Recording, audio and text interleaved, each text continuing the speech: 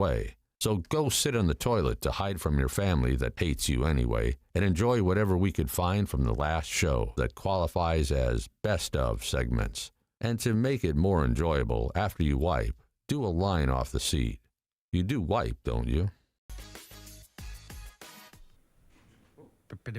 Oh, great. You're muted. Yeah. Uh-oh. Oh, snap. Okay, hi. This is gross. Yeah. Try to be healthy. Oh, wait, hold on. Sorry. Oh, he's saying, hold on, sorry. All right, go ahead, Rob. One more time. Hello? Yeah! There we go. Hey! I got you now. I got up. I hated this week last night, and this does not surprise me. Out of nowhere, He's lying. Yeah. Soccer vibes. All right, so we're going to do a test here. So we're going to just have Rob come back. So what is that? Is that a ninja star or a sickle? What is that thing? It's a rim. It's a dabbing rim. it means that the feed just went out because he just restarted his I know, computer. but what's the shape? What's the shape of that object? It's a rim. I don't know. A rim? For a tire. Oh, that looks like a rim? Like a sick davin rim. Yeah, you never heard those? Yeah, no, I've never seen one that looked like it looks like a slicer blade to a ninja blender. Yeah, that's also a good interpretation. I just don't know why they use it for the image on the camera. I know. Well, it's a ninja star. Oh, that's Right? why Voodoo Ninja. Oh, okay, that's a little behind the scenes. Oh, maybe. No, it's on a different thing. It's called on a stream deck. Oh, now I'm gone. Uh-oh. Oh, you're snap. back there. Okay, hi. I'm in I was trying to too. refresh it. My No. bun made it to the top. Yeah. And cut your head off. Look at that. I'm just gonna sink down right here and hug my Grogu and say Happy Tuesday, everyone. Is it only Tuesday? Yeah, I know. We can go to a commercial break, but I think that he'll be back in about 15 seconds. So All right, I well, wanted let's to just just try it out, apologize yeah. for people, that we're dealing with a small issue that we haven't figured out yet. And me and Rob just did an audio check. Yeah, you guys just did one. Yeah, so we're dealing with some kind of faulty part of the computer that we haven't fixed yet. We've made a few changes, but Evil Jeff. it's Did you not go the out to correct Rob's one. house and switch out the stuff? We have made some changes, Okay. yeah, but not the right ones, obviously. There Oh, we go. here he I want is. my coffee. Rob, I was like, I'm gonna Rob have my can coffee talk. and Rob take a can break. talk. Maybe we can't hear him. Yeah, he's not talking. No? No. Hello. No low. No. Shiza. Can I say Shiza? This is gross. Yeah. Try to be healthy. Oh, wait, hold on. Sorry. Oh, he's saying, hold on, Treats. sorry. All right, go ahead, Rob. One more time. Hello? Yeah! There we go. Hey! I got you now. The hell? We just Every did a day's test. our day. It's our day. We just did a literally test. just did it. Yeah. It's a full moon. Things are gonna be happening. Is it a full moon already? Yeah. Oh. Oh yeah. Tomorrow or yeah. See, Are you gonna bring us moon this water? Is what, No. This is what pisses me off about that is that whole moon shit drives me nuts. But it's inescapable with the moon has issues on our systems and the water and our water and all that. But all the full moon crap is documented to be crap. And then you have weeks like this. Like it's Tuesday and I hate this week. I hate it. It's Tuesday morning and I hate that. I hated this week 3 hours ago when I got up. I hated this week last night, and this does not surprise me. That out of nowhere, we literally just tested, and now it just doesn't work for no explicable. Or did you just discover, Jeff, you didn't have a button right? No. Yeah, we had to restart. But no, when you restart, I can restart a cache source on my end. What's that? And then Cache? It turns down the setting. It takes like down the settings that we had before. So we didn't go to commercial break. So we stayed with your stream. So when that happens, when you come back, I want to refresh something. So when I refresh that is when we got our audio back. So Rather than text you later, I'll just ask you since we're all in the same boat. Why does it happen? We're taking every possible precaution now. Like for months, we didn't even bother with the audio check. We knew it was right. You could check and blah blah blah. Then we started doing them. We just did one. What changed? Yeah. What? I didn't do anything. Dee brought the moon energy in. That's what happened because everything was fine. She walked through the room and she's carrying the moon energy in her bun and her hair, and It's fucked Dee. with the frequencies of the studio. And your audio Jeff was could the hear one me. that. Yeah. Jeff could hear me at one point, and then I heard you guys say hi to Dee because she was walking into the studio, and then 2 minutes later, you can't hear me. Yep, exactly what it was. That's my voodoo magic. Why would I want that? I would never want that. So, Oh, sorry. well, you should talk to the So moon you- goddess. I will. You should be like, Apparently, you "Listen, put it out bitch." into the universe, and you screw all of us so that you don't have it. That's fine, D. We're I'll learning set about you. my intentions. Yeah, I think we just Well- we have to keep on going with replacing some more cards and stuff. Your Yeah, which, capture by the cards way, and stuff. as I came back, Kyle, let's get a clarification here because I heard you asking, but I came in late, so maybe I missed something. But I heard you, Kyle, asking Jeff, did you go to Rob's and change out the computer or whatever? And Jeff's answer was, we did some stuff. Yes, So I heard that too. I heard the minor step around the question, and I didn't And bother so I enough wanna- to dig any further because I kind of got the answer. I want to answer you I knew directly. I want to answer you directly, Kyle. No, no one has been here. Nothing has changed here on my end. So Right. I'm sure Jeff pressed some secret buttons on his end, but you asked, have you been to Rob's house? I did. The I answer did is step around the question. I did make some changes on our end, but I haven't gone and replaced any of the hardware on that computer. And it looks like we're gonna need to. I'm still trying to figure out what it is. What it is. I So heard you her don't know what answer, it- and I Gotcha. knew. I was like, oh god. It's like when the girl comes in with the car. It's making a clunk sound. I don't know. And you're like, I don't even want to look under the hood. It could be anything. He didn't go. I didn't This want to is- bother him. It's too early for that. I was like, oh. The cool thing is Jeff will replace the hardware or whatever, spend thousands of dollars, and we'll still have the problem. Like a week later, it'll pop up out of nowhere. This is like this is our version of the cyclospora thing. We have no idea what's causing it, but we're having diarrhea rampantly on random days because one of us ate Taylor Farms lettuce, which isn't the culprit. It's what it feels like. It's like, oh, we think it's the Taylor Farms lettuce. No, that was all false. So we're just going to keep chasing the diarrhea cause. That's what we're doing here. Welcome to the show. Let's give you something beyond cyclospore to start the show to scare you about. That's what everything's about. Be scared, be annoyed, be pissed, hide, do everything you can to be unhappy. That's the state of the world that we're in. Jim Gaffigan, the stand-up comedian, was on Fallon last night, and his tour name is, I think it's Everything's Wonderful. And Fallon asked him about that, and Gaffigan just very sarcastically started talking about how great everything is and how we're all in such great moods. And he couldn't even get through it. He knew he was being sarcastic. But you get that endless feeling that we've had for seemingly years now. Everything sucks, and people's in a crappy mood. And so we play off of that, and the media says, oh, you want more bad news? Here you go. Maybe you didn't get the memo. It's summer. It is in the Northern Hemisphere. This week, dangerously hot Oh, conditions boy. are Kenny moving Loggins. west across the U.S. with temperatures surging to triple digits, an increased risk of wildfires, and, of course, the toxic smoke that comes with them. There's a heat dome currently over the Texas panhandle that'll send temperatures across the Southwest up to 111 degrees. Whoa. With the In the entire Southwest between 100 and 111. in the end of July? No way. That's I so know. crazy. I can't believe that. No, I know. It's almost impossible. August. If I would have told you in January, Kyle, that this was going to happen, you would have said, dude, I'm taking you to the asylum. You're nuts. There's no way most of America is going to be in triple digits at the end of July. Yeah. Who would have thought that? I had no idea. I do like the cover. They calling it the dangerous levels.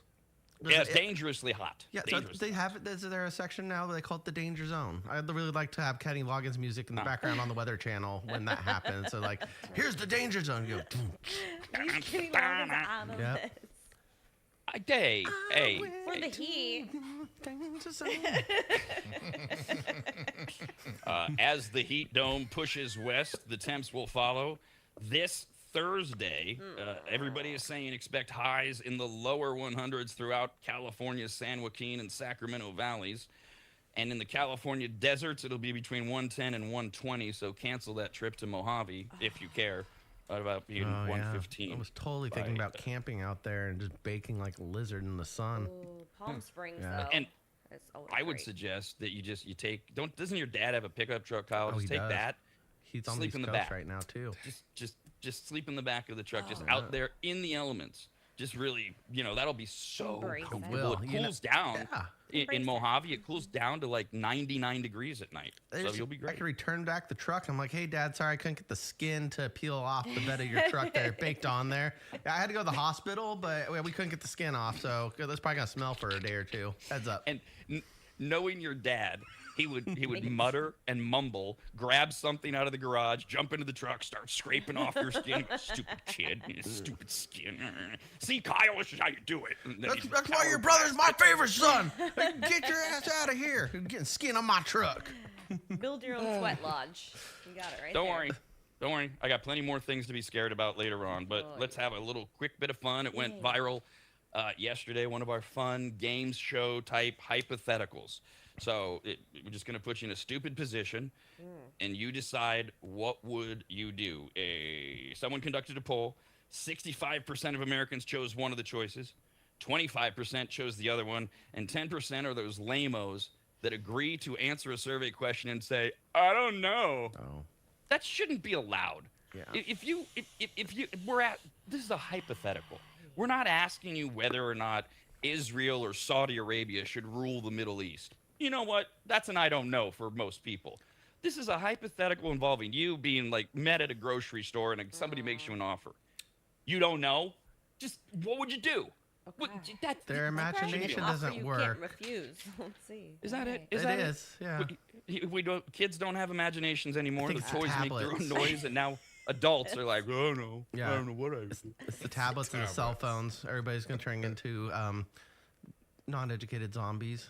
Like, I don't know. I can't think. I watch videos that tell me what to do. What's thought? What's that? Okay, and you're right. You're right. But this particular hypothesis or hypothetical rather doesn't involve being educated at all. Okay. It's a simple what would you do question. No, and I'm how just can thinking- 10% of people Yeah, that part of the brain switched off. Something else probably switched on that we should be really concerned about. So the overwhelming majority of Americans chose one of the options. Here's the deal. You have a choice between instantly receiving $50,000. Kyle, I'm going to give you 50 grand. That'd be great. Or Or I'm gonna you. So it's not rigged because I know how this works. Y'all come up with your stupid questions. You pull a quarter out of your pants, flip it. We're gonna flip a coin, and if you flip it to the heads or tails that you call, you got a 50-50 chance. I'll give you $1 million if you're right. okay. So 50 grand right now, guaranteed. I'm gonna hand it to you. I got it right here in my hand. Or flip a coin once. I'm taking the if risk. you do it, you get taking $1 that. million. I'm flipping. You're flipping. 50 grand is Okay. obtainable for me right now. Like, it'll take a minute to get there, but I could do it. $1 million? No, I'm just gonna flip the coin real quick. Let's go. I haven't got to that level yet. If it hits, it hits. There's a 50-50 So- chance. I'll take that risk. Hell yeah. Two cliches come to mind. One, you obviously aren't going with on this, which I'm not saying is wrong. What is it? A bird in the hand. So that would be the idea of, hey, I'm gonna take this found money. but I'm it's gonna enough. take whatever. Yeah, I'm already working towards that. Like, all right, yeah. So like, that's in view right now. If I could just get something like $1 million right now, I don't know. I need that to See, I think the logic. 50 chance. So I would be the opposite. I would take the 50 grand. You take 50 grand. Yeah, because I think I could turn 50 grand into $1 million in like maybe That's the other one. a couple years. Yeah. Oh, a couple years. A couple years, yeah. Like definitely. I mean, it wouldn't be like unless I just like went and put it on like Red 16 or something like that. But no, I think that it would take a couple years probably, but I would feel a lot more comfortable about being able to do that than the risk I would take. 50% risk of getting nothing. I would assume is the other option, But if you right? got it, $1 million. you may turn $1 and million nothing. into Okay. $2 million. I don't Yeah, know. no, that's the truth. That is the can't go risk, back. right? It So is. it's Right. some people hit that risk and they just take off. Soon Yeah. as they win and it takes off. Me, I'm not as big of a risk. I feel like I get luck on my side. I know Rob doesn't believe in it, but goddamn, I feel like it's there sometimes. Yeah, I mean, luck is, I don't know what luck is. It's Being an on the right side ethereal of idea. chance. Some people say that luck is believing you're lucky. Others say that you put yourself in positions to where others say you're lucky when really you're fortunate based on your decisions. I don't know about luck. But Jeff, you bring up, okay, you get 50 grand and you can do whatever you want with it and maybe turn it into to more money. And yes, you're right. The other choice is you get nothing. And so. Right. Well, So Some people look at it as, and I don't know if Kyle was thinking this way, but some people say, I'll do the coin flip because, hey, I had nothing when I walked in the store. Yeah. I'll leave with nothing. I didn't lose anything, but I could leave with $1 million, 50-50 Well, so chance. my answer to that, I mean, and this is just me maybe personally, but taking, well, one, you're not leaving with nothing because you technically do have 50 grand in the hand, right? One in the hand. Was it one in the hand, If two in you the take bush? that, something like that. Is that my, Right. what was the, I don't know the Yeah, you got the bird finish, in but anyways, but I mean, so for me, I think it's more of a psychological issue as well because when you lose it, how is it going to affect you? It's almost like a fu to you because you're like, dang, you put me in this position that I could really screw myself up because if I do lose it, and I'm sitting there going, I could have had 50 grand, I could have had $1 million, but now I have nothing.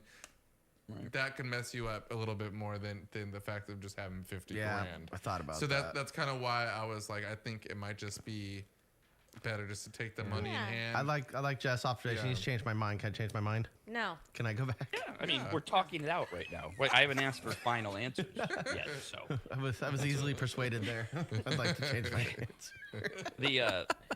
Now a lot of people though they hear what Jeff said initially. Well, I can take that 50 grand and turn it into something, whether you turn it into $1 million or something else.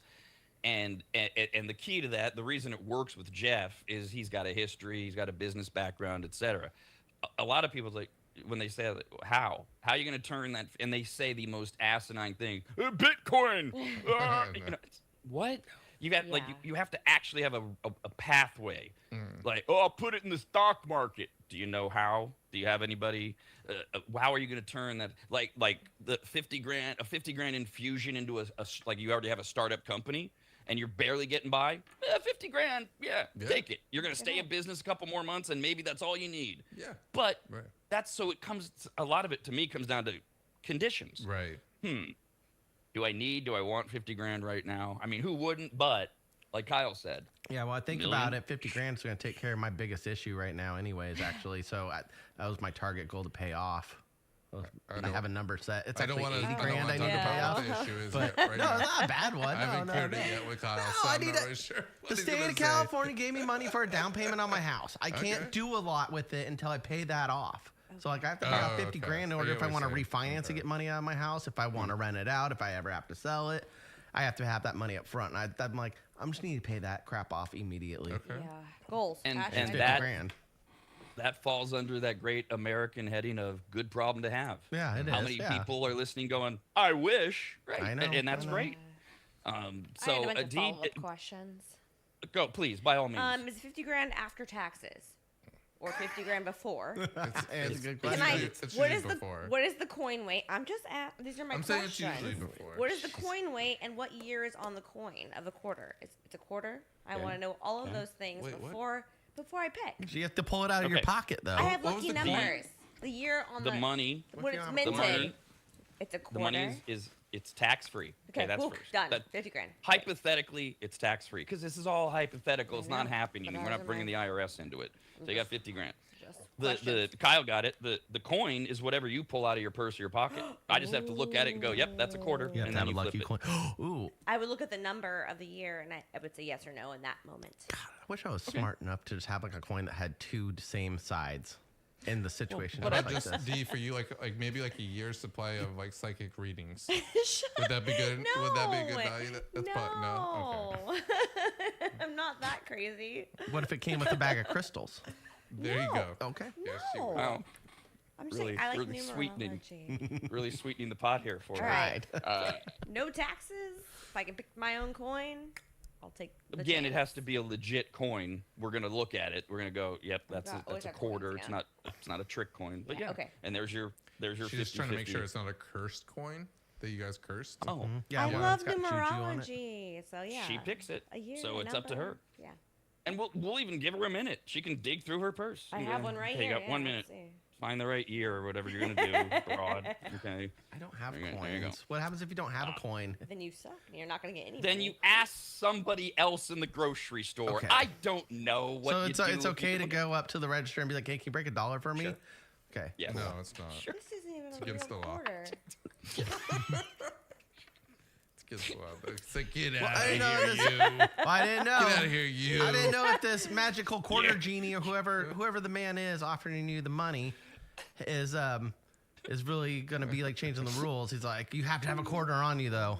I have a don't know feeling if that's Kyle how- has asked like 1,000 people, can you change my dollar? I feel like you're an arcade guy. I feel like working at You're the an arcade bar. guy, I get right? that asked all the time because we have the game machines for the No, when you kids were when younger. they come into you the were an restaurant. arcade kid, probably, right? Oh yeah, we used to go. Yeah. Sunsplash was brand new when I was a kid. If you guys know, it's a water park in the area, but it's big castle.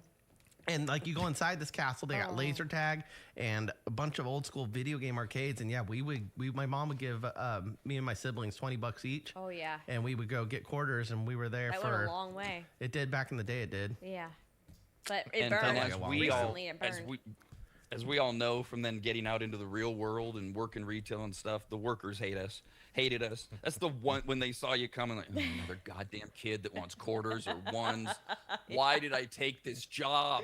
Wow. So I true. hope there's enough quarters in the drawer.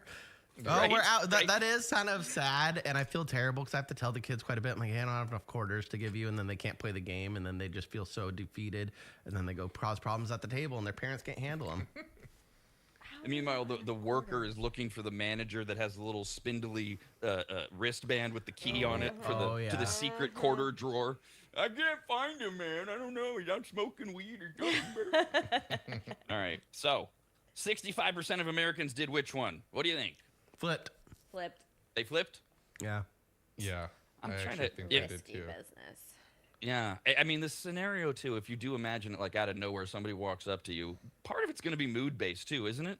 Like, depending on how your day's going, you might go, screw it. Let's flip it. Well, I mean, What do obviously, I like care? your financial status would have a big to do as well, right? So, like, if you Sure.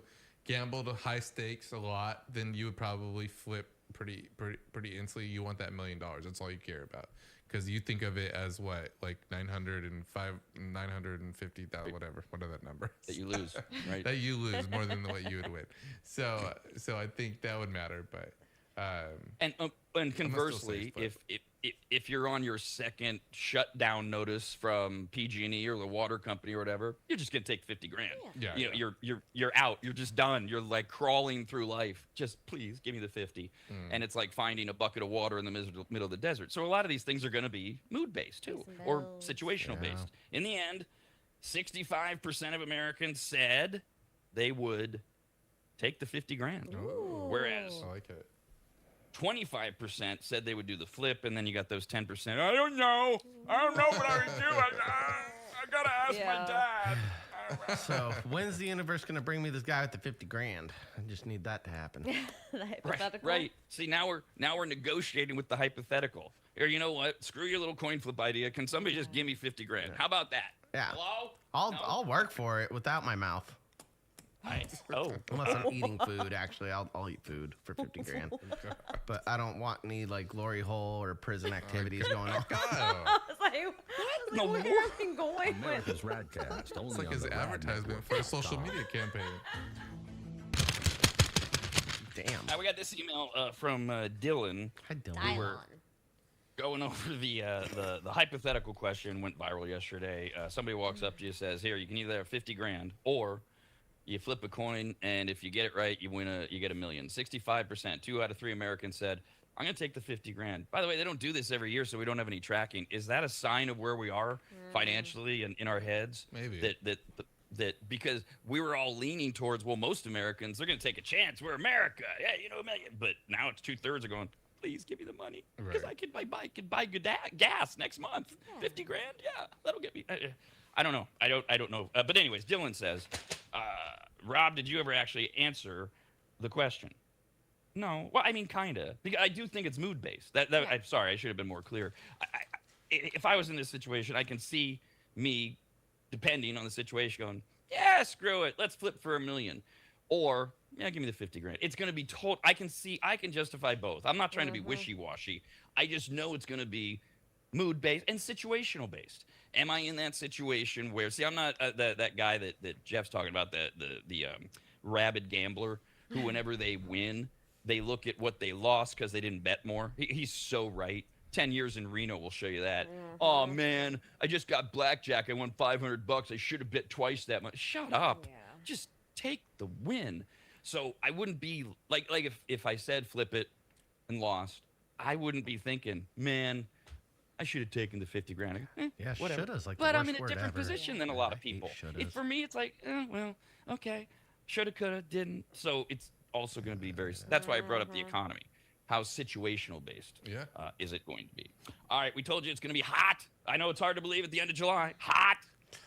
By the end of the week, triple digits from California into northern Nevada, all through the Southwest is going to get up to 111. Pool Like party. from Let's go. Arizona all the way to Oklahoma, 110, 111. So that's one thing to add to your list of stuff to be worried about, concerned about. Wring your hands, get all nervous, be a hypochondriac, wonder if things are ever going to get better. Are we living I Am Legend? Are we in post-apocalyptic times? Add that to the United States is now officially experiencing the largest documented cyclospora outbreak in our history, driven by a massive surge in parasitic infections that has sickened thousands. The diarrhea disease.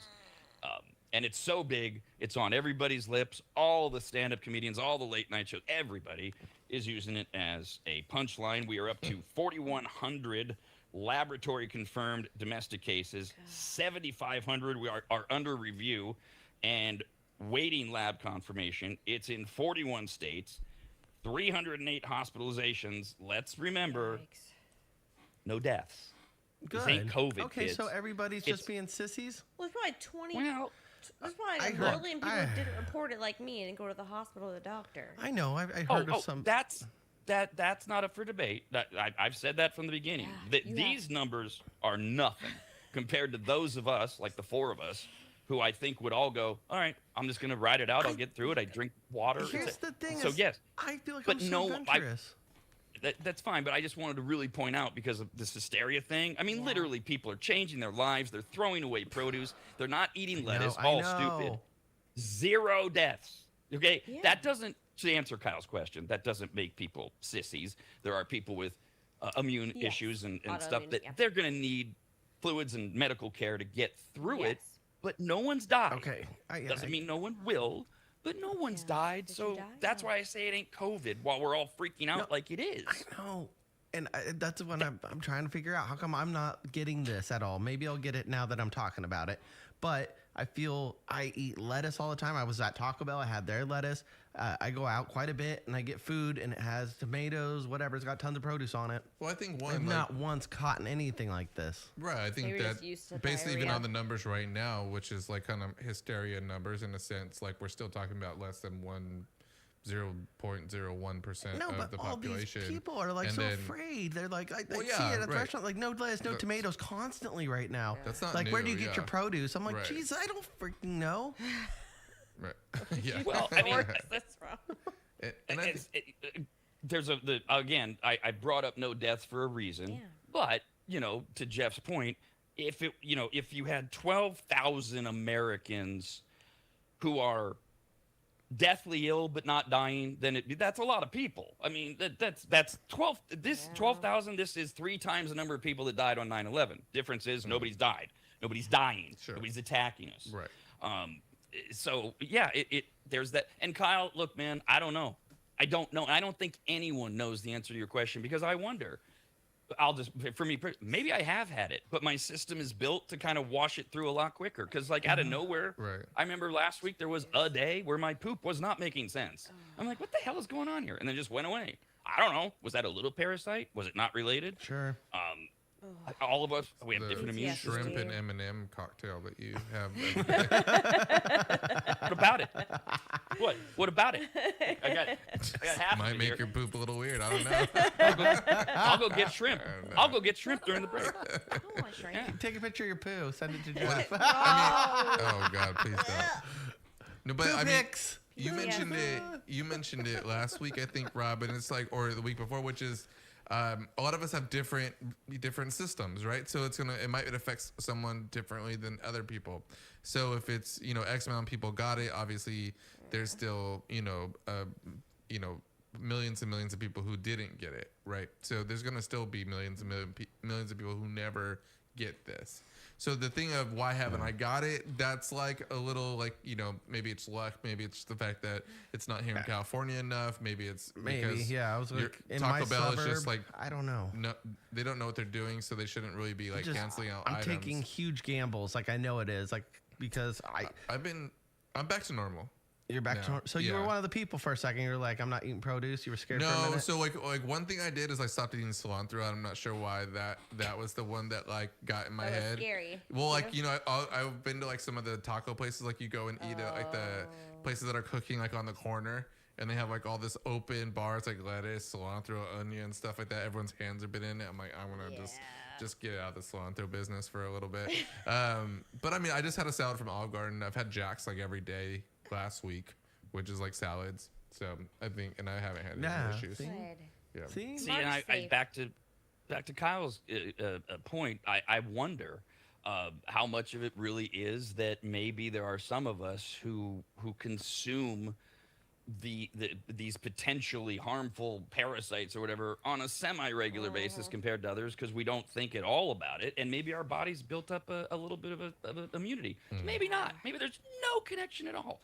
One thing, and I'm going to try to not get more and more ridiculously angry about this because I shouldn't be. There's no reason, but I'm going to stick with it is criminal, not chargeable, but it is criminal what we've done to Taylor Farms, to what Taco Bell and Taylor Farms have done to themselves in managing this, and whatever the continued effects will be, not just on those corporations. Oh, who cares? How about everybody that works there?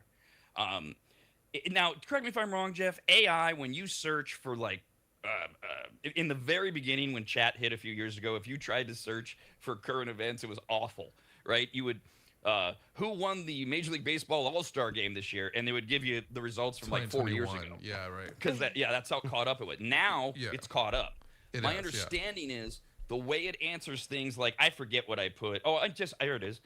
All I typed into chat this morning was Cyclospora update.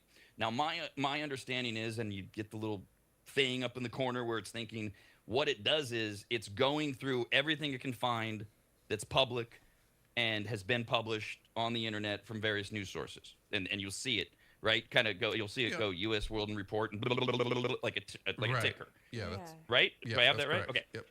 So AI is going to report back to you what it's saying is the overwhelming reporting on a topical issue. I believe so. Fair? Right. Okay. Yeah. So you type in Cyclospore update to chat. It says, under the core lettuce outbreak, first thing, the culprit, epidemiological and traceback data link a major multi-state outbreak to shredded iceberg lettuce sourced from central Mexico. False. Mexico. Okay. It did.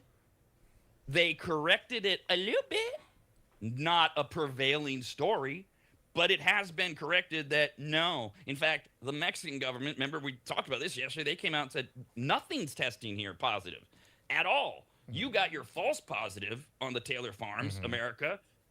That's it. So that's not true at all. And then they talk about the next step, the supplier, distributed by Taylor Farms de Mexico, which issued a voluntary recall on July 17th where they pulled all implicated products and halted regional production. They got a false positive. They decided, all right, we're going to get ahead of this. Pull everything. They're told 2 days later by the United States, oops, it was a false positive. You guys are fine.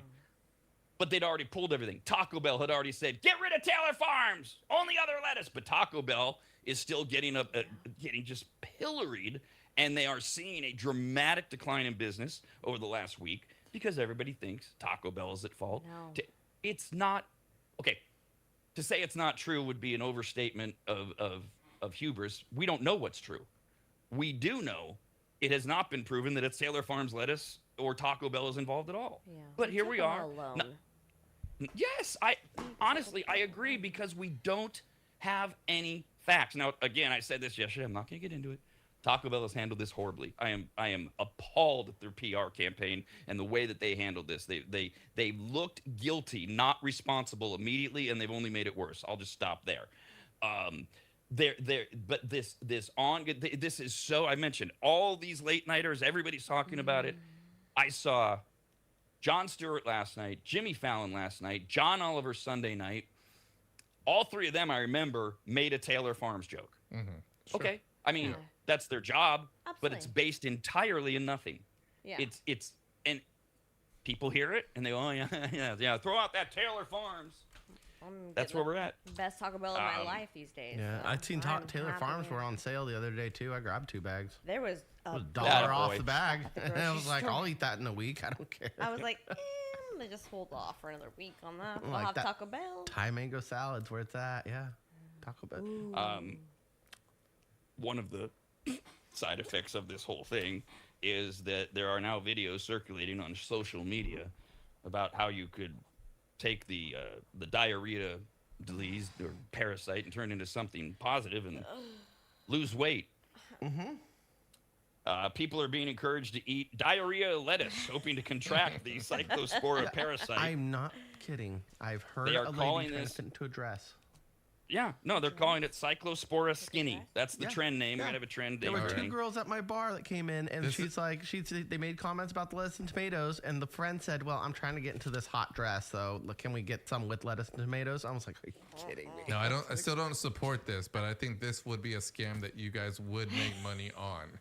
Selling lettuce that is like, oh, it's a super.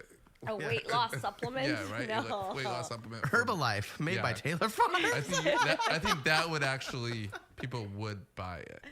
See, now what I like about Your that is giraffe like poop or whatever. I don't think a lot anyone's of our gonna buy that. other ideas are scams. Okay, this isn't a scam because Yeah, it works. Kyle and I, we could go out and we could buy all the Costco lettuce in the world, put it into a giant vat, and then for a week, Kyle and I will crap in the vat, Marinate. and then stir it all up, Yeah. rebag it, and sell it. I mean, you've got fecal lettuce that we can sell. We know you're feeding human That seems feces. so And I'll make sure that unnecessary. my fecal matter is actually like with bad food too. I'll eat nothing but fast food. So You're that trying- way it's not nutrient rich. And that way it gets people sicker quicker. I'm wearing the lettuce way, green in solidarity for lettuce today. Once again, Jeff, negative Nancy over here. That's so unnecessary. No, not to the woman at Kyle's bar that wants to get into her dress. It's not. It's very necessary No, but for nothing her. is saying that you guys pooping on lettuce is going to then create the necessary weight loss that she needs. It seems like you guys are just doing Oh, it for she could fun. starve to death instead. That's buyer beware because we'll tell her, go test it. We promise it's going to show that it has fecal matter in it. Sorry, it didn't give you the parasite. I don't but think that's fecal. All right, it's switched to a product I do not think will make money. Can you now. make nanobots into parasites? Can we build that? Can we build a cyclocirrhosis nanobot of some sort, Jeff? Looking at look, you, buddy. Kyle, I don't mean to step on Jeff's toes here, but I think we've already seen signs of that in Wuhan. You can build and make anything and create all sorts of parasites and viruses. I don't know if we want to go that far though, because the problem with that is they get out of control. We control our own poop, whereas we create a parasite, it mutates and That's all why that. we gotta get the smart scientist. I was throwing up. We can't get the Wh- seed who's degrees. that? I don't know. Who's the right? That's, I think that's a Jeff question. But That's again, the you guys, tech. That's you the guys tech aren't guy's doing question. anything technical. You guys are just if it doesn't create the what is it, cyclopsoriasis? Cyclosporus. Cyclosporiasis. So sporiasis, then you're like, oh, don't worry, there's still poop on it. I'm like, I don't think that's like a fail safe. Well, it'd be fun So to I don't watch. think it will. I don't. Yeah, again, it's an First of all- unnecessary item. Just go buy Okay for lettuce. that. Look. Say that it has it on there and say, "Oh, you to lose 5 pounds." Here's an Bye-bye. idea. We use the lettuce as toilet paper each time. Instead of using Stop. sheets of toilet paper, I'm trying to gain you just weight, take so- lettuce, maybe 2 or 3 But why? pieces. Why that? But it's going to be much more between you and I, Kyle. In a couple days, that's going to be much more efficient to just crap in there than be white. Just do it. And Jeff, you're missing the point. It's a defensible position when they complain. That's all. And it's a really good one. Go test it. You'll see there's fecal. Plus, what are they going to do? What are they going to do? This is like the guy who calls 911 because his crack dealer shorted him. Okay, that ain't gonna work because the cops are gonna be like, so you were trying to buy crack, okay, and you're calling. Same thing. What are these clowns gonna do? Hey, I bought illegal lettuce knowingly off the street. Now I want to sue them. Plus, I can't find them anywhere. Can you help me? So I'm on the boy. same exact line. I'm just one step, I think, where I'm trying to figure out if they don't get their disease that they want to lose their lettuce, I don't think that they are going to analyze the lettuce to know if Kyle and Rob has pooped on it enough to then have a legal argument to sue or to come back for a refund. So might as well just say we pooped on it and not have to go through all the status waiting, of actually going You'll through get an it infection with and that, stuff like that. If you have to necessarily say so- that you pooped on it, that's so what you guys really want to do. Are you I don't think it's taking necessary the at fun all. away? Like we can't crap on a pile of lettuce? I was just saying that it's unnecessary. Yes. See, Her crap this is fest. what I mean. Yeah. Jeff I is guess it's a correct. bad idea. Not a bad idea. He's not right about that. You know, it's Jeff is correct. It is unnecessary, and he spelled out why. Thank you. But Kyle is more correct. That's the fun part. Is we get to crap into the vat of lettuce and laugh, knowing that people are going to eat it in a few And days. That's just funny. but here's the thing. Jeff is crapping on our idea about crapping on Yeah. lettuce. I mean, Yes. he's contributing in some Jeff- way with some crap. Yes, Poo-poo, I do. okay? Jeff is the stand by cyclospora that. of this show right Yeah, now. He is right. just crapping all over us. Now, One day in history, my statement will show that I stood on this side of not pooping on people's food. There's the show. One opener. day. I'm in lettuce solidarity with you. keeping consistent with both themes. One of them I didn't have planned. The one I did was be scared, be afraid. Oh my God. And then the other theme is Rob and Kyle's new weight loss program of using poop lettuce or whatever we're going to call it. Now, to add into that, maybe we can make it more of a specialized salad because we've got to be scared about everything. And I, whenever we do these health updates, I always point out the two things that over the course of the years we've been told are good for you, and then they're bad for you, good for you. But eggs and coffee, endlessly. They go from being the best thing ever to they're going to kill you. And coffee's on a roll. Coffee's getting all sorts of really good studies right now. Eggs, not so much. And eating eggs could now increase the risk of developing a dangerous heart rhythm problem that can trigger a deadly stroke, according to a new study. The condition, which causes the heart to beat irregularly, sorry, that's not funny, I was just thinking ahead, can lead to heart failure and stroke. This is from the Cleveland Clinic, one of the most respected medical facilities in the entire world. It's always ranked second in the entire world for medical facilities. This was even after they accounted for factors that can increase the risk of the disorder, which include older age, high blood pressure, and obesity, and salmonella cases across 17 states have been linked to millions of recalled eggs. 2 million cartons of white and cage-free brown eggs produced in Texas and then sent across the nation were recalled last week over concerns. We already have over 100 known salmonella. Same thing as what Dee was saying, which I said originally. Way more people are getting it, not going to the doctor. So now we can combine the two as the egg thing gets out there. See, so we take our crap lettuce, we crack open a raw egg, and just mix it all up in each bag or however we do it. I think also we should leave it out in the sun, especially now with the Bake heat it. dome, and then we sell it. I think we've got a real recipe That's a for good sickness/weight loss in a bag. I like it. I had a salad with eggs, hard-boiled eggs last night. I feel great today. Wow. Don't jump on their bad I ideas. feel great today. Yeah, see? Don't just don't big validate range. their bad ideas, I'm please. not I have They're not- not bad. They're brilliant. Right? Who have I heard? I have not heard how it's a bad idea yet. I've only The heard. lean out in the I don't sun, wanna a raw egg on top of poop lettuce. Still bake it. What? Wait. What was the goal? The goal is to sell a Oh, I product know that it's helps called poop people lettuce. lose weight. Yeah, we have That's customers. the goal. I mean, we've created almost a foolproof one now. See, originally, like that doesn't mean that it's like the store. Okay, No. okay. So we'll combine some fecal matter with some raw eggs. Leave it out in the sun. Come on. How about we we have to. compromise with Jeff? How Regular about we lettuce. do this dietary supplement that is a great idea, or we can start selling crack because we'd be good at doing that too. We know there's clientele out there. They Yeah, live crack under would- bridges. I can crack would find sell them. a lot better. I would definitely think so. Yeah, but it's such a. First of all, it's such a seedy thing, and you have to deal with people further down the trough. You know, just in Yeah. terms of society. Blend the lettuce, put it in a capsule. Vitamin. You're That's right. I your don't want to supplement. talk to crackheads. Yeah. Whoa, excuse me. that's Peanut it. Gallery just had an amazing What did I tell idea. you? Don't What was give it? them ideas. What's her I idea? I think we have our executive vice president in charge of R&D, research and development. D just said, wait a minute, why don't we, oh my God, because you can produce so much more. We capsulize it. Yeah. We take this poop, hot, raw egg lettuce, and we grind it and put it into a capsule. Grind we'll go it up. Yeah. Ooh. We'll go to Greg from maptrition.com, who sponsors Food News. He has a hookup for capsules, right? Perfect. You're right. Yeah. Done. Yeah. Easy. Thank you, D. I'm gonna be Yeah. I'm gonna be a little late for that meeting. Nobody invited you. Nobody invited you. He's probably We don't want you there. Thank you. Negative names. Appreciate it. Evil Jack. All right. Next. Totally unrelated to being afraid and getting sick and such. It wasn't long ago, obviously, that grabbing a Big Mac was one of America's favorite cheap treats. Now, as we've documented over the last couple of years, right? You go to McDonald's, how much? I could have gone somewhere else. $26. $8 for a Big Mac, probably at least. Right? Combo meals creeping towards restaurant prices, etc. And many believe that McDonald's has lost its touch. Now, we were talking yesterday.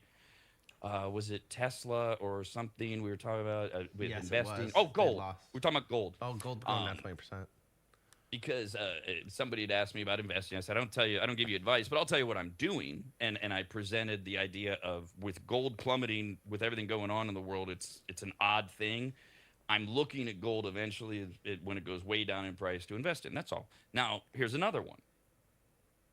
If you see something, because Kyle had brought up something else, like, well, you know, I think if they're going further and further down, do you remember what you mentioned, Kyle, or something that had gone down? You were thinking, oh, that may be a good. Oh yeah, it was Taco Bell. You had mentioned it. It was with the Cyclosporus, whatever it's called. Yum Corp. And I was like, oh yeah, I'm gonna look into Taco Bell stock, and then I realized, oh, they're part of an umbrella corporation that's under Yum Foods and I was like, that stock's a little high right now. They have so much going on. I don't know if I want to invest in it. Maybe, but I need to look more into the company and see what other companies they do own. Looks like they own a lot. Yeah, it's just without, again, this is not for anyone advice, but just even based on what I know and then the things you've said, it's such a big conglomerate. To buy into Yum just because of the Taco Bell thing, in my mind, doesn't make sense because they have so many offsetting brands. Pepsi is through the roof right now. It's like, well, okay, there's that. But the trick here is, and Kyle was on it, if you could have only invested in Taco Bell, the idea is if you believe the Taco Bell stock is going to go down, continue to go down, and come back, that's a smart investment. But that's where it comes down to you. Whether you talk to people or do you think, and Kyle was thinking, yes, Taco Bell will come back. Yeah, I was like, it dropped 20%, huh? I was like, Taco Bell's always damn, gonna that's a come score back. right there. I'll take it. It's going to come back with 40. Investors appear to be feeling the same way that McDonald's has lost their touch because its stock has slumped to its lowest level in over 2 years, with analysts warning that falling customer traffic and slowing sales are weighing heavily on the fast food giant. This is a problem with being the biggest. When people slow down, it shows a dramatic, it's like, whoa, they're not making $1 billion. They're only making $999 million. It's not like McDonald's is in trouble, but they're not showing the growth that other fast food places are. Shares have fallen more than 13% this year, dramatically underperforming not only the entire market, but also other restaurants and such. When you look out there, McDonald's has lost its competitive advantage because customers now visit fast casual chains. We have a new one. It used to be fast food and family style. Now we have fast casual, which is where you get Chipotle, which is where you get Chick-fil-A, both of which are soaring right now. And so, because that's where people are going. In fact, the top performing major chains this year, Chipotle with a 8% surge in total revenue this year. They're McDonald's Jersey too, Mike's though. Sub, which is through the roof and is now the number one restaurant, fast food, whatever you want to call it, place for American customer satisfaction. Wingstop is up 6% this year with sales of $1.5 billion just this last quarter, and Taco Bell actually has an 8% increase in same-store sales as of end of June. Sorry. And Raising Cane's is also, I do not get that one at all, but whatever. And Dutch Bros is also soaring. So you see all that and you go, will McDonald's come back? Is it still the king? Oh, I have an idea. Has time passed McDonald's by? Because if you think time has passed it by, you stay away from the stock.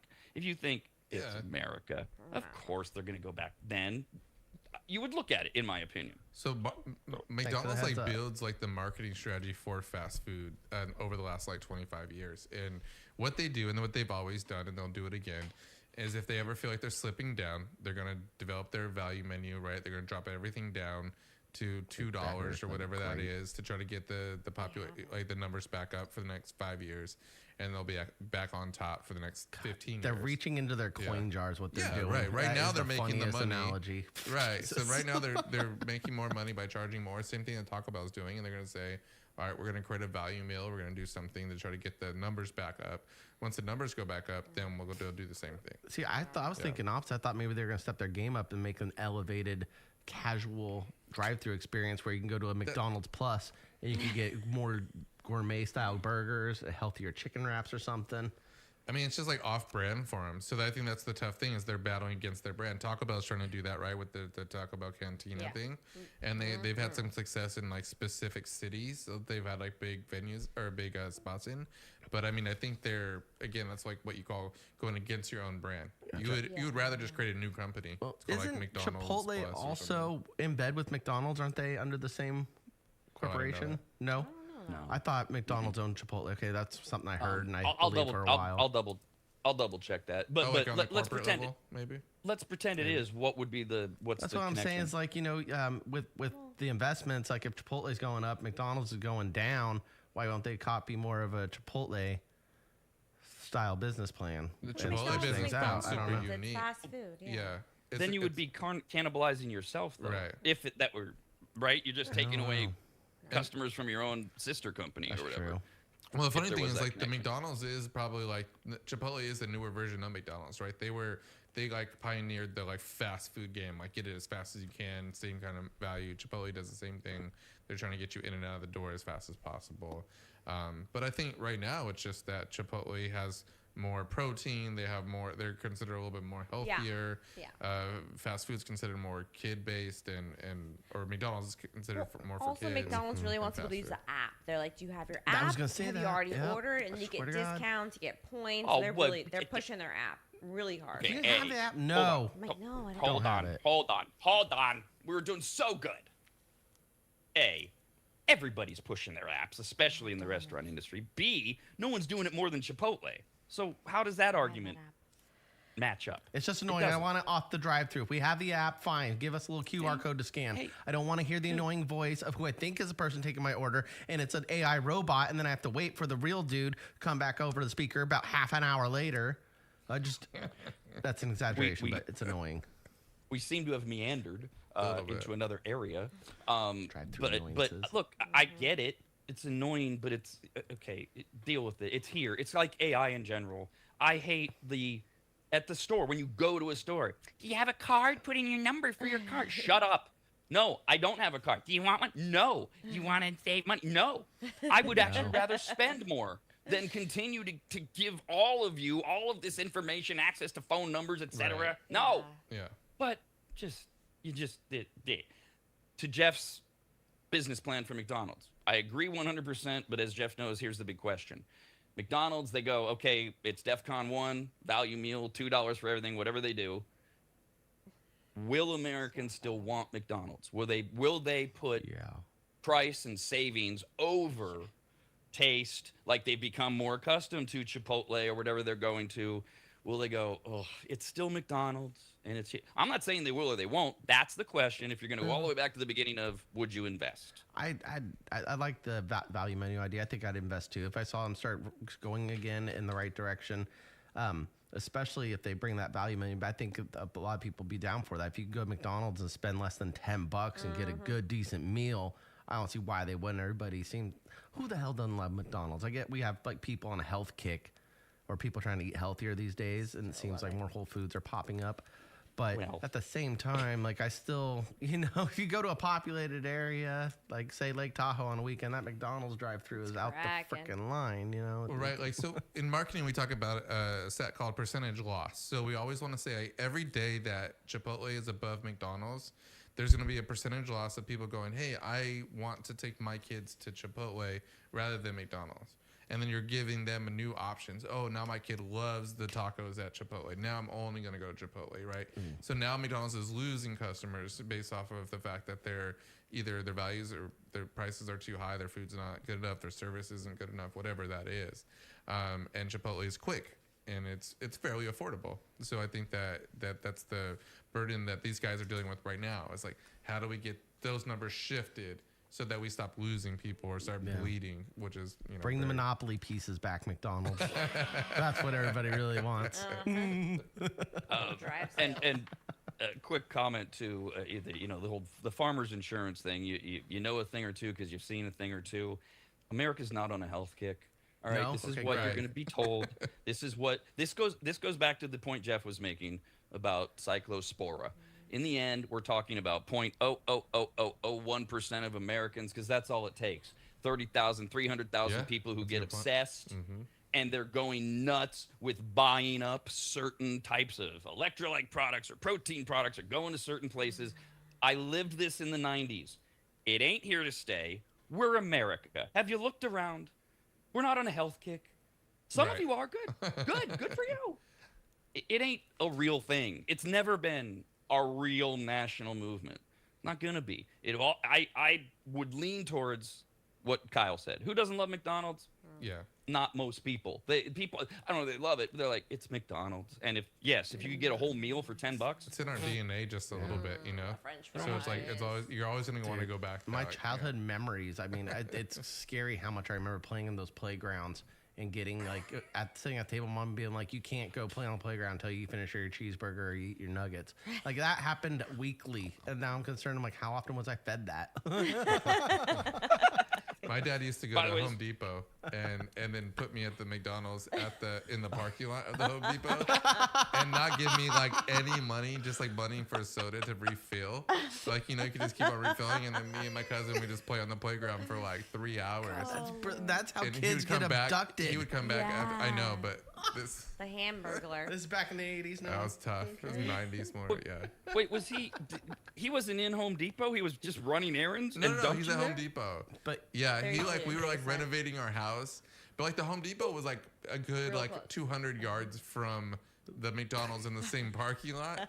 But it was fine for us. I mean, it was normal. I thought it was very nice of him to let great. me do Yeah, that. that's pretty Yeah. cool. You get a soda pop Okay, and some. Yeah. My only He gets to disconnect shop. is why wouldn't you as a father take your son into Home Depot and teach him about Home Depot? Because I think that just got worn out after months and months of him doing that already. Because like we were renovating our house at that age, so he was like just my dad's like me a little bit, where he just like spends like months and months researching something before he like pitched it to my mom about like, all right, our house will be a wreck for a year and a half, but this is my idea and it's gonna cost a lot of money. Here's the plan.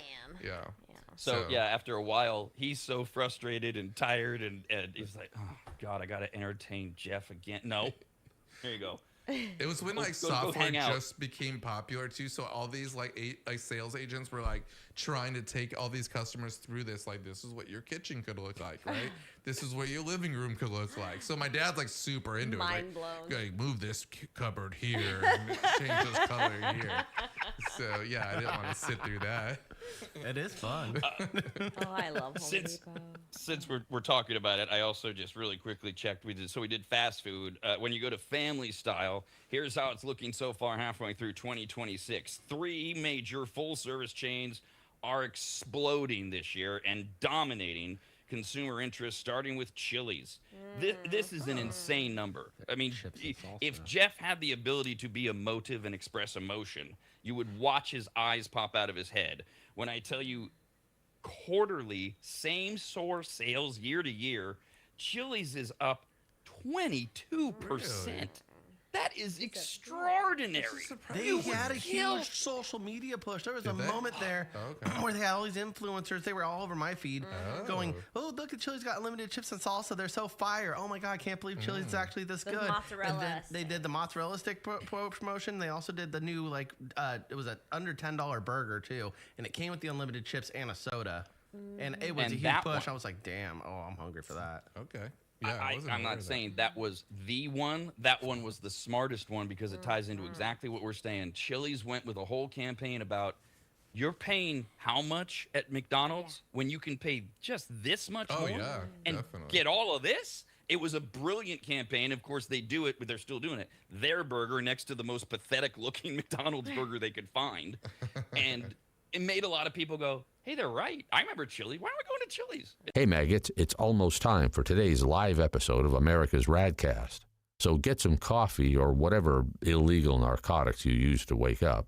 Maybe take an ice bath. Please do something close to bathing and just leave everything as is. Set to the radnetwork.com. America's RADcast continues next, only on the radnetwork.com.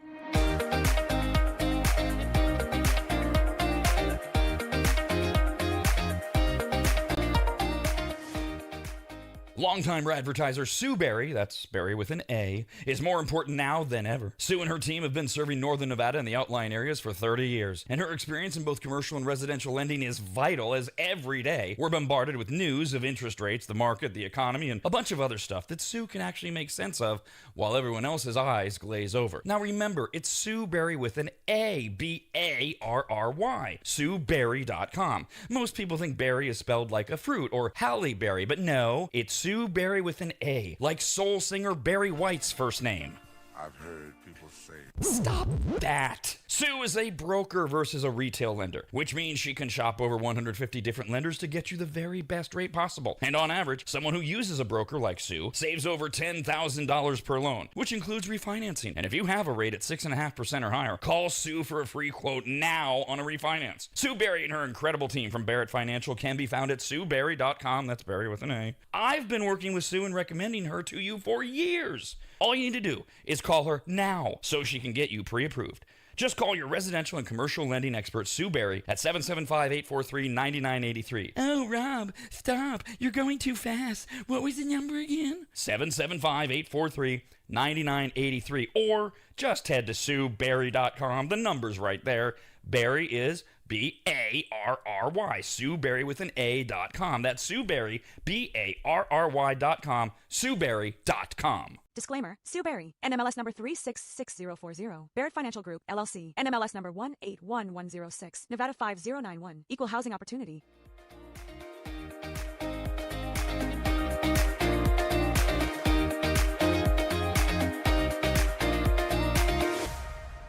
Remember, Kyle's Food Factor airs every Tuesday and Thursday right after America's RADcast. And on Mondays, Wednesdays, and Fridays, it's Rob's Soapbox. In other words, just stay here, and we'll keep you entertained until 11 when the Rob and Steve Sports Show starts at 11 here on the radnetwork.com.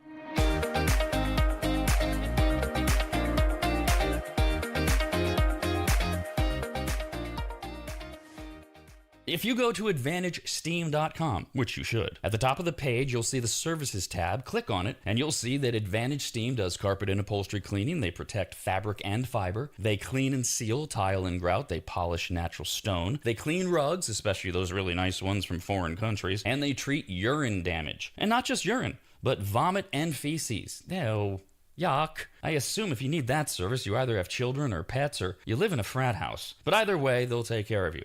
Of course, Advantage Steam also applies MicroSeal. And if you don't know what that is by now, then you just suck. Joel is the local small business owner of AdvantageSteam.com. He's a lifelong maggot, and he's treated, cleaned, protected, polished, and microsealed the homes of countless members of the RAD team over the years, various RAD studios, and of course, Williams Manor. And I hate admitting this, but he is a genuinely really great, nice guy. In fact, if you tell him I said that, you'll get 0% off all services. So go to AdvantageSteam.com. Click on Make an Appointment, enter in your available dates and any comments, like maybe type, Rob said you're a really great, nice guy. Please give me 0% off. And they will get you all set up. Just go to AdvantageSteam.com. That's AdvantageSteam.com.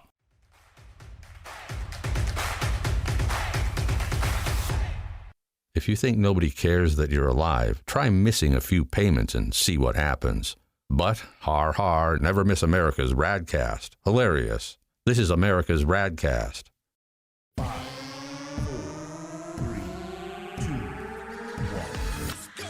1. Rob, we take this poop hot raw egg lettuce, grind it, and put it into a capsule. Kyle. My statement will show that I stood on this side of not pooping on people's food. There's the show. One day. America's RAD Cast.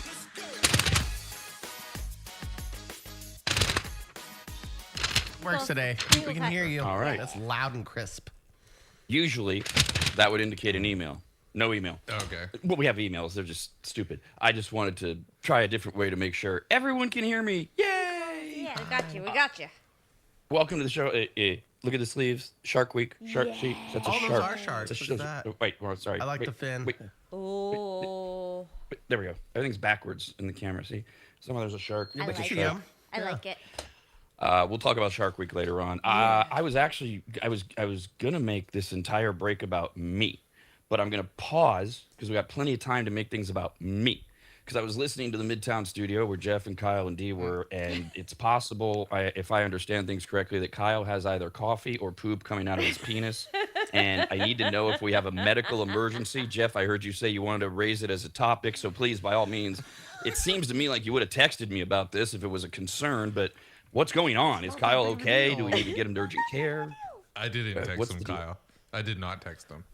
No, I did. said Yeah, it that's seems what like you the would. victim says. I did not. I did not do it. No, Kyle comes in. He comes in and he just says, I don't think this should count as a workplace incident, dealing with his Because it's been days. 3 weeks. Yeah, We're at he's 3 on weeks. 21 days. Or Since he's or 20 knocked things point and over. a half. Yeah. Yeah, broke things. Okay. And he had a small accident getting out of his car. He spilled some coffee on himself. He's not, his pants are maybe a little not eligible to be usable. Oh, he critiqued it, saying that my quote work uniform wasn't operational. Oh, for real? Now, Look at that. So he just has a big. Now you're showing thigh today. Yesterday was your feet. Yeah, Stairmaster. Wait, thing in the way. There we go. so everybody understands. Poop. You can watch the show on YouTube anytime, live or later. You can subscribe to us on YouTube, and costs you nothing, makes us money. Jeff claims. I've never seen a dime. And so, I don't know anything about what we're talking about here, but Kyle's modeling, and my issue with the work uniform argument is we don't see Kyle's pants unless he does what he just did. That's correct. Yeah. And showed everybody. So, And okay, even so then, you. I could just say it's a fashion statement. It all has So to happen what outside the studio, too. What you heard was the actual, I felt like a very compassionate conversation to Kyle saying, hey, I think I might mention it in the show. We'll leave it up to debate whether it's a workplace incident.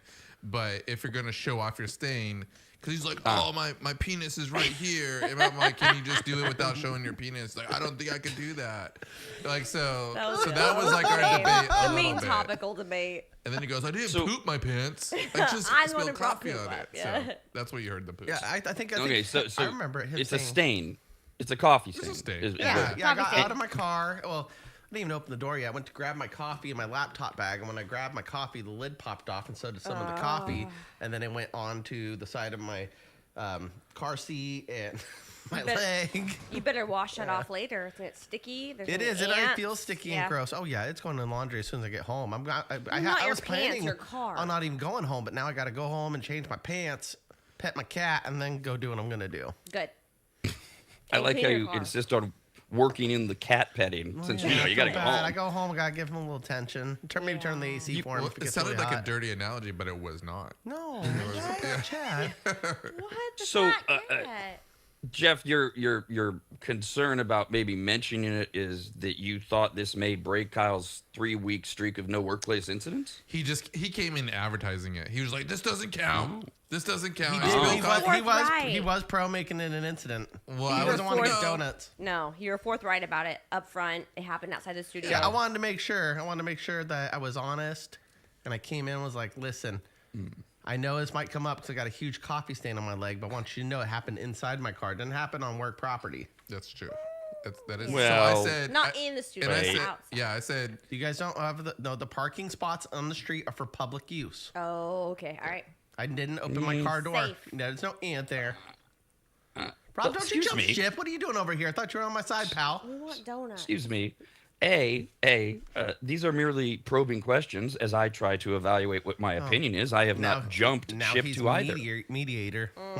Now, Better not be an arbitrator, I swear to God. I do want to point out if Kyle gets to 30 days without a workplace incident of breaking, tripping, falling, bleeding, whatever, knocking something over, which is knocking something over. Apparently, Jeff will be buying donuts for the Midtown studio. Just for Kyle. Is that right? We'll include D on it too because we're nice. So, okay. Yeah. I brought donuts for everyone. You brought donuts for Kyle. Oh, those were for me? Oh. For us. They were for us. But yeah, D will be included though. Thank you. But it's Kyle's award. Thank you. It's like you know, it's like a party at the office. D didn't receive I'm the support award. staff. She just gets some. Yeah, of the I get first pick of the donuts. Yeah, for sure. Oh yeah. And then there was a small debate yesterday where Kyle wanted to expand it to 10 more days. He gets a steak dinner. Is there an ongoing thing after 30 days, Jeff? Because you're the one doing this to motivate. No, unless we have another agreement, not Kyle's agreement. So we're like, oh, if we had 5 more days and I get a gold bar, I just get a gold bar that just sits there. I'm not signing for more days. We can do 40 and a steak dinner. I think that's appropriate, right, D? I think so. We deserve it. We work hard. But wait a minute. Yeah. That's like a baseball player saying we initially agreed that you would pay me $2 million for this year. Oh wait, I'm leading the American League in wins and Cy Young under contract. I think you should just give me another $5 million. You got to do the first deal first. It was off the cuff. It was not planned properly. And Kyle, you went a little too. You don't have to do it like that. The manager wants to sign on it. He can. You went low. Exactly, though. and we're not. You went low, and no. Kyle's negotiation tactics are exactly this. He gets excited about he's 9 days away. And he's like, oh, but let's just make it 1,000 times better for 5% more effort. Yeah. And then that's the same day that he literally just spilled coffee all over his pants. So I don't have a lot of energy when it comes to like, oh, let's just give you more. We can upgrade it though. It's incentivizing our work performance. So far, right now, negotiations are at a no on this side, and Kyle, he has 30 days. What would take you to get you a yes? I have no idea. What not spilling am I coffee missing? on your pants when you walk in. I'll be on What's time. worth a steak and have my makeup dinner done, to Jeff? What is worth a steak dinner? I don't know. I think I'll have to spend like about 4 or 5 hours negotiating with both you guys as far as you guys showing up. Is it your time money? So that it could be a steak dinner right time there. Time is money. No, I'm not that kind of person. But that's what I'm saying. It's not time right now. It's literally showing up with no coffee stains on your pants and not knocking stuff down. You already know. I mean, I don't have to wear the pants. I do have boxer briefs under. If you showed up in your underwear and just like, I spilled coffee on my pants, that would have been better. I have a robe. That would have been great. I have a blanket or a robe if you want one. See, I can be in a robe. Let's keep the pants on. I identify with a robe today. Hey, I don't miss this at all. I don't miss being in Jeff's position one bit. This isn't B, an issue. I do want to point out that this whole thing is basically Jeff incentivizing Kyle for doing the bare minimum, which is don't break stuff. Awesome. It's not really an above and beyond if you reach this milestone. It's really if you can get to not being a clumsy oaf for a month, I'll give you some donuts. Incentivizing is if you make them out a certain amount of money, if you do something extra. There you go. So incentive that. It was a steak dinner at Texas Roadhouse. I understand. If I do something good like that, we have to upgrade. We're going to Ruth Chris or. What are you doing good? You're not breaking stuff. Yeah, making sure the equipment's safe. I'm not a hazard anymore. I don't even turn my own lights on because I don't trust myself to not break something. I'm asked to turn lights on and everything. I'm doing really good. No, the equipment's First of all, in honor of my late wife, because she would be going and saying, "You're doing well. You're not doing good." Yeah, I'm doing good. Secondly, I have to go back to a couple things there in my moderation notes here. Just because Kyle walked in and was honest about it would not affect whether or not it's a workplace incident. No. That's great. We love that as bosses, managers, owners, supervisors. The accountability, however, doesn't change what you did. Whatever it is, whatever the example is. You know, Kyle walks in, "Hey, Jeff, man, I just want to be honest with you. I lit your car on fire. My bad." But you still lit his car on fire. Yeah. Thanks for the transparency. I wouldn't have to tell him. He has a Tesla. It'd just probably notify him. They would let him know. Yeah, it'd video of you burning it down. This is not going to affect my steak dinner, right? By the way, you notice, Jeff? You notice? I know you do. You notice how every little thing, like a hypothetical, gets deflected away from, well, he would know because he's got a Tesla. That's not the point. Yeah, right. That's not the point. I learned what deflection was. Secondly, boy, workplace. He's on the street. He's parked on the street, but he's arrived at work. Yeah, that's what I'm saying. It's close. If it was I a know shirt, where I lean. I think that I would be a lot more like, yeah, you have a shirt coffee stain on your shirt. Since we're landing on a gray line here, and in the baseball, tie goes to the runner, so I'm the runner in this case. So. Well, except we're not playing baseball. Baseball rules don't apply to everything. There's no courtroom where the judge says, "Well, the jury's deadlocked. Tie goes to the runner." Is the defense the runner? Is the prosecutor? It's not that. Well, yeah, it's our rules. We get to make them. Yeah, I put the baseball rule in. And if you come in here and say, "Sorry, I spilled coffee all over my pants," tie, it's a tie. I don't know what that means. I can't wear my pants, but tie. We're equal now. I don't know what I did. I didn't pour it on you. I like the inclusivity and the team feeling, but I do feel like, the point of negotiation and chatting, it's not really our rules. I mean, Jeff's the one who ultimately has offered the donut thing. There were no rules in place, so when there's no rules in place, you get to make them. You made a stupid donut rule. I thought there were rules in place. There was no I other understood guidelines about being on the parking spot on the street was considered a workplace area. You should have aimed higher. So therefore, the rules don't apply. You can't anticipate everything. That's why you need a panel of objective people and that's why to evaluate. Yeah. And so obviously Kyle and D, you're out. You're not being objective at all. I have no role in this. I get no donuts. Yeah. I get no donuts, and I don't have to pay for the donuts. So I'm definitely on the outside looking in here. I think Jeff is doing a good job of being objective but fair. But of course, he's got a position to protect. I'm guessing, Jeff, you're leaning towards this does not count as a workplace incident. This is not going to count as a workplace environment or accident right now. Kyle is at 21 days, so he has 9 days or so to go, right, to get his donuts. There's no additional features or anything that's going to be added to this. Once we get past this 9 days, maybe we could talk about the next 90 days. But like Rob said, not knocking stuff over or not breaking stuff isn't the high bar that I want to set. Plus, both of these people, if you give them an inch, they try to take a mile, right? Both of them. I'm seeing that. So yes, they want after steak. It's gonna be a trip to the Caribbean, or it's gonna be a cruise, or it's gonna. You know what it's like? It's like gold mining. You hit a rock and you find a little sliver of gold, and then you hit it really hard because you think you're gonna find a big chunk. Let's go, 49er. That's what it's like working on your brain. It's like, oh, we got something. Let's see if we can get more. So, I think Jeff Kyle just called you a rock brain. Yes, I don't know if I was struggling to get that connection going, but you're as smart as a rock. I don't know. Right. Tough. Okay, so that's where we are for now. We got a whole show to do. So today, at the end of the day, it's 22 days, right? Today we're 21 going in. Yeah, today is 21. So if I mess up today, then it goes back to 0. We have 9 more show days. I have to enter tomorrow for it to be 22. Okay, so now, Jeff, you just said something. I got a question for you, pal. We've got the stain that we have determined. It's not really working. Yeah, it's not going to knock them off. However, you just said, does this make us more hypercritical today? It does for me a little bit. Yeah, I agree. Does for me. I agree. It's like maybe it's a bad personal start. thing, or like like I don't know, but it's something that like I'm on edge a little bit more.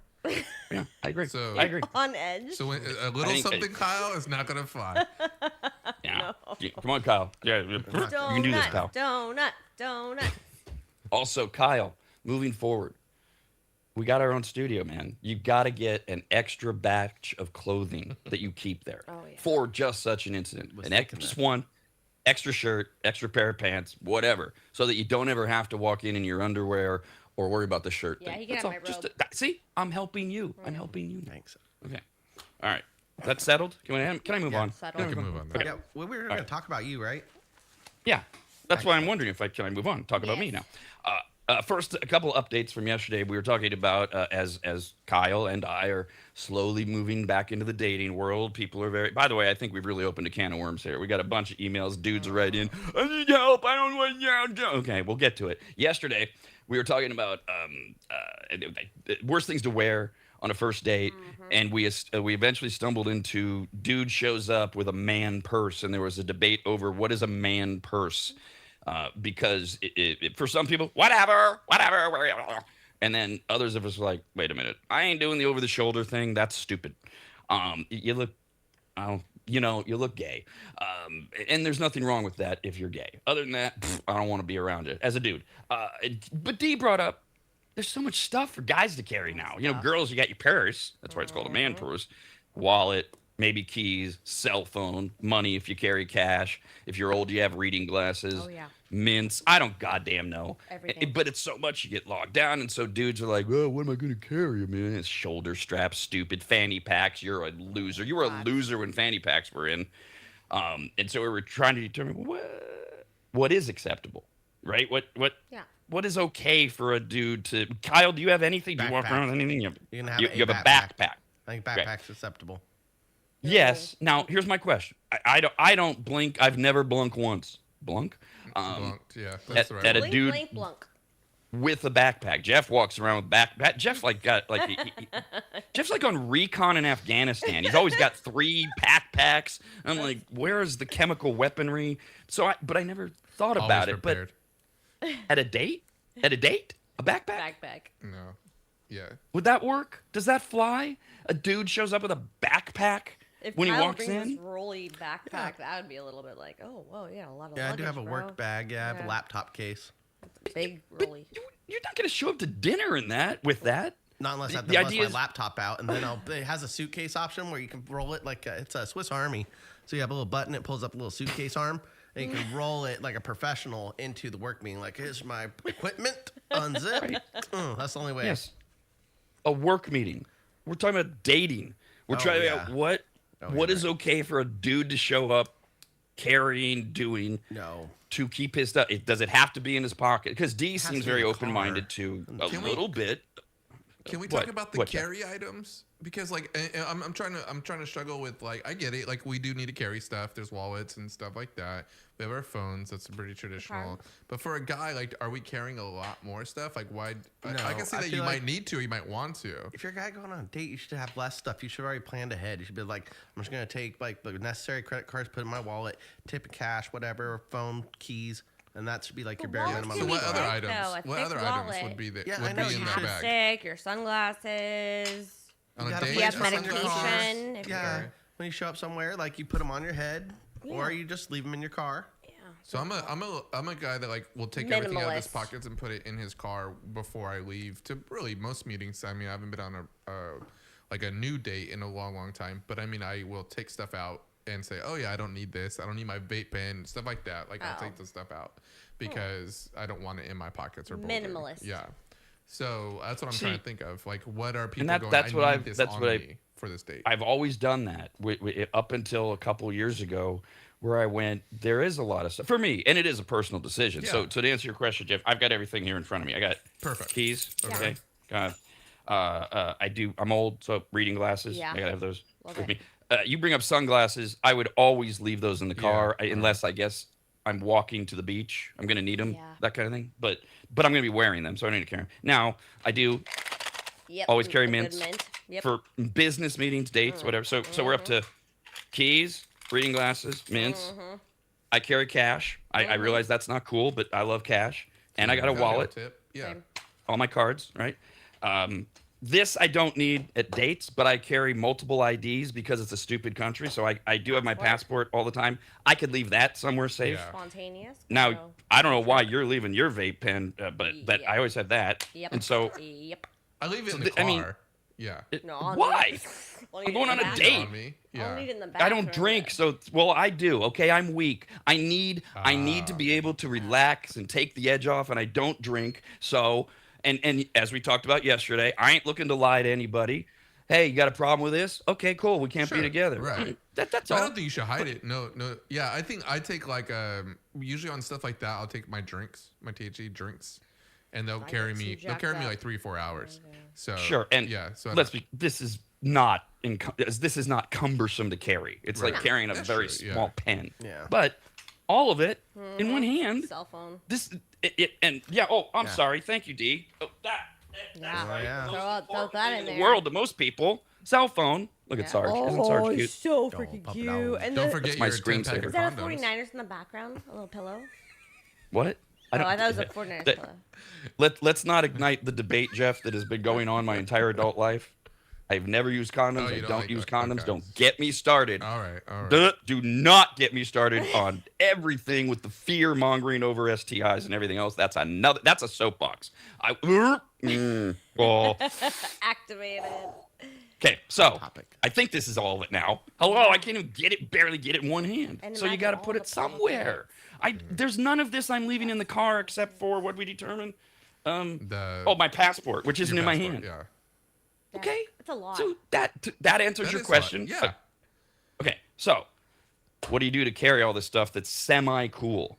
So I'm not wearing a pack or anything. I said, I don't care if you think it's cool. I'm not going to change it. But what I do is I take it all, I shove it in this thing, which has no straps or anything, and I carry it in my hand. Ooh.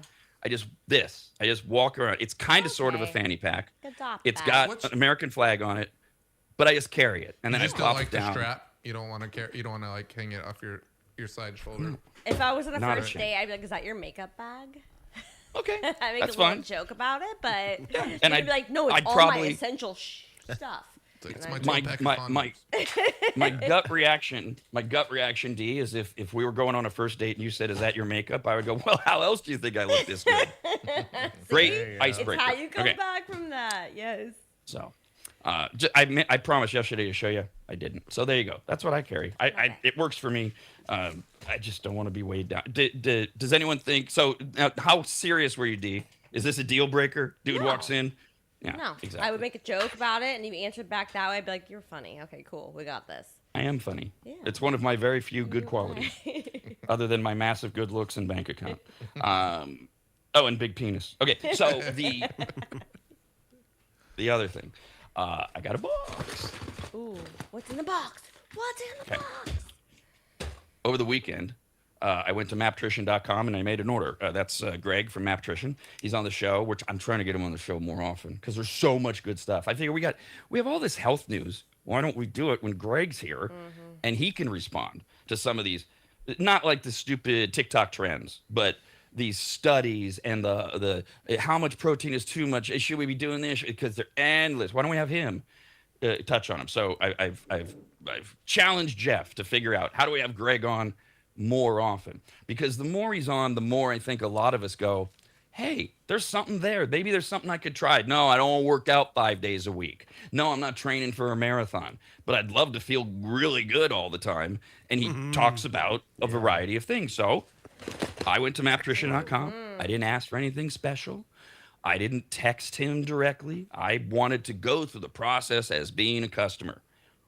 I won't do that again because I have Greg's text number. And I'll go, dude, hit me up. But I did it once. Yeah. Over the weekend, I made the order. Yesterday was Tuesday.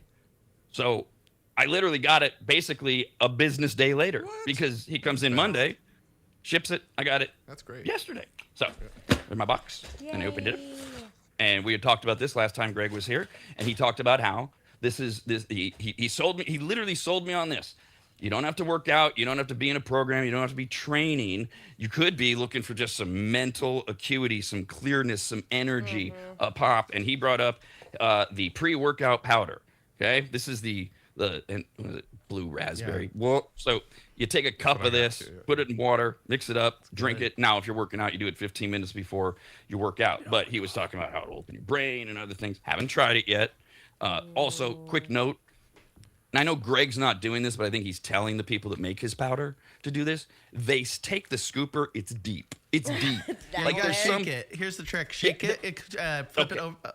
Yeah, that way. Yeah, do that. Okay. There you go. There's your tip for when you get your first one, because otherwise, I don't know where he's having this made. I would assume he's not. Greg is not engaged in any type of inner commerce that we don't want to discuss. But whoever's doing it, I think, has a sick thing of she how far I can push this down. So I think some of them are putting the scoop in first and then the powder. So there's that, the pre-workout powder. And then Kyle, you actually sold me on these things. Those are the pre-endurance gummy things. Yeah, those right? are amazing. Which I use them. and you're like I supposed. said, I use them like a cup of coffee. You wanna? It's 2:00. You don't want to get your nap in, but you got to function for a few hours until 10 or 11. Yeah, you got to take one of those, and you are good to go. Sometimes two. I'm on the Maptrition, the creatine gummies. So I like the creatine gummies. They've been going pretty good. Or I've been doing like 3 a day. It's been going good. See, and I think those are next for me, because I just to give it a go. I tried some regular creatine gummies, and I didn't like them. And I know that creatine, as Greg talked about, you got to build it up over the course of it's like 2 weeks to consistently get what you want out of it. And I was like, So I'm gonna do Greg's next, because he's got a different the taste or the effect? Because his there taste, wasn't his a taste noticeable effect that I enjoyed, and the taste didn't bother me. Okay, but I didn't feel like I was getting what I wanted out of it. So that's thank you to Greg. Greg's. For, I like them a lot. Wait! I'm sorry. Did you get protein too? No, that's all I got for now. I got enough. Don't start with the protein with me. He always talks about a handwritten note. He did. He wrote a handwritten note. Rob! Exclamation point. Getting after it. I love it. I don't know that I'm getting after it. But, I love it. okay. It's vibrant. Enjoy, brother. If I can help more, always let me know. Right. That's when I will be texting you in a couple weeks going, I need more and I don't want to pay for it. That's the text. I did get to go to a fun meeting at the Maptrition fulfillment office. It's actually pretty close to where I live, so it's very nice. But it's great. You know, they got all their products. They got a nice little warehouse. He's doing all the fulfillment kind of himself. Took a video of it? I didn't know. He's doing he's doing a lot of this himself, or not himself, but his company, and all these products are coming out of his warehouse. So I think that it's he's looking pretty good. I'm really excited. And he's hand packing them. And by the way, bravo to Dee for reaching for the blade behind her back and putting it right into Jeff's lower spine. Yeah. Oh, did you get a video? Something that we could use here on the show? Oh no. Oh, okay, He's we on don't us get to about see it. that, so we gotta do Okay, it. let's talk about how many days since Jeff was irresponsible for not Anytime I doing have something for the one show. moment to point it out. Just to give everyone so some rare. clarity. It's so rare. Some clarity. I don't go around with a camera out filming our advertisers or our partners' business Their offices. beautiful or anything like facility. that. If you ask Why? them and show how they No, process I'm there and for a make meeting. it. I go there for a meeting. I go there and the meeting's done. I take off. I go get some Yeah, I lunch. say, would you and I mind go if I there. film this really quick or did a little Right. video for you and put it Especially Greg, who's Greg's totally awesome. into it. Exactly what you just said. And I us. don't normally do that. Yeah, me and You can do that. Greg, I could come. I could do a dry scoop with Greg. Perfect. That's a And we good can high example. I'll five. send Kyle over there. We'll do a video. That would be good. on? All right, Kyle, we're on it. We're on it, That sounds Kyle. like a We're more going of to a- Greg at Maptrition. Yeah. We're going to Only the on facility. theradnetwork.com.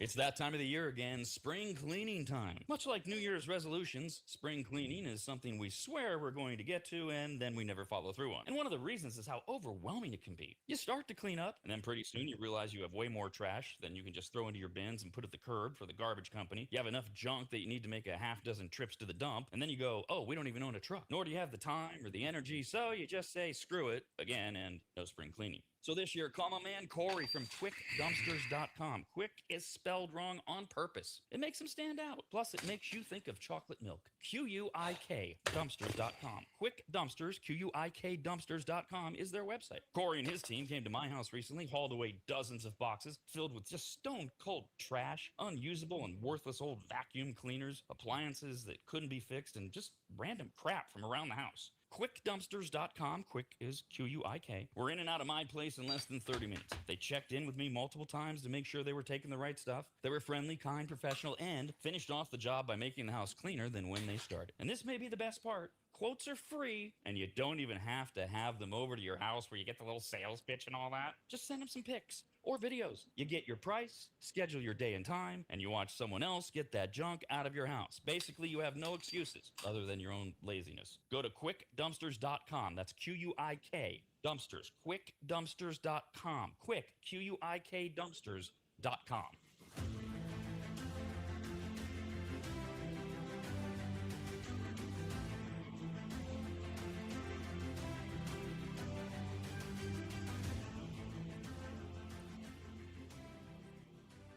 Longtime maggots will remember Greg from MAP. MAP, as in Maximum Athletic Performance, which guides you to better output through better ingredients, also known as nutrition. Greg has been on the RAD Show many times and will be again, as he simplifies nutrition and helps us all understand what actually works when it comes to fueling our bodies, almost all of which can be found at maptrition.com. Every product is formulated with clinical precision and backed by science and purpose, and maptrition.com has something for every fitness level, even those of us who barely have a fitness level.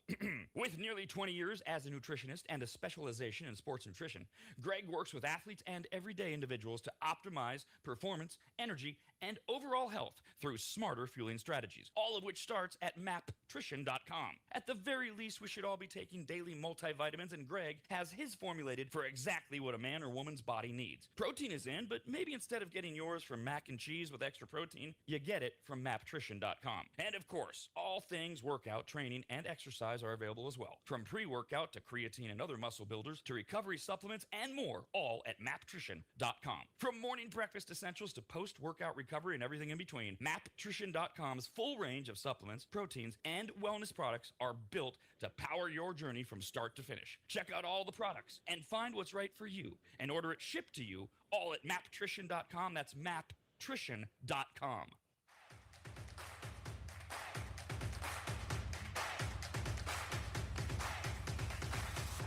Have you asked yourself, if a turtle has no shell, is he naked, homeless, or both?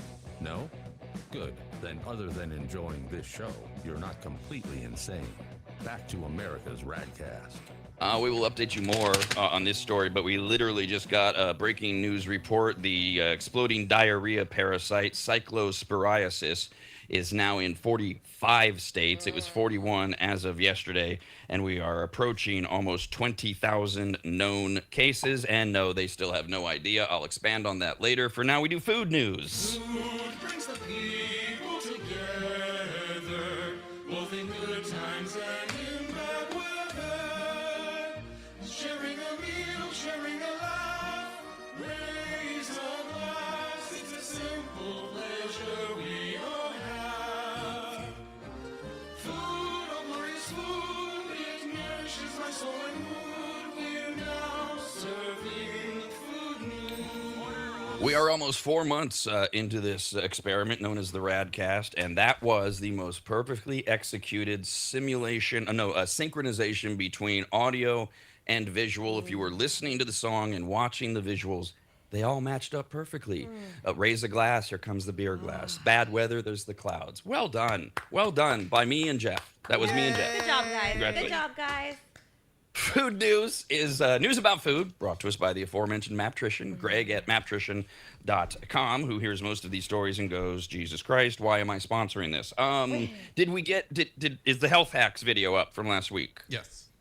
All right. There was some, it went up, he did it on Thursday, it went up, technical issues, but now it's up. So if you want to see the most recent edition of Health Hacks with Greg from Maptrition, it is at theradnetwork.com. We will start with a place that I believe my team mostly likes, and I have never gotten. My wife loved it. Panda Express. Oh, yeah. Oh, yeah. Like the Okay. orange chicken Yeah. and chow mein. Oh, I don't know. I don't know. Such a good combo mixed together with an extra packet of soy sauce. I'm very basic with it. Just get the two. You mix it, soy sauce. Maybe it's just a childhood thing, but it was the brand new hot item to get at the Galleria Mall in the Sacramento area. And when it was brand new and built, they had a Panda Express for some reason that was like all the kids raved about it and talked about it. Walk fried. Wanted to go there. That and the Hello Kitty store. So you hit the mall with the hot babysitters, girls that work with the babysitter, and you go to the Hello Kitty store. You don't care because they're cute, and then you go get Panda, and it's a good experience. Yeah. Oh, so I think that's what it reminds me. We'll put Hello Kitty on the next list of. Oh God. Okay, back to food. So yeah, the Panda Express thing. Like I said, my wife loved it. I know people love it. I love Chinese food. I'm always like, no. Anywho. Panda Express is testing in California, Louisiana, and Texas their new Typhoon Chili Shrimp, which features crispy tempura battered shrimp and veggies coated in a savory, spicy chili sauce and topped with crunchy garlic pieces. I love garlic, but the sound of typhoons, I don't want a typhoon in my tummy. Like, that just sounds negative already. What is the typhoon in that? Like a tsunami shake, a typhoon shake? I don't know. Is it the spicy chili sauce? I guess. But a typhoon's not hot. It's a storm. It sounds ominous. You decide. It's at a lot of Panda Expresses in California if you can find it. Other than that, you got to wait for it to go national. My problem is national. it's just hard to expand past what I really like there. It's just their orange chicken's so good. I've had a few other things. I had the Beijing beef. I have had their honey walnut shrimp, but nothing is as good. It's always just a little worse off than your normal Chinese food restaurant spot. They'll give you Quality a is sample. just not as good. And then you're like, well, the orange chicken's what I really want. So I just stick with that, and I don't venture too far out past it. Because my other experiences haven't been great. Yeah, 2-item so plate. when they bring out new things, I'm like, nah. I'm going to stick to what I'm used to. The orange chicken was Christina's go-to, and I always thought it tasted like medicine. Really? Different taste buds. Yeah, probably. I do the string bean chicken. That's my Well, that's my good. order. That one's yeah, it's good. a simple, it's a low calorie option, and it's pretty tasty. Panda has I have like a really spot for Panda right now because we get out of here the show ends around 10. So by the time I'm getting home sometimes, most places aren't open. There's only like a few places that are open at 10.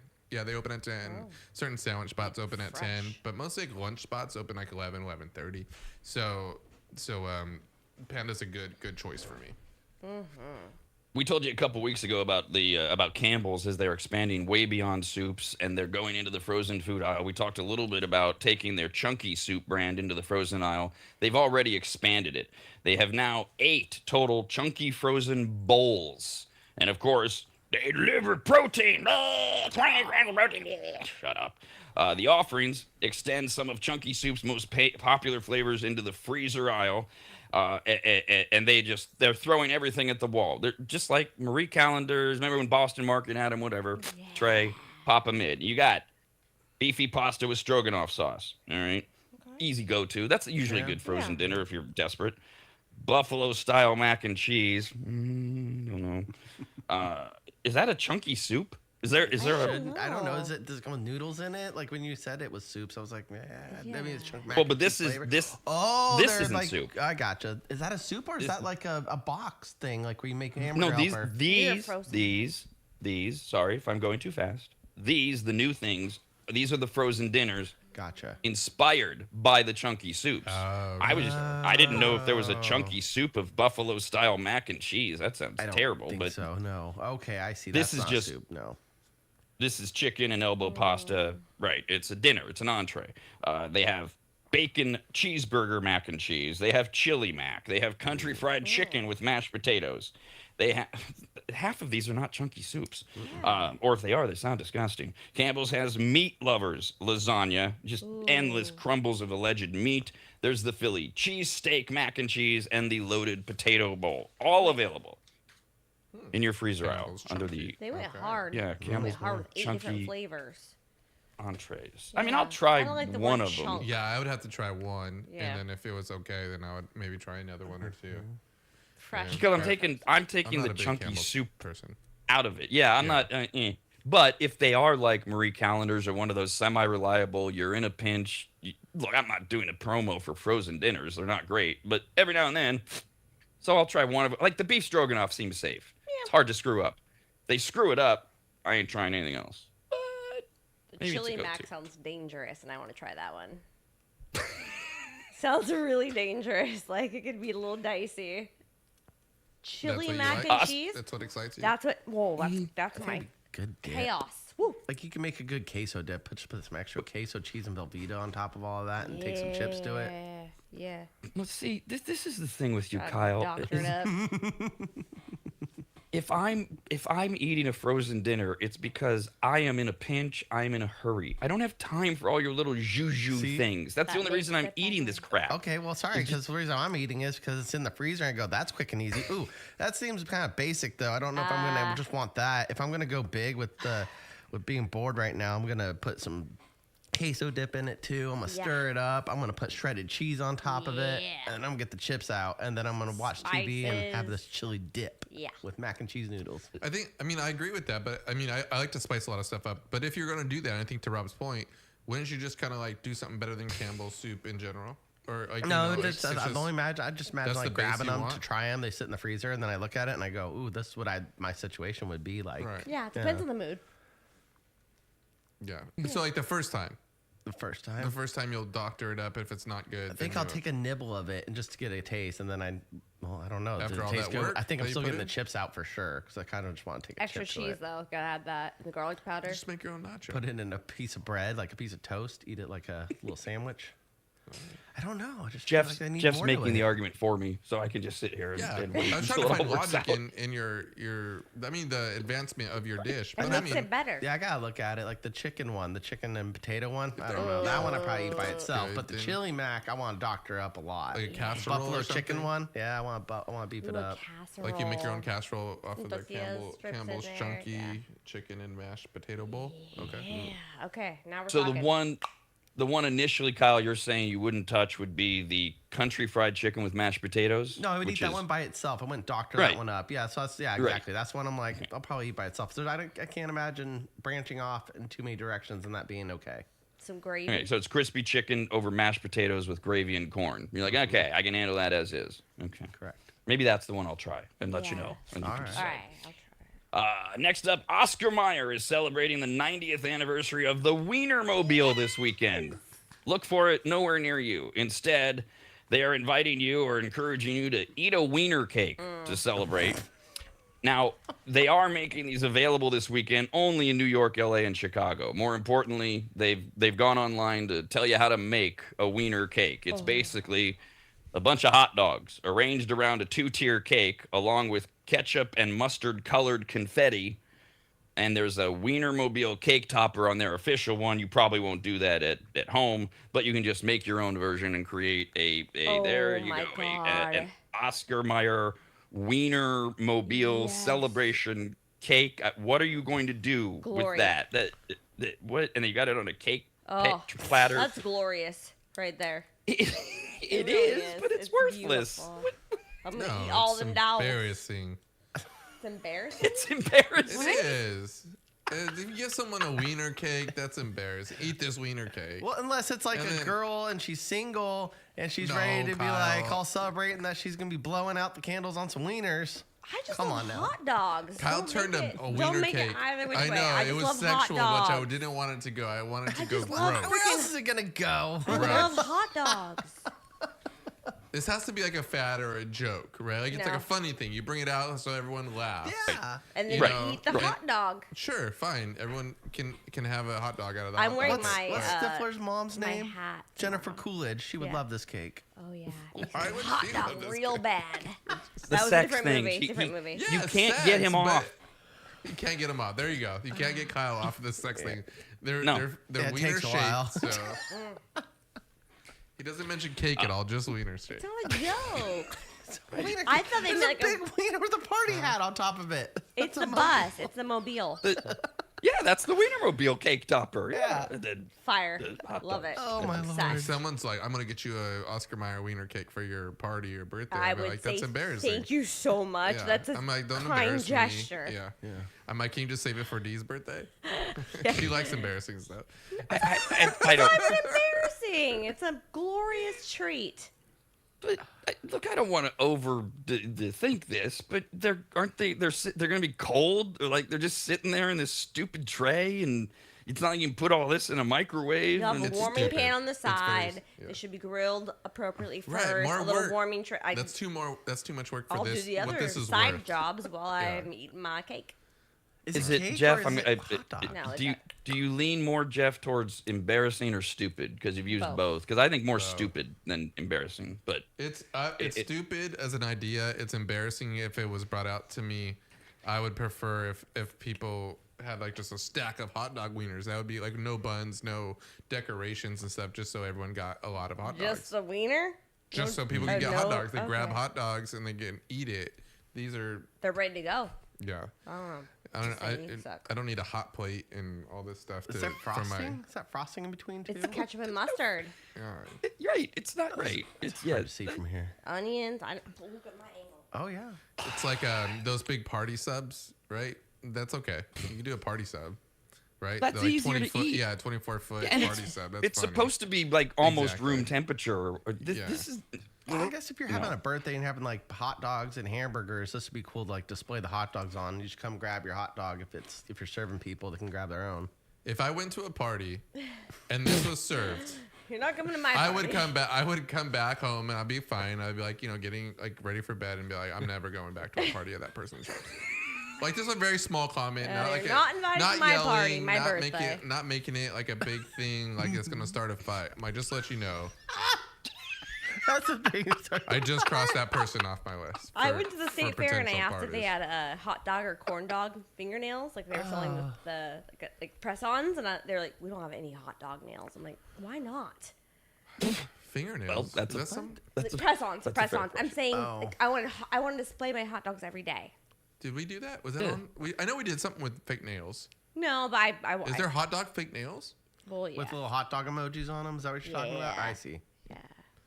So Bring send me back this. hot dogs. And If you show stop up to my talking party crap. with your hot dog nails, you probably won't be invited to the next one. I won't go anyways. Anyway. Well, that'll show you. Philadelphia cream cheese is launching a line catering to people with lactose intolerance. There are about 50 million Americans who are lactose intolerant, although the reason it's about is that a lot of them are self-diagnosed.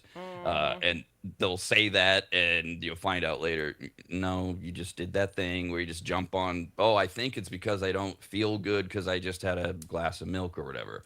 So you immediately do this A-B correlation. It's like what's going on with this cyclosporiasis crap.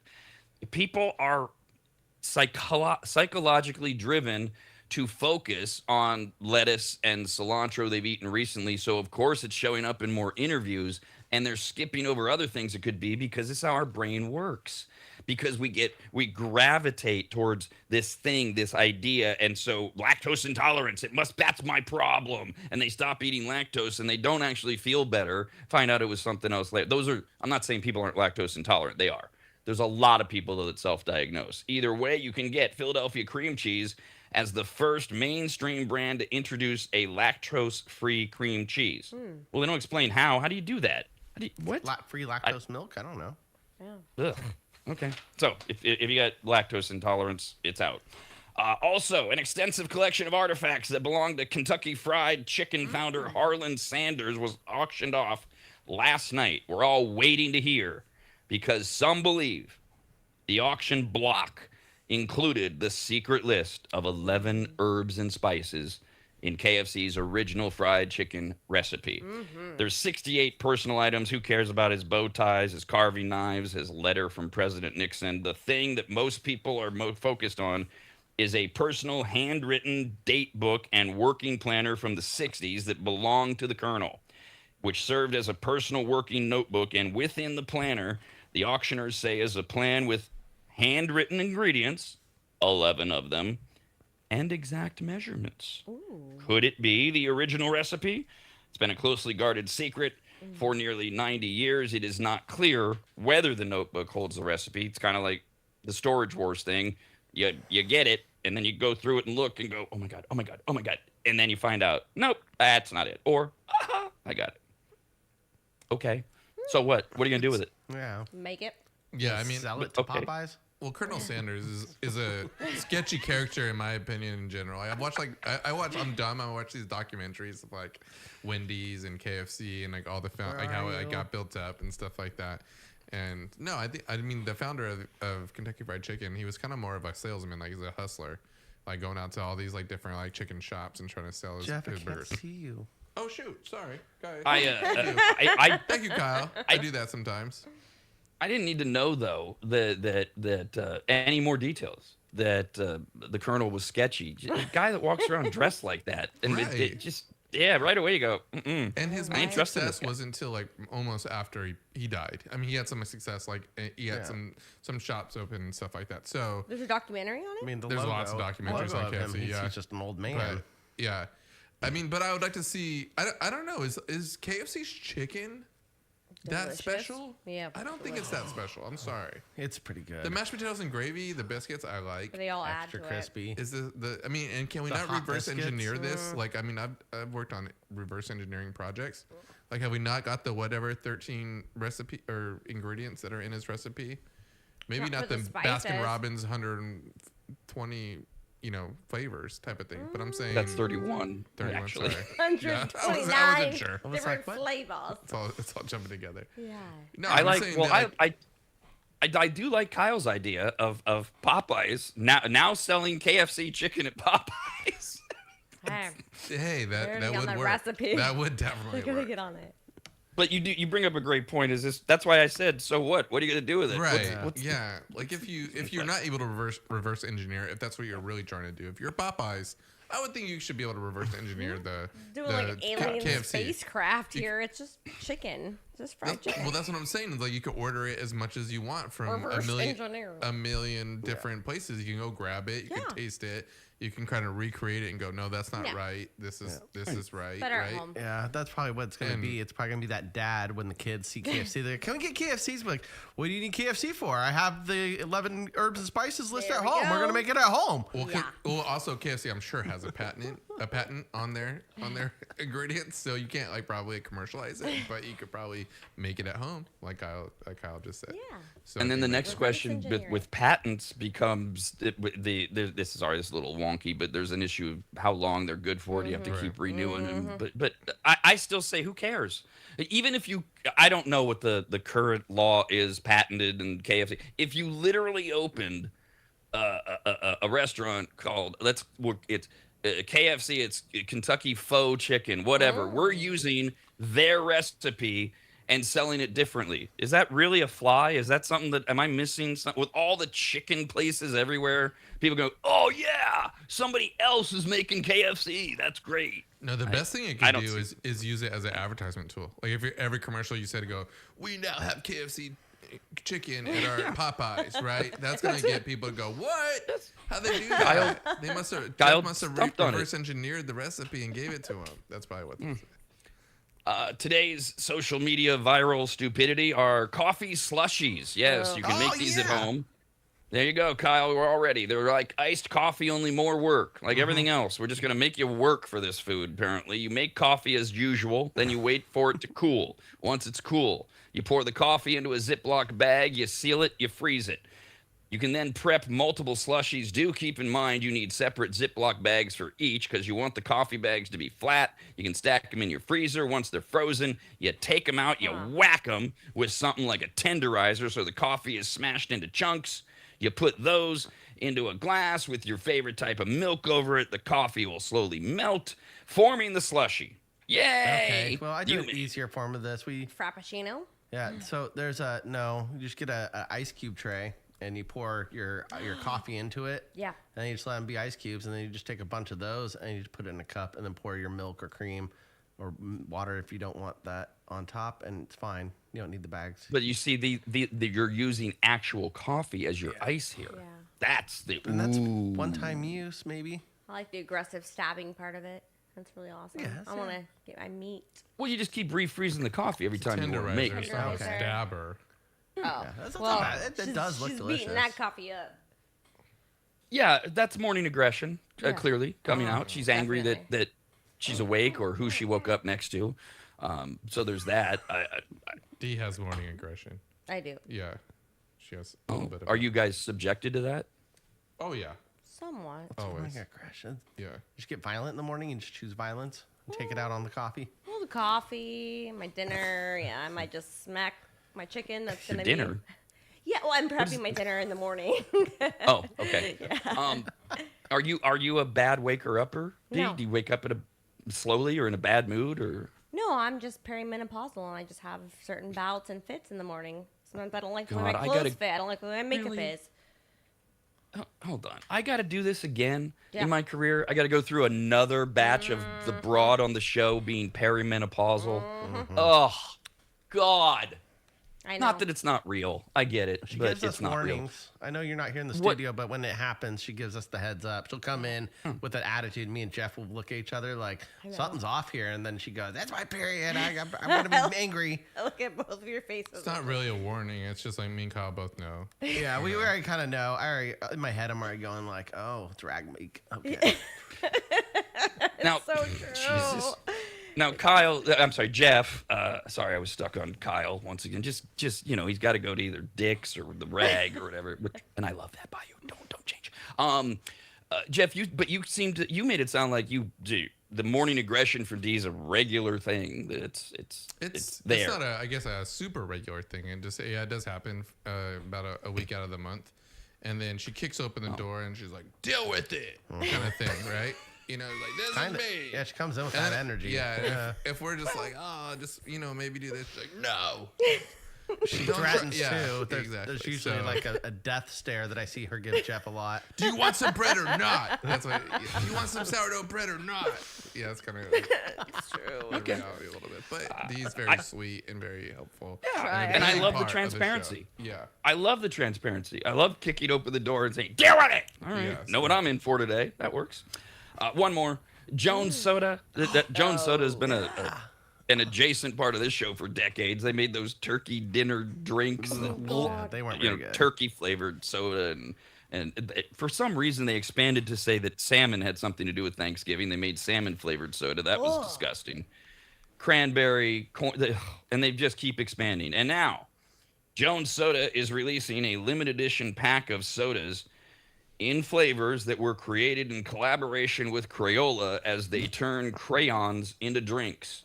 So they took 6 different Crayola colors and they used them as inspiration for flavors. So they don't taste like crayons, but so for example, they took there's a crayon color called razzmatazz. Yeah. Okay. Got it. It's like a reddish, right? And that's fruit punch soda. So they're just making fruit punch soda, so but they're they got making it's flavored sodas and they're putting the color matching it to Crayola. I got it. and flavor. Yes, color and If you flavor want- matching as best they can. Yeah. If you want like a little like background on my history, like so look at a second grader that looks at a crayon that's colorblind that says razzmatazz. Says, what the fuck is razzmatazz? You're colorblind. Like literally, that's the only way we know where the color is the name on the little super small on the crayon, and it says like green or sky blue Cerulean or whatever, is and my you're just like favorite razzmatazz. crayon. And I have to ask my 8-year-old friend, what is razzmatazz? Yeah, there's nothing in there. The only thing is if you're as a kid smart enough to go, oh, Raz is like raspberry, Yeah. so it's gonna be a Razzmatazz. darker red. But what, like you said, why We not? always just, do that with, I mean, colorblind people always do that already. It's like, it looks red. So, like, I mean, like, we already do that. We're already piecing things together. Like, the name is Raz. So, I'm going to were say you- pink, and then everyone laughs at me. Usually razzmatazz is a blue.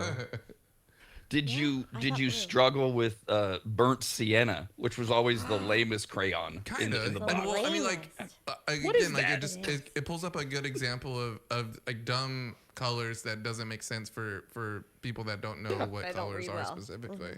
So if you do that to me in real life, I'll get very upset. Like if you're just like, oh, look at that car, it's over by that burnt sienna car, and I'm like, stop using colors, use shapes or use size Even or something like identify. that. Yeah. You guys are saying burnt sienna, and I'm trying. I'm like, Oh, it's is a it good one. It's like a brownie. Right. is kinda it a brownish orange? White? Oh, I It's had like it. a tawny brown, Whoa. orangey vibe. It's like a magenta or a cyan. I'm like, can you just use primary colors? I'm gonna get it. I I'm gonna imagine get it. I'll be rust. right- no, It's no. probably like a light rust. Yes. Yeah. Well, Sadly, they didn't make a flavor after burnt sienna. Good. So we've got Thank the Lord. Razzmatazz is fruit punch soda. The crayon called Sunset Orange is orange cream soda. This is an interesting one. So there's a dandelion crayon, which I is love a yellow, right? Yeah. Somehow out of that, they got pineapple cream. Ooh, get Okay. it. This one makes sense. Granny Smith apple. That was a sellout by Crayola. They had to team up with green. Big Apple. So Granny Smith apple, you're gonna get green apple soda. That one, that works. That makes sense. Classic. Robin's egg blue. That's the crayon. Delight blue. And out of that, you get berry lemonade Makes soda. sense. Makes total sense. Yep, that one is good. Why? That's one Where's of the- the original flavors. Where's the lemonade in Robin's egg blue? What? It's the blue it's a raspberry, drink, yeah. right? You said blue raspberry? No, Robin's it's berry egg. lemonade. It's Oh, berry lemonade. So it's the berries that are blue then. Razzmatazz is gonna be red, and the Where's- Robin's egg's gonna be blue. Oh my gosh. Where's the lemonade? It's in the blue. The blue takes over the yellow. I think he's talking about What in the if it name. turns He's talking about green? in the name, I think. Robin's egg blue is the color. Yeah. That's inspiring a flavor that includes lemonade. What about a robin's egg that's blue? A blue robin's egg has anything to do with Because you lemonade. said it was berry lemonade, right? So the berries are the blue part. It's the blueberry lemonade's blue colored for soda. So then they're gonna use the robin colored blue egg to color match the soda. Yeah. It takes a lot of research to be able to figure out. Where's what the that is. lemonade? Yeah. There's no lemonade in a robin's egg blue. What is a robin's egg, to be honest with you? It's a blue egg. It's a Can I- very It's like speckled. probably the or- color Oh, of the okay. background that the box is in. That's Like during Robin Easter, blue those color. Yeah, Whoppers yeah, yeah. that look like robin's Yeah, yeah, eggs. okay. Yeah. Yes. Okay, I'm with And that. where's the lemon? Where's the yellow? Yeah. Well, it This doesn't- bothers me. It's soda, so they're trying to make it a little classy. So don't get these crayons unless you want to be very They're not confused. crayons. yes, you're classy. They're You come drinks. up to the party like instead of a they're nice bottle of drinks? champagne, you bring the Crayola This is and back Jones to school sodas. written all over I it. didn't know they were actual drinks. I thought they were actual crayons. No, they're drinks. That's stupider. That's more stupid. Oh my God. My head is exploding. No one can tell me why the robin's egg blue has lemonade in it. And Jeff doesn't even understand we're talking about sodas. I don't know what to do with myself. I thought they were crayons that were just named sodas. This makes a lot more sense, to be honest with you. Or sodas named after crayons Yeah, or yeah, inspired. kind of. Or shaped right. like crayons? Or shaped like crayons? No. Looks like motor oil on the The side. colors match the soda flavors, supposedly. Sometimes they don't. It's back Yeah, to school right. time. Back If to they were Sometimes shaped they like don't. crayons, I'd like it better. Like Does those, it like, come God. with do you the remember like the piggy bank things they used to get with like crayons if they were like filled with sodas or a hard lemonade or something like piggy that? bank with crayons. You never had those? No. No, Rob? We got books Does with that sound crayons. I got the 120 pack. Like a big crayon, you put like a quarter in it. No? No. one? No. Okay. No. What? No, I have no idea. They're popular. I- People, listeners will know. Okay. Oh, sure. Big Great. crayons, you put little coins in them. Oh, I'm the hoping- piggy Piggy okay, yes, they're Yeah, piggy it's banks thank you. shaped like crayons. I Yes. got you. Yes, it's a big plastic Crayola crayon and it has a slit where you put the coins in. My friend hid weed in one of them. Yes, okay, I remember these. I had a little robot. I'm hoping that there is currently a bunker buster bomb that's being flown to Iran, and for some reason it's flying over my house, and the chains are loose, and any moment now I'm just going to get crushed. This is no, I don't. This is a bad product, Rob. This is very confusing, advertisement-wise. You're right. I'm seeing a You're- lot. We're Thank also you. colorblind, so I'm seeing you a lot were- of problems. It's a bad product, and I obviously did a very bad job at presenting it, and I'm going to take my life in the most disgusting manner possible here during the next break. I promise. America's RAD Cast, only on the radnetwork.com.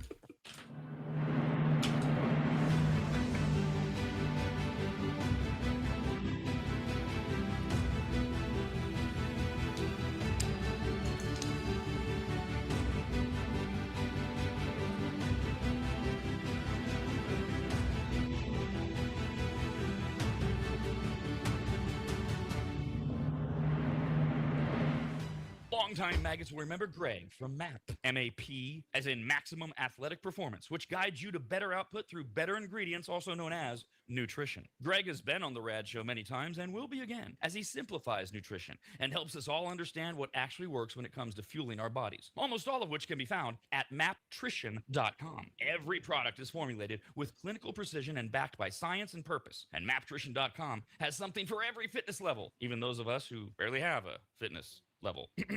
With nearly 20 years as a nutritionist and a specialization in sports nutrition, Greg works with athletes and everyday individuals to optimize performance, energy, and overall health through smarter fueling strategies, all of which starts at maptrition.com. At the very least, we should all be taking daily multivitamins, and Greg has his formulated for exactly what a man or woman's body needs.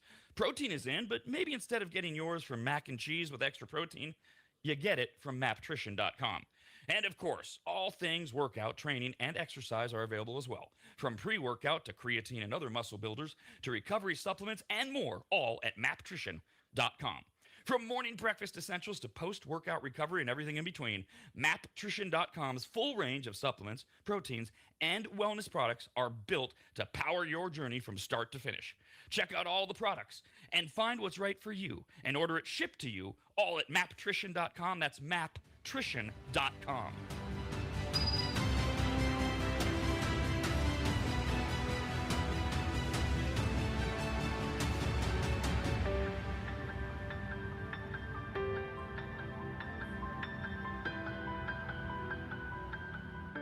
Longtime advertiser Sue Berry, that's Berry with an A, is more important now than ever. Sue and her team have been serving Northern Nevada and the outlying areas for 30 years, and her experience in both commercial and residential lending is vital, as every day we're bombarded with news of interest rates, the market, the economy, and a bunch of other stuff that Sue can actually make sense of while everyone else's eyes glaze over. Now remember, it's Sue Berry with an A, B-A-R-R-Y, SueBerry.com. Most people think berry is spelled like a fruit or Halle Berry, but no, it's Sue Berry with an A, like soul singer Barry White's first name. I've heard people say, Stop that. Sue is a broker versus a retail lender, which means she can shop over 150 different lenders to get you the very best rate possible. And on average, someone who uses a broker like Sue saves over $10,000 per loan, which includes refinancing. And if you have a rate at 6.5% or higher, call Sue for a free quote now on a refinance. Sue Berry and her incredible team from Barrett Financial can be found at SueBerry.com. That's Berry with an A. I've been working with Sue and recommending her to you for years. All you need to do is call her now so she can get you pre-approved. Just call your residential and commercial lending expert, Sue Berry, at 775-843-9983. Oh, Rob, stop. You're going too fast. What was the number again? 775-843-9983. Or just head to SueBerry.com. The number's right there. Berry is B-A-R-R-Y. Sue Berry with an A.com. That's Sue Berry, B-A-R-R-Y.com. SueBerry.com. Disclaimer, Sue Berry, NMLS number 366040. Barrett Financial Group, LLC, NMLS number 181106. Nevada 5091. Equal housing opportunity.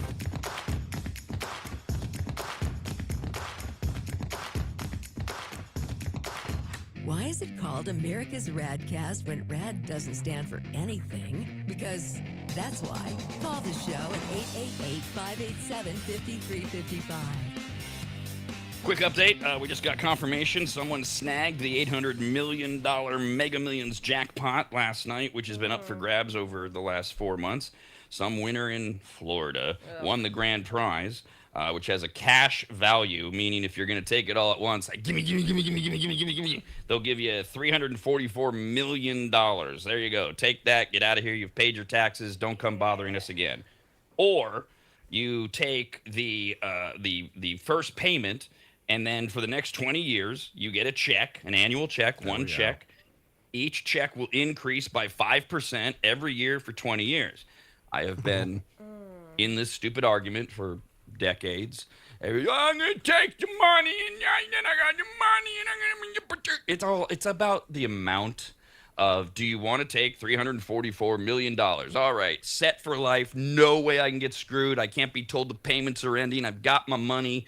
I've got generational wealth. $344 million, game over. Or do you want to get $40 million right now, and then every year for the next 19 years, get at the beginning of the year $40 million plus 5%, every year. I'm taking that one because I ain't giving up the money. What would you rather have? Because the lump sum, they're cutting the actual prize. I'm gonna spend it quick. The too. $800 million, they're spreading it out over Yeah. 20 years. Yes, you still have to pay taxes, but it's a salary of $40 million a year for doing nothing for 20 years. Yeah, that's But the what smart if you one. die? Does it go to your beneficiary? There you go. These are all the arguments for taking in the lump sum. What if you die? Yeah. What if the government Does it go to the next screws me? person? Right, I get it. You fight amongst yourselves. It doesn't matter. None of us are going to win. Let's get to when animals attack. When animals attack. As mentioned earlier this week, and again today, it is Shark Week. Thus, the shirts. There's sharks somewhere on my shirt. Tonight, Shark Week on the Discovery Channel. 3 new series, episodes, whatever. Expedition X: Atomic Sharks is at 8:00. The evening kicks off with an investigation into unique shark populations. Ooh. Like what? Drag race sharks? Yeah. What does that mean? They're unique and special. They're pink? That would be unique. cool. Unique. I said unique and special. Oh. Well, yeah, but what makes them unique and special? If they're pink, which I heard because my brain doesn't work, that would be special. But what makes them unique and special? You'll have to watch to find out. 9:00, Shark Secrets, historical mysteries, investigating the first recorded shark attack, and checking if an infamous sea monster was even a shark. Well, that sounds stupid. And then at 10:00, Alien Sharks. The night wraps up with a look at some of the strangest, most unusual shark species lurking off of the American coastlines. Interesting. Huh. No, it's not, Kyle. I No, caught it's not. the Mako Shark show this morning when I was. You didn't think it was interesting. Okay, good. Yeah. Mako Shark thing. What was that? What was that? Mako Shark. I don't know. There was expeditions for the Mako Sharks. I watched that this morning. It was quite calming. It was actually very I saw relaxing. a show called The Greatest Mako Shark. That's what I I think. saw like a that's what I preview watched. of that, but I didn't see any of this. It was on You saw a Discovery preview. Channel. So D watched it and found it calming. It was Jeff so saw a calming. preview. Kyle has no idea. I'm with at Kyle. Shark Week. What's a Yeah, Mako shark? I used to be into Shark Week. Big I'm ass not. sharks. I'm not into it too much anymore, just because one, like I feel like a lot of it is like kind of like you said, Rob, like the first thing you said, where they're like, oh, like are they going to investigate it? Are they going to figure out what the beast and the? And They it's never not. do. Right? They never Exactly. do. They never do. It's like when I watch like a Dateline and they're like, and The he's History still Channel. Yeah, he's still on the most wanted list, and I'm just like, no, I wanted a conclusion. I wanted No. to catch Like that Oak person. Island. Like, Yeah, where's the Oak treasure? Island, God damn Oak it! Island. That is one of the most anticlimactic. I'm like, again, another season. Don't even But We I found this started. nail that was used during that time period in the 1700s, probably from a settler here on the island, but that's it. How Shark Week is. Yeah. Ugh. Yeah, and the other thing too is that we find out stuff all the time. Yeah. But it's not like we're really getting. Ooh, they've been holding back this shark information. We're like, for example, has nothing to do with Shark Week, but there is a new behavior ecologist named Tristan Guttridge has come out, again, not related to Shark Week, to talk about how they have found that sharks are being hunted and killed at a rate never before by orcas, great white whales. That's always been a thing, but it's really ramped up over the last 10 years. Orcas have been able to wipe out populations of white sharks around the world, ripping them apart in highly coordinated strikes from America all the way to Africa. Orcas have learned and taught other whales this behavior by practicing on human sailboats. They have wrecked and capsized hundreds of boats worldwide. This is where people start to roll their eyes and go, yeah, right, like whales know how to practice. And this is where we make such fools of ourselves. And we think we're just, we're the top of the food chain. What do we know? It's very easy to track animal behavior and watch that they're problem solvers too. And they want to eat, they want to live. Whales are known to be very, very smart. And orcas communicate using sound frequencies beyond the range of hearing for a shark. We have no idea what they're doing. And then the massive predators attack in packs. They'll surround a shark, grab its fins to control its motions. And researchers explain that in that shark is their liver, which makes up 25% of their body weight. Oh my God, I'm a shark. Wow. Which is a pure energy feast to a pod of orcas. That liver from the shark will deliver so much protein to the whales. A group will be very satisfied with just the liver. So the orcas remove the liver surgically and then leave the shark to die. Shark livers help shark livers help the shark store massive amounts of fuel filled with oils that help the animals control their ability to float. For a great white shark, their liver can weigh hundreds of pounds. Wow. And orcas are bigger. They grow 30 feet long, 14,000 pounds. Orcas have the size advantage, and they're teaching themselves new tactics as well, traveling thousands of miles to target yachts and sailing boats as an exercise in hunting sharks. So the orcas come up. There's a few different things that they've captured. The one orca will pop up from below the shark, kind of like Tom Cruise in Top Gun Maverick. This is the Cobra maneuver. Here we go. Up, boop, and he bumps the shark to disorient the shark. And then eventually the shark, the orcas can do this on their own, but if they're doing it right, other orcas will come along and they're, gotcha. And then they literally just rip out the liver. Get it. Carcass leaves, orcas.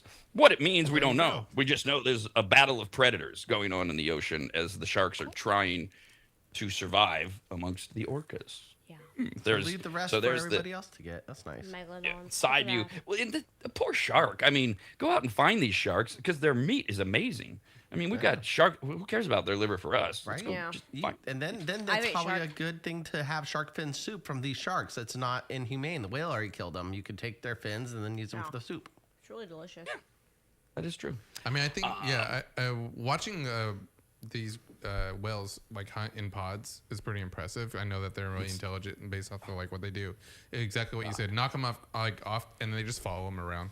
Like, wait for them to have a concussion and then just knock them again and then wait till they're like a little, dizzy and stuff like that. And then they start, taking off their fins and start ripping off things so that they can't move. It's pretty. Liver fin. Yeah. I was a big Free Willy fan. Yeah, I know you're a same Free here. Willy fan. Yeah. And these are orca whales. And then when I saw them hunt, I'm like, oh, Free Willy. Dang.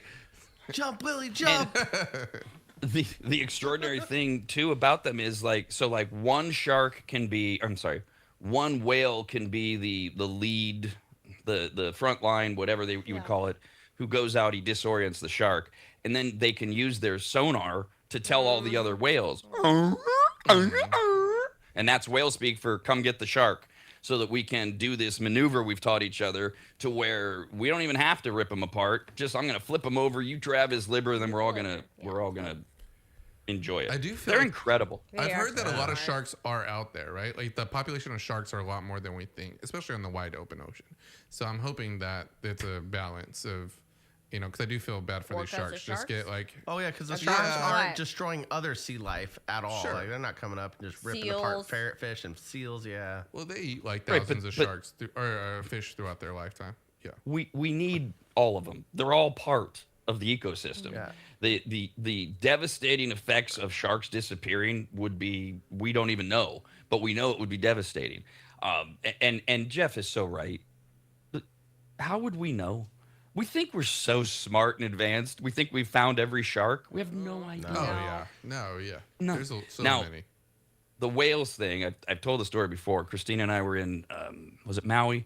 We did it was Maui. We did the helicopter ride, and it was a VIP thing through a friend, and she set us up so we had the chopper to ourselves, open doors, and it was like 2 hours. But we got at one point we were over the ocean, and you could see 3 orcas, killer whales, that were breaching, and the pilot, who had already gotten used to us because we're like, we don't care, get as reckless as you want. He went down and he turned the helicopter sideways to where, and flew in a circle for 3 times, and then he turned it the other way so that for the first 3 times, Christina was face to face, and then I was face to face watching these orcas. I mean, we were 20 feet off the. There's no way this is what should have happened. Yeah, I mean, this is like that's totally special treatment. But to be there, and the whales couldn't care less about a helicopter circling over them. They're like, what are you doing? It's like a fly. And they're circling around. They're breaching. It was just, oh my God, just to see it. was so extraordinary. Yes, you're amped up too by being in a helicopter that's on its side, which I don't even know how that's possible. Dizzy. Have Right. some Dramamine. I'd probably saw- throw up and feed the orca some barf. I saw a sperm well that breached in out in Australia. That was like probably a pretty cool thing. He didn't even get that high. He only got like halfway out of the water. man. How And it many was so- feet? How many feet? I don't even think his full body got out of the water, Oh, but like so half that of his body sling. got out of the water. That was still enough to be, Which is still a incredibly lot of impressive. whale. Oh yeah. Half of a whale body is a lot. That On a- Mako on a- went Yeah. the Mako went 8 feet. The I was shark. on a fishing boat. We had 7 whales around us. I was outside of San Francisco. That we go link cod fishing out there. I don't even know what kind of whales they were, but there was a pot of 7. We were told by the boat, the captain.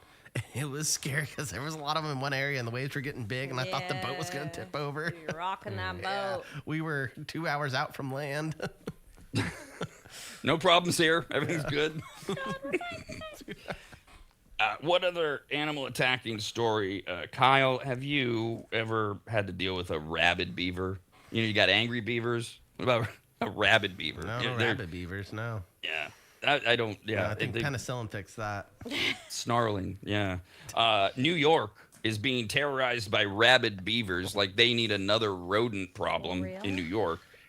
Rabid beavers are rare, and they aren't typically a major carrier of rabies, which leads me to say, then why are they called rabid? I thought that was the point. Yeah. Root word. Rabies, rabid. That's what I thought. I'd probably still get a Now- rabies shot if I was bit by one. I didn't care enough to look into it, so I don't know. But they're rabid, which I guess means they're like mad dogs, only they're Okay, beavers. so they're on one right now. They're displaced. Gotcha. It's probably the moon energy. It's a full moon. Probably.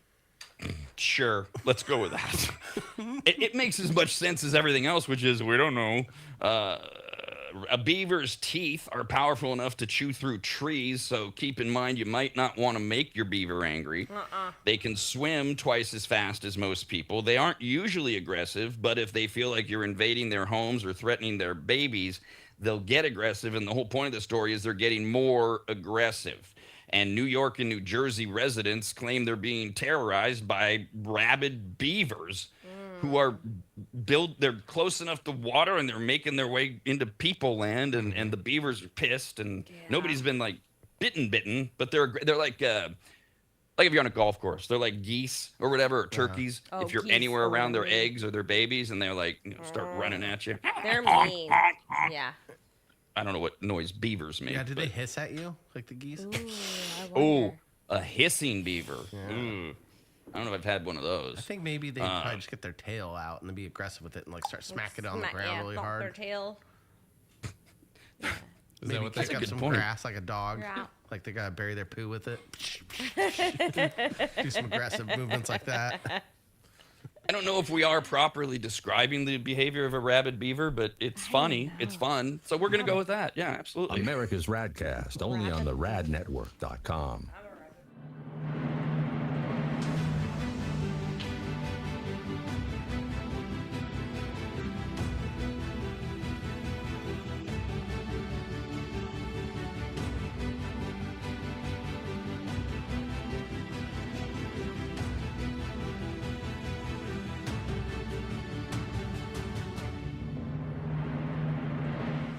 Longtime maggots will remember Greg from MAP, M-A-P, as in Maximum Athletic Performance, which guides you to better output through better ingredients, also known as nutrition. Greg has been on the RAD show many times and will be again, as he simplifies nutrition and helps us all understand what actually works when it comes to fueling our bodies, almost all of which can be found at maptrition.com. Every product is formulated with clinical precision and backed by science and purpose, and maptrition.com has something for every fitness level, even those of us who barely have a fitness level. With nearly 20 years as a nutritionist and a specialization in sports nutrition, Greg works with athletes and everyday individuals to optimize performance, energy, and overall health through smarter fueling strategies, all of which starts at maptrition.com. At the very least, we should all be taking daily multivitamins, and Greg has his formulated for exactly what a man or woman's body needs. Protein is in, but maybe instead of getting yours from mac and cheese with extra protein, you get it from maptrition.com. And of course, all things workout, training, and exercise are available as well. From pre-workout to creatine and other muscle builders to recovery supplements and more, all at maptrition.com. From morning breakfast essentials to post-workout recovery and everything in between, maptrition.com's full range of supplements, proteins, and wellness products are built to power your journey from start to finish. Check out all the products and find what's right for you and order it shipped to you all at maptrition.com. That's maptrition.com.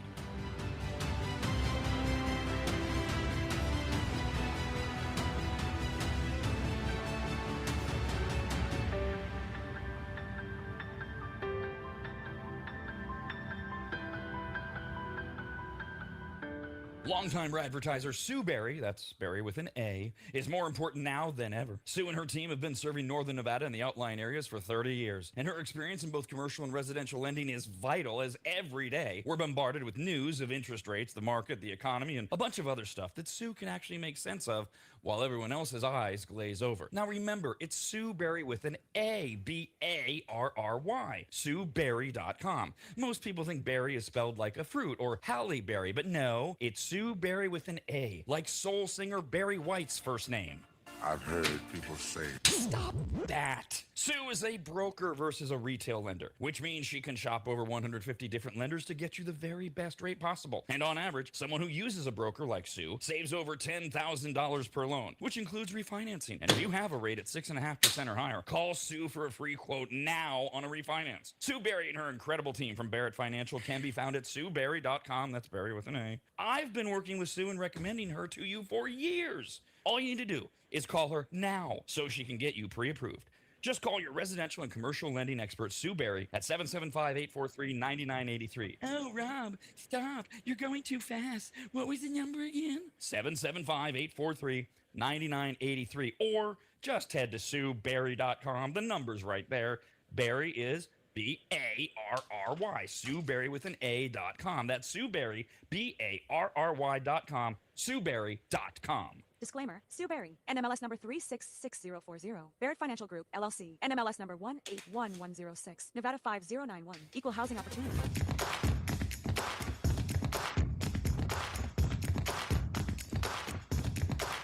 Why is it called America's RAD Cast when RAD doesn't stand for anything? Because that's why. Call the show at 888-587-5355.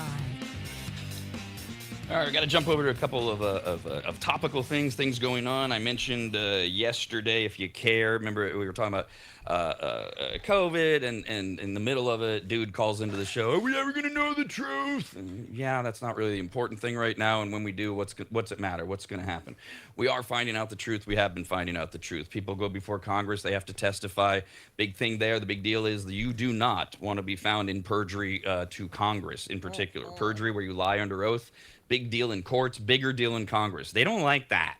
They really go after you if you lie to Congress. So if you pay attention to these things, that's where you get your truth that caller wanted. Like months ago when Dr. Fauci and others under oath said, yeah, we made up the 6-foot thing. Others, yeah, the mask thing, we knew it didn't work unless it was an N95. It's all out there. They're saying it. People don't want to hear it or investigate it. It's not reported as mass news. And the reason I brought it up yesterday is Dr. Fauci had his diaries subpoenaed by Congress, and people have been reading through them and finding out more and more of this. There's a lot out there if you can. And that's why I put it, if you care, look into it. Because a lot of you have moved on, you don't care, but it is all endless proof of what we thought at the time. There are a lot of CNN reporters are being publicly implicated, not indicted or anything, publicly implicated because the diaries are leading very quickly to how many reporters, a lot of them at CNN, but others, would nuzzle up to Fauci and would call him and talk to him about how right he was and how wrong everybody else was. And there was this massive agreement about what would and wouldn't be reported. None of this should surprise anyone, by the way. If you were there and you have a brain, if your reaction is, oh my God, I can't believe it, so you weren't there. Because a lot of us were saying as it was happening, I can't believe this, but I know it's happening. Today was the day that I was alerting you to. Fauci under subpoena this morning. It's just wrapped up. A Senate investigation where Republicans were saying, hey, we're going to find out the truth, we hope, and it could lead to criminal charges. Here's how this works. Almost 1,200 pages of diary entries that Fauci kept have been released to Congress, and they're pouring through. Many of them are available to the public. I don't even know if all of them might be at this point. In the diary, Fauci described President Trump as out of control, a true embarrassment, and an idiot, as he worried that the pandemic would hurt his chances for re-election in 2020. This is that Fauci mindset where Trump is not following my lead enough anymore, and it's all over politics. The ironic thing about that, this is me personally talking here, he's right. And Trump screwed everything up by even following Fauci in the beginning. That was the real problem. I've said from the beginning, Trump had all these nuts until Fauci came along, and then Trump went, okay, we'll do what he says. Until Trump woke up months later, and by then it was too late. We'd shut down schools and all these other things. Former President Joe Biden did preemptively pardon Fauci to shield him from criminal investigation. But if Fauci lies under oath, that's different. So, in a very predictable moment, Fauci went before Congress for 90 minutes today and invoked his Fifth Amendment rights 111 times.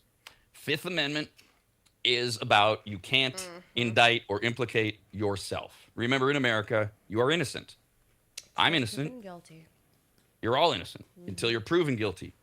So we put into our little Bill of Rights this thing that says if somebody can't prove it, it's not on me to say, yeah, you're right. You can't figure out how I did it, but you're right. I did it. You have a Fifth Amendment right. When it comes to testifying before Congress, they evoke it because they don't want to get caught lying. They know. I mean, Fauci's 85. That's life in prison, federal prison. What? So it's life for 3 years, whatever.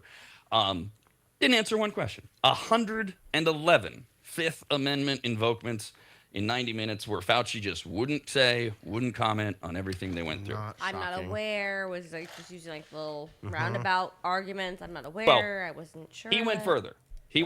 That is step one. That's we call that the Reagan defense. You go back to Iran-Contra. Well, I don't remember.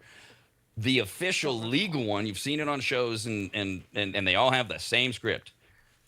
Senator, under the advice of my attorney, I am choosing to implement or use or whatever my Fifth Amendment rights and not answer the question.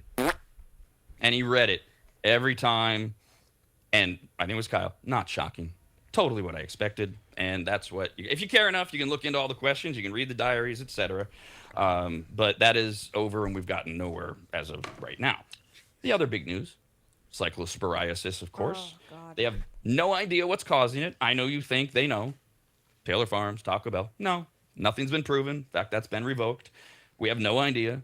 And people are freaking out. It's not surprising to me. It's still frustrating. And now fresh herbs are being investigated as a possible source. So we've gone from Taylor Farms lettuce, had a positive, false positive. Mexico says we've never had a positive on our tests with Taylor Farms. There's no proof it's lettuce at all, other than somebody shows up and says, I had lettuce and now I can't stop diarrhea-ing. That's not proof. Yeah. Now they're looking at fresh herbs officially, or specifically parsley and cilantro, who are, and here's the trick, showing up, parsley and cilantro, showing up repeatedly in interviews with patients who had fallen ill. This is what I was talking about. It's out there in the narrative. We've all been trained. Parsley, cilantro, produce, lettuce, tomatoes, bad. You get sick to the point where you're being interviewed by investigators. Your mind is predisposed to thinking of those. Plus, the interviewers might lead you rather than, can you tell me every meal you've had in the last 48 hours? They might ask, have you had any lettuce, cilantro, tomatoes? Oh, yeah, okay. Next. They don't look at everything else in that hypothetical or whatever. Yeah, so they're now, we're looking at no tests. Nothing's confirmed. They're just looking at parsley and cilantro because a few people showed up. 461 people in North Carolina are under investigation. Do they have it? Don't they? And the overwhelming majority of them said, I had cilantro and parsley. Of course. That's the basis for that. Nothing else. So now people will stop eating that in North Carolina. Michigan health officials say we're up to 9,200 cases there. The total increase, that's confirmed. And then when you add in the unconfirmed, just in Michigan, we're at 12,000. Nationwide, we're at about 20,000. That's a huge increase from yesterday. And again, as we were talking about, that's not even close to the number. Numbers 5, 10, 20 times that for all the people that aren't reporting or anything. Former CDC director Robert Redfield finally had some balls. I mean, is a person who finally had some balls. It wasn't an attack on Redfield, who went on CNN yesterday and said when it comes to the sources of the outbreak, he agrees with Scott Gottlieb, the former commissioner of the FDA. Not one source has been identified, and we're scrambling. Now, he's not in the government anymore, but he was. And he's saying they have no idea. We're scrambling. Nothing has been identified. Do you think that this is something that we should know, though? Like, this is something that's bothering me. Like, I'm okay with, like, them not knowing at this point, right? But I feel like, I mean, that people don't understand, like, what's causing it. But, I mean, is there things in place? Like, I've always been used to having the CDC and, like, all these things in place that will give us, like, more accurate information or a little bit on point when it comes to being ahead of this as possible. Maybe they don't know how to solve it, but can they give us more information? Because right now, I feel it's the worst, and I've been pretty much took it out of my head. Right, I'm eating everything I normally eat. I'm eating cilantro at the street taco places. Like I'm not, and I haven't had any issues. Now, not saying that I would, or not saying I won't tomorrow. You said you had issues yesterday. You said you weren't getting cilantro. I did today or yesterday. So. Oh, right, okay. Gotcha. I don't know. What I heard was you had a few days of cilantro paranoia and you had started to get over it. That was last right. night. Okay, gotcha. Either way. Okay. But wait, I didn't hear that you thought you had symptoms. No symptoms, zero symptoms. Right. So like that's the thing. It's like I'm a little annoyed because I do want to avoid it. Right. I really do. Like I want to avoid Chipotle or I want to avoid Taco Bell if that's the case. But right now we're getting such bad information. If not, that's the thing. Yeah, people making up stuff. And it's. Do you think that this is usually something we should have in order? From growing up, I feel like this is something that we usually do know what the cause is. And right now, it's like everyone just throwing out. Yeah, right. Do you have a compromised immune system? No. Well, we can get to that, but to Jeff's question, social media and just the state of how we all live now is the difference between when we were young or younger. Or not as obsessed with give me all the information right now. A lot of times you found out after the fact. We didn't even know sometimes there were 20,000 people because it wasn't rapid fire. Recalls aren't new. These recalls happen every day. So I mean, like this is a common thing. We just usually know what is causing the problem. We recall it, and hopefully we get it out of what the population or whatever it's causing it. But right now, the information on this this has been appalling. Yeah, it might be the same. I agree. The leaks are one thing. The official statements, the center point right now for me of the Jeff level of frustration continues to be a week ago Friday when the CDC and FDA publicly announced they had a positive test on Taylor Farms lettuce. That moment is what triggered Taco Bell sales plummeting. Taylor Farms voluntarily recalling. They did it on their own. Oh my God, we have to get ahead of this for PR purposes. 27 million pounds of lettuce or something, all destroyed. 2 days later, oops, false positive. So how does cyclosporine? That hold on. That never should have been said. None of that should have been said publicly. But it was. That's the one, Jeff, that drives me goddamn nuts. Right. As so I that said threw us yesterday. off from the get-go. And now what is it? Is it green bell peppers? What is it now, right? Can we do just like a few more tests? So we've got your frustration as consumers, as Americans.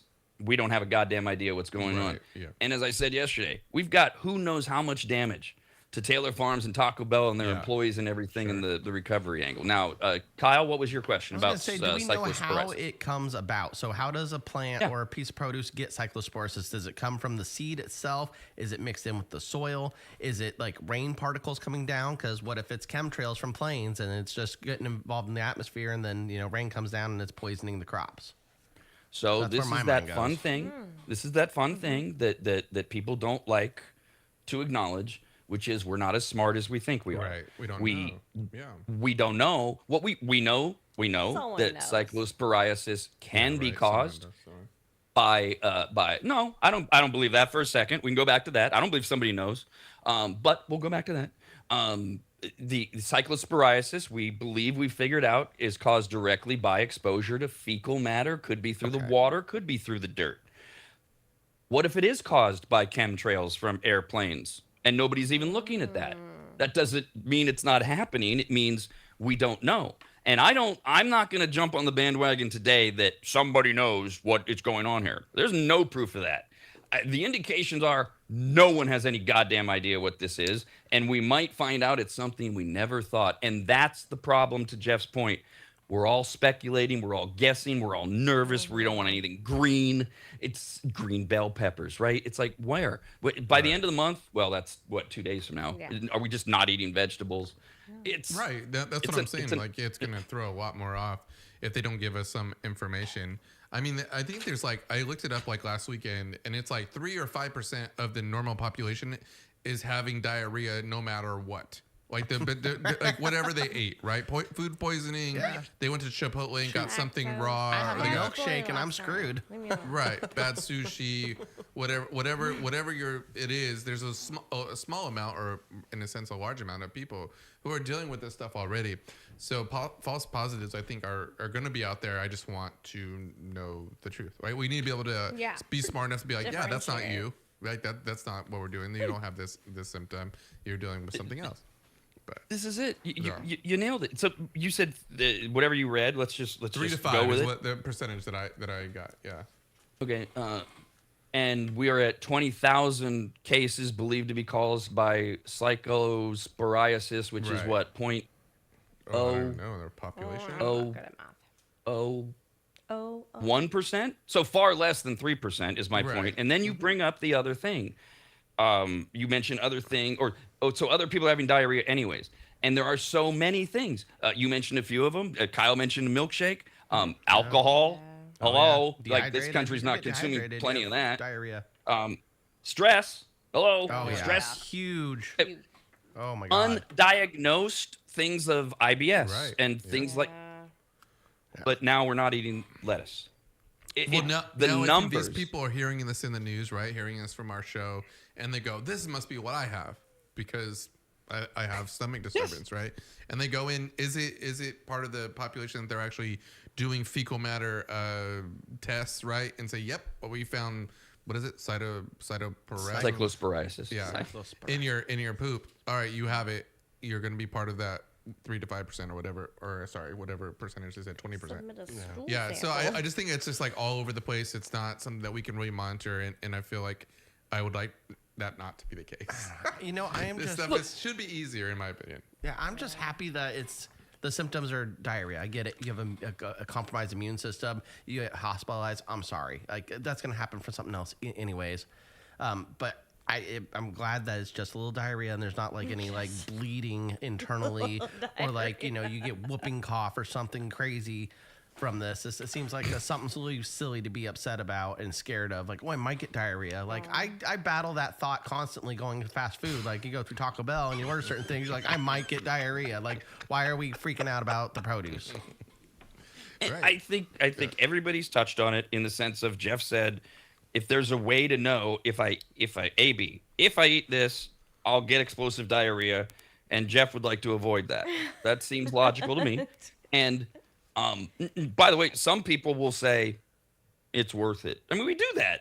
Some of us know I can't eat this. Yeah. We still eat it. Cheesecake And we take milkshakes. Oh, see, I don't. and now and Kyle also. If you are, this is where it's really frustrating. If you are immune compromised, digestive issues, etc., you really want to know what the cause is because you're already being careful. Yeah. And you are going to wind up in the hospital. And that sucks because you got dealt a bad hand with your system, and we should be able to tell you, avoid this. We've given you a whole list. You're doing great. And they're like, I didn't know I couldn't eat lettuce. Well, you can, but now they think that. And that's part of the ongoing effects of people just not knowing and guessing and being paranoid. And Kyle brings it up. If you're none of those things, it's just diarrhea, kids. Yeah. Zero deaths. Zero. Yeah. I'm not saying it's pleasant, but it's just awful. It's awful diarrhea. Sorry, but that's it. Right. It's not life threatening, which is a big deal, right? It's a big barrier. So I think that matters. I mean, if you're what we heard some stories about like people on the toilet for like 2 weeks or something like that, that'd be pretty horrible. Which is awful. But, Yeah, if you don't And the only Yeah, way, it's like a stomach bug of some sort. Yeah.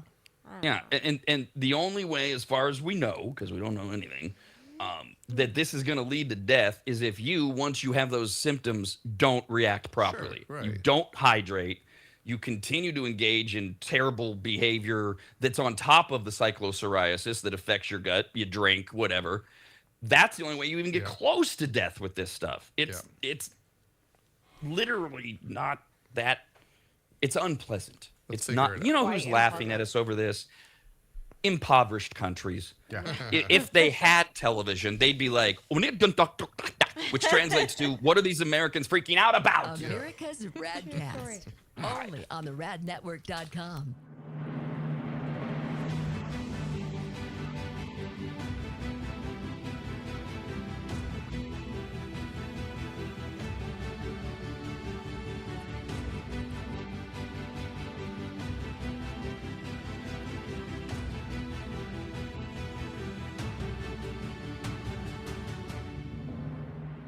Longtime maggots will remember Greg from MAP, M-A-P, as in Maximum Athletic Performance, which guides you to better output through better ingredients, also known as nutrition. Greg has been on the RAD show many times and will be again, as he simplifies nutrition and helps us all understand what actually works when it comes to fueling our bodies, almost all of which can be found at maptrition.com. Every product is formulated with clinical precision and backed by science and purpose, and maptrition.com has something for every fitness level, even those of us who barely have a fitness level. With nearly 20 years as a nutritionist and a specialization in sports nutrition, Greg works with athletes and everyday individuals to optimize performance, energy, and overall health through smarter fueling strategies, all of which starts at maptrition.com. At the very least, we should all be taking daily multivitamins, and Greg has his formulated for exactly what a man or woman's body needs. Protein is in, but maybe instead of getting yours from mac and cheese with extra protein, you get it from maptrition.com. And of course, all things workout, training, and exercise are available as well. From pre-workout to creatine and other muscle builders to recovery supplements and more, all at maptrition.com. From morning breakfast essentials to post-workout recovery and everything in between, maptrition.com's full range of supplements, proteins, and wellness products are built to power your journey from start to finish. Check out all the products and find what's right for you and order it shipped to you all at maptrition.com. That's maptrition.com.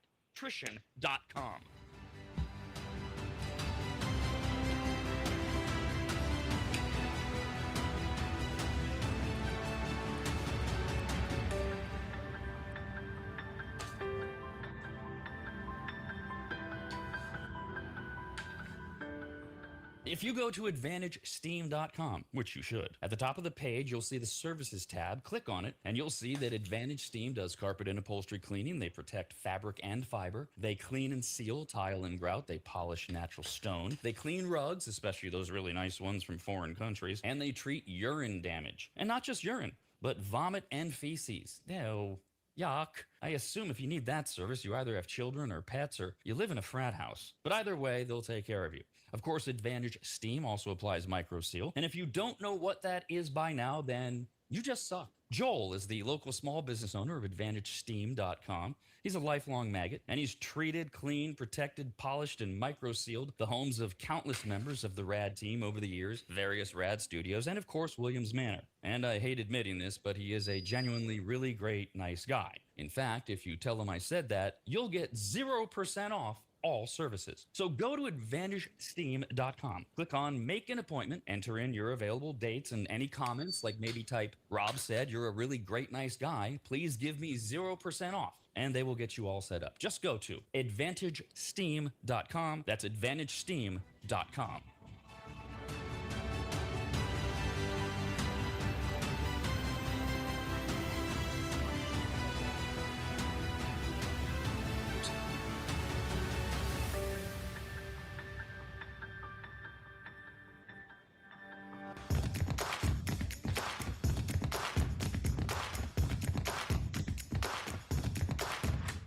Don't worry about the world coming to an end today. It's already tomorrow in Australia.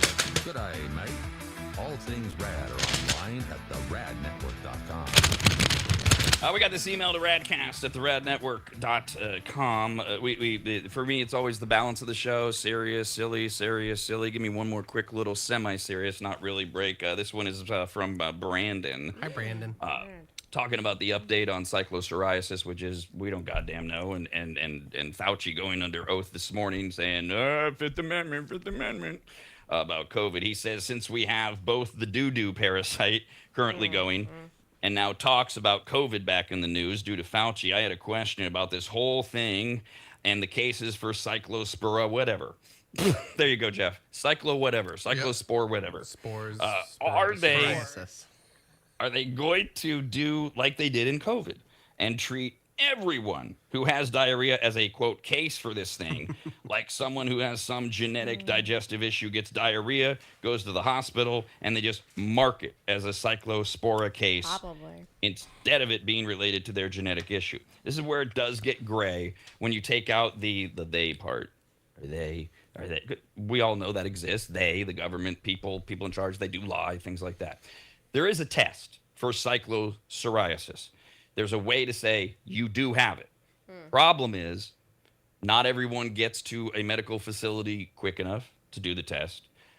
Not everybody even shows up and has the test. And then and then it takes the tests are like 3 days delayed. That's why every day I'm telling you there's 12,000 confirmed cases today, 20,000 believed, because we're waiting for the 8,000 results. So they've already shifted a little bit, Brandon, into what you're saying. In North Carolina, the story I was talking about, the idea that parsley and cilantro are the culprit is based 100% on interviews with people. And we don't know what they're asking. Are they asking about genetic things? Are they asking about, wait a minute, Kyle, you say you get diarrhea from milkshakes. Did you have a milkshake today with your oh yeah, I did. Okay, well, we'll just cross that off. Yeah. I don't know. I don't know. I know that, as Jeff was saying, more and more of us get more frustrated because right now everybody's just scared and being ninnies and doing what America does in the 21st century. It's appalling. The few people that are left from World War II are like, I can't believe I saved this country. But right now we're doing that. We're just in that whole, oh, I'm scared. But more and more will get to where Jeff and I've been from the beginning, which is, are you going to tell us? And then the more mad we get, the more they, whoever they are, have to give you an answer. Yeah. And so I want you guys see Outbreak? Where they come in those like suits, right? And they come into your farm and they just start ripping stuff up and they start testing it. That's what we need to start doing. I mean, I'm sure we're doing it already. No. That's destructive. Destructive? Yeah, I don't like the idea of ripping up people's farms, but they're not their whole farms, like a few things, like a few options to test it. Yeah, exactly. Okay, that's different. Yeah, or in the produce side, I want action to know answers, not just stories. Yeah. But you also want reasonable action, and of course, as opposed to what you're going to get, and it's not just from this administration, but you're going to get a show. It's going to be, if they do that, it's going to be like that's what's fresh. Ice agents storming in. And it's like, great. Did you get any lettuce or you just get some immigrants? What are we doing here? I want to make sure that people are suited, that are able to do the job. I don't want Kyle to go there and be like, pull up a thing of cilantro, wipe it on his butt, and be like, no, I'm good. I'm still good. I'm like, no, I want real tests.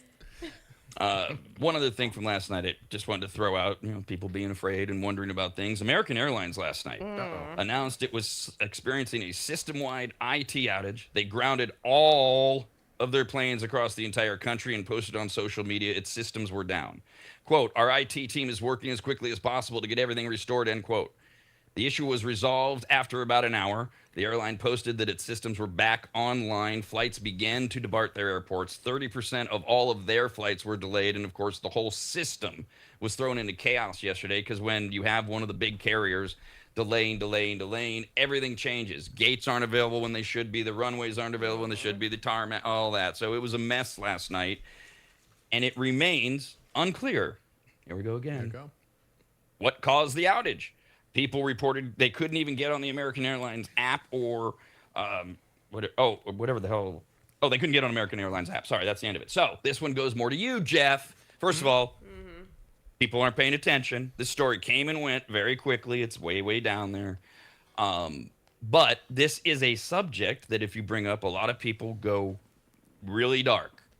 What is this? Is this China attacking us? Is this a cyber attack? How do they not know? These are airplanes. They're in the sky. How do I you? I can give you a good tech answer guy. on this one. And I've done no research based off this story because I didn't really know much about this story beforehand. But I've dealt with airlines. I've worked with a few, or I want to say that I've tried to work for a few. Like I've been in contract with a couple of big airlines when it comes to data reporting and software that they need to build. And I want to say that for some reason, this is a very bizarre thing to me. These airlines do not take the most important thing to them as serious as they should, which is their software, their data. I mean, like airline is one of the more obstacle-based softwares, right? Not only do you have every single day hundreds of thousands of people moving from city to city, but you also have all these airports that are entering data, changing data, stuff like that in real time. So it takes a very advanced software for it to change everything appropriately throughout the whole system. And that's what baffles me is a lot of these places, I mean, obviously we know these are billion-dollar companies, these airlines, right? And changing this or a full overhaul of their software, their hardware isn't that big to them. They just aren't doing it. No one that I know is doing it. So they're not taking it very seriously when it comes to like, I mean, again, like it's incredibly embarrassing to be like, oh, 1 million people couldn't, I mean, 1 million's a big, but let's just say 1,000 people couldn't get on their flights because of a software mistake. Yeah. We couldn't change this, we couldn't change that. Or our flights got delayed and they didn't get like updated appropriately. You think? No. Sorry, I was going to say, you think it's kind of similar like the electric grid? Like maybe there's just parts of it that are old and weak, like their hardware isn't up to date, Not and it's just really. a big overhaul if they want to get everything up to date again. And now they're having these little glitches, and they have to land everybody, and their app doesn't work. A little bit. I mean, updating old software is a lot like that. They go, what do we have to change that we've been using for 20 years or so, right? Yeah. What hardware do we have to change? And then the biggest thing always is how do we train our employees to use it? That's the most cost effective in real time thing that people I think try to avoid. And they need to. They need these things. Same thing with the DMV. Like DMV's trying to step up. I've seen them try to make moves to like make it more automated and more all digital based. But airlines have just not gone on it, and it's frustrating because other countries' airlines are better, and other airports are better, and like all this, they're just taking it more seriously. Couple things. First of all, American Airlines flies 12, actually more than, I'm rounding off here, 12,000 flights a day in the United States of America. If you take an average number per plane, because you got the smallers and the biggers of 150 passengers per day, well, last night, that would be 1.8 million people. That's crazy. Who were affected by this. Because every passenger's affected. The entire airline grounded, for God's sakes. Right. So it is millions. But it does sound to me, you're not worried about this. You don't think it's a cyber or anything. This is the companies being lame. Well, also, it happens too much. Right? It happens too common. Often. I mean, it should be once every 5 years, not 3 times a year. So that's what I'm saying. Like, I mean, it is a complicated system, but it's not in a sense. I mean, it should work. There's some advanced systems that deal with high inventory, and that's what airlines are. They're just high inventory. A lot of how people pay for their tickets is online. How they change their tickets when they're in the airport and to when they actually get to their destination. And so, if anything that goes down, it's catastrophic to the whole airline. So that's what I'm. It baffles me that they don't have things in place. There's incredibly small businesses that have these backups and these redundancies in place that make sense. And these airlines almost like want it to happen. I mean, I don't think they want it to happen, but that's what it says to me. When you don't do these things, you're like, it's okay. It's like driving with the check engine light on. Like, keep going, ignoring you're it. taking a risk. What do you think is going to happen? Yeah. Great analogy. This is so typical, again, American culture. We see these things coming, and we don't do anything about it until it happens.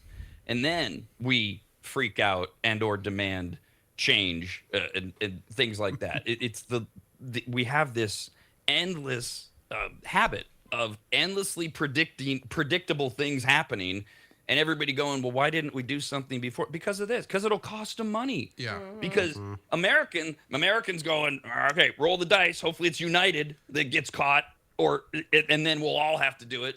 But we ain't doing it till that happens. I feel like the way that software on a big scale is bidded on, so like how we bid on contracts for companies for Southwest, American Airlines, or for the government, city municipals have a lot of contracts that you can bid on time to time. They always pick the worst.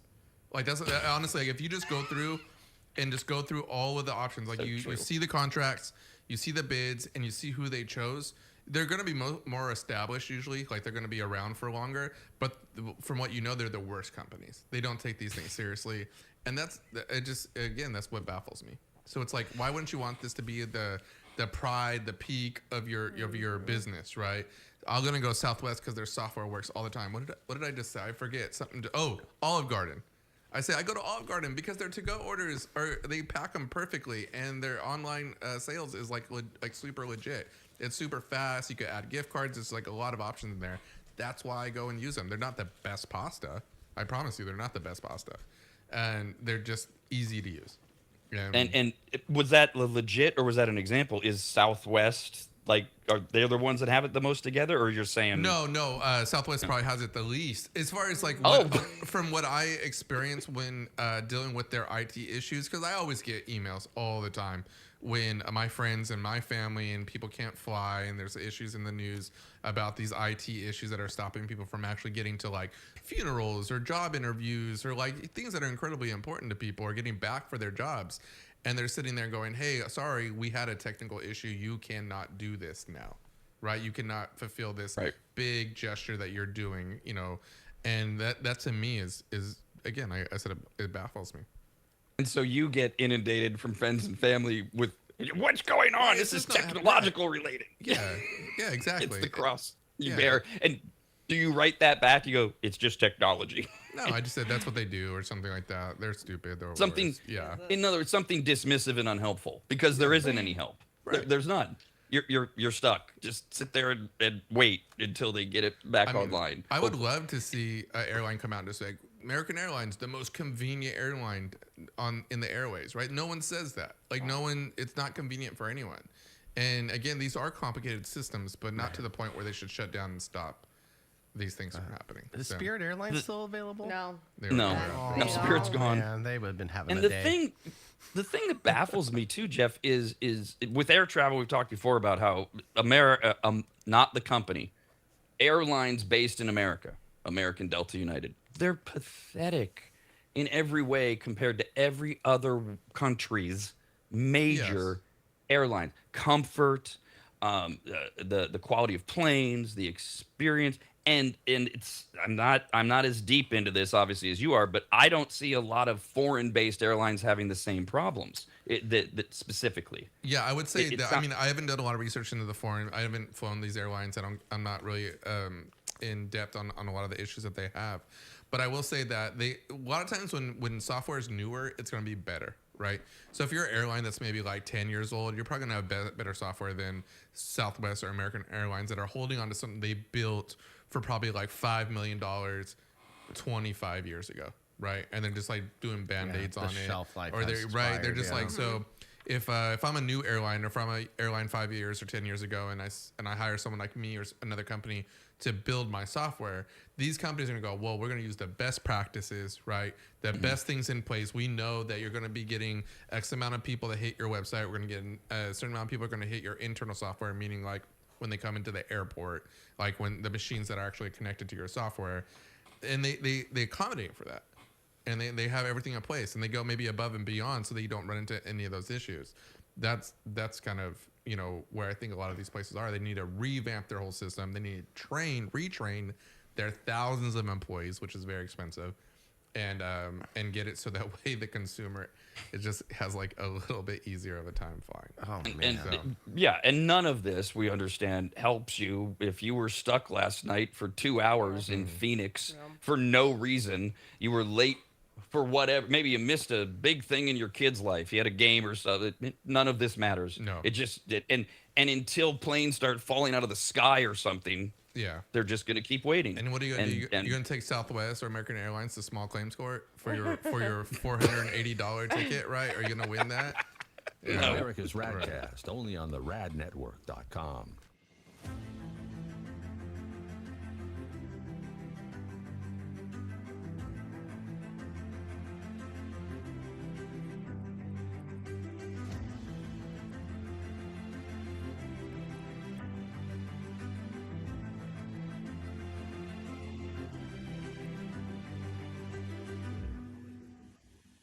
Longtime maggots will remember Greg from MAP.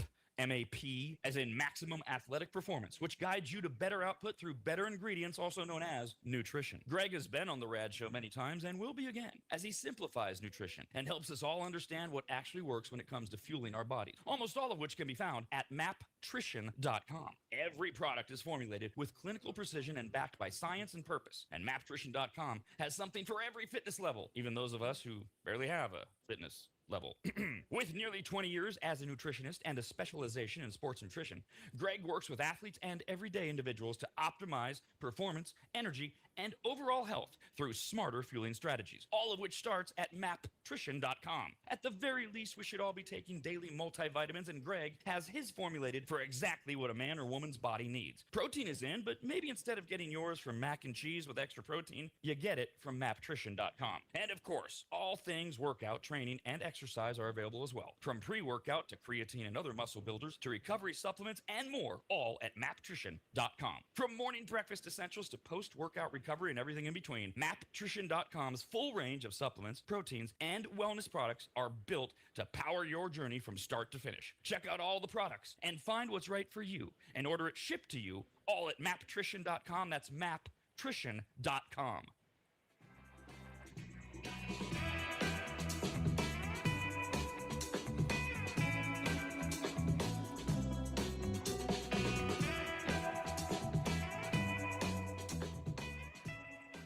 Longtime advertiser Sue Berry, that's Berry with an A, is more important now than ever. Sue and her team have been serving Northern Nevada and the outlying areas for 30 years, and her experience in both commercial and residential lending is vital, as every day we're bombarded with news of interest rates, the market, the economy, and a bunch of other stuff that Sue can actually make sense of while everyone else's eyes glaze over. Now remember, it's Sue Berry with an A, B-A-R-R-Y, SueBerry.com. Most people think berry is spelled like a fruit or Halle Berry, but no, it's Sue Berry with an A, like soul singer Barry White's first name. I've heard people say.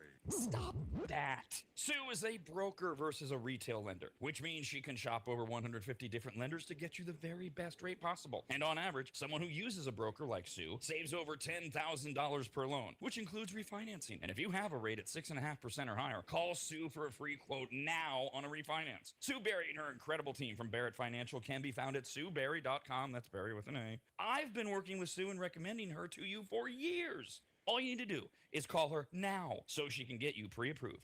Just call your residential and commercial lending expert, Sue Berry, at 775-843-9983. Oh, Rob, stop. You're going too fast. What was the number again? 775-843-9983. Or just head to SueBerry.com. The number's right there. Berry is B-A-R-R-Y. Sue Berry with an A.com. That's Sue Berry, B-A-R-R-Y.com. SueBerry.com.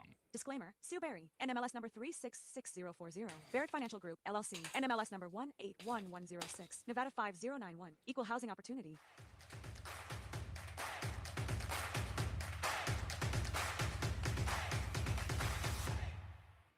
And now another RADcast fun fact. Pigeon poop will burn your retina for 13 hours. You will only confirm this the hard way. Do you know something stupid and worthless like that? Email us, radcast@theradnetwork.com. Every day is a day. It's Wednesday, July 29th. Today is International Tiger Day, so celebrate your favorite tiger. We mentioned on Monday that you get 2 chicken-related days this week. In July, on Monday, it was Chicken Finger Day. Today is National Chicken Wing Day. Yes. All right. Look for some deals. Buffalo Wild Wings today. You get a free order of bone-in or boneless wings with a food purchase of $15 or more. Spend $15, get a free order of bone-in or boneless wings at B-Dubs. Nice. Or go to 7-Eleven and get 10 wings delivered for $8 if you use the app, the delivery app. I didn't know they had a delivery app. Oh, I didn't know. Probably through like DoorDash or something, right? Probably. Yeah. Yeah, And I would think. Mine's really close to my But house. they, I have a 7-Eleven sorry, app. just to clarify, this is their 7 Now app. You have to go through their app. Specific app. Okay. Yeah. For And delivery. I think now, Jeff, you're going to know more about this. My understanding is a lot of these places will use their app for delivery, but they partner then with like a DoorDash. But you have to can order do that. through their app. You can't get it through DoorDash, and that's how they're making it all work. So DoorDash has what we call API. API like will automatically connect your software, your website, or your app to the third party, which would be DoorDash, and then you can send all the things, and it's actually not very complicated. You send like the menu items, which is like 10 options, and then address, price, stuff like that. Get sent to them. Money goes through them usually. DoorDash. Delivery deals. Yeah, it depends on certain things. But Wow. What I've heard a lot is happening is like the people will hear a stupid show like ours that says you can get whatever these what do you get? You can get a free wings delivered from 7-Eleven. They'll go to DoorDash, they don't see it, and then they'll type out a message to DoorDash. I heard you, and then DoorDash has to have customer service go back and message you and go, you have to go through the 7-Eleven app to get. yeah, if they respond at all. Yeah, there are new delivery companies out there. It's I always tell people it's one of the most popular thing that's going right now. If you want to start a new small business, get like 3 drivers, get them to drive around every day, right? Have us out. You got the apps are there to like track everything, so people can still see like, okay, he's like a mile or 2 away. But then these companies like ours, if I wanted to deliver something, I could hire them to go and then deliver whatever product we're selling, right? If we were, so 7-Eleven could do that. A lot of other, I think, again, not to throw them out there too much, but I think Olive Garden does the same thing. They have their own website that, Olive Garden. I know, right?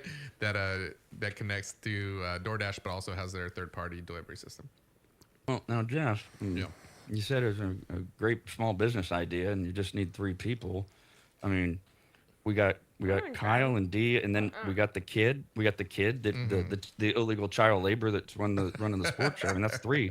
That's 3. I mean, why don't we? I don't know. Yeah, rad delivery. You don't have to just put a livery. Do we get company cars and credit cards for Shut up! gas? I'm not talking to you, Jeff. Oh, Yeah, right. Well, I was gonna say a lot of Big our drivers conversation. wouldn't be able to like drink coffee and drive at the same time. That'd be one Oh. thing. No, it's parking where the Yeah, issue sorry. is. Parking. Parking is part of driving, but hate we'll hate driving. we could talk about that later. But yeah, no, Also- I do agree. Like if you have a small little group of people and you could build a little software thing, that's all out there. There's like little things you could buy already. You don't have to build the software. You have to connect all of them. Hey, Kyle will be available from 8 to noon to be able to deliver, and he'll just get alerts on his phone, just like DoorDash. And the bonus Go to my for us, doorstep. you just touched on it for us, Jeff, is that we have a very minor celebrity aspect to this, where you can we'll make most of them. It's a mystery who's going to deliver, but there's a customizable option for a fee where you can have Kyle or Dee or the Stranger child danger. labor victim do the delivery, and we can add that all in as well. Did you say stranger danger? Yeah, I did delivery at my job. Like when I first started there, I started as a host and a cashier, and I did deliveries to a couple. Like if we were pretty really good at this. busy, and I would go to, they would like, come on in my house, like put the pizza down Yeah. right here, and I'm like, this is the Dateline episode No, waiting no, to no, happen. it's a good time. It's easy. That's good it. You just time. don't. You just don't. And look, You don't have to say Right. yes. I'll get you some mace. You'll be fine. God. Yeah, I'm good. I have 7 years delivery experience, and I loved it when I got invited into the houses. Usually there's a pool party in the backyard or a barbecue, course. or they want you to smoke weed or take shots with them. I've heard this from people who will invite delivery Yes. people into their house. I've never done it. Yeah. I mean, it just doesn't seem necessary I to went me. to a few parties after But my I've- shift because of it. Oh, I've heard my people that are God. super nice. Yeah. They're just like, dangerous. hey, you guys, you want It something was to drink? Want something to ladies eat? in a Want something- hot tub. It wasn't dangerous. I poked Okay. it out. I'm like, damn, Okay, they're well, hot. I'm Yeah, I'm talking coming about- back. Yeah. Being a female, 105 pounds. Yeah, that's like- different. If they come up and it's like that scene out of Dodgeball where he's like, get in there nice and deep, like, yeah, go put the pizza in the kitchen over there. That'd yeah. be sketch. Also, Changer Danger is for children. Right. I am Yeah. a child. But Okay. you recognize Mentally. they're strangers. Well, yeah. Yes. But So there's you should know danger not with to- strangers. Yeah. So you should not And go into their house. I'm going to speak for my managerial partner here. D, we don't want you ever accepting that, and we're going to put safeguards in place. Okay. Can't really control Kyle. You know, he's going to do what he He's gonna does. go party. Well, that's fine. Anecdotally, because we don't have statistics on this, but one of the big things, you bring a DoorDash and people inviting in. The other thing, too, are these Uber hookups that are left and right. Drivers hooking up with passengers and vice versa. You wind up in a car and one of you, this is like, again, anecdotally becoming more and more common or popular. So something else to throw out there with maybe. Human instinct. I think that, I wouldn't assume that was happening. I think there's probably It happens. That's what I'm saying. I assume that it's Well, happening. I know it happens. Yeah. I'm just saying it's happening at these high rates. It's being reported. It's not illegal. It's not dangerous. Right. It's just a sociological thing that's I going had an on. Uber driver ask if I want to take a nap in the car. He would just drive me around. I'm like, no, thank you. I just That want to was go creepy. home. That is creepy That's as what I'm hell. saying. What? I look for every exit. I look for every window I can break. I'm always looking at my exit strategy.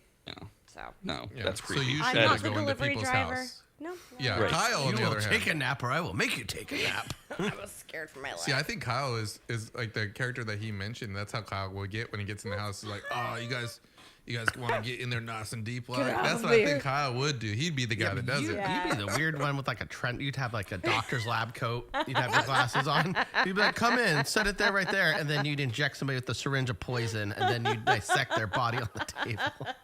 Oh my God. Jesus. Couple of other I would not chicken go wing into people's houses. deals. Round Table Pizza has wings. You can get 12 boneless or bone-in wings for $9.99 if you use a promo code on their app. Oh, too much work. And TGI Fridays, if you can find one, is offering wing by 6 bone-in, 8 boneless wings, and your sauce. Your selection of sauce, fries, and a side dipping for $8.99. But again, you have to know where Fridays is. There you go. Speaking of wings, overwhelmingly, ranch dressing is the most popular dipping sauce for chicken wings.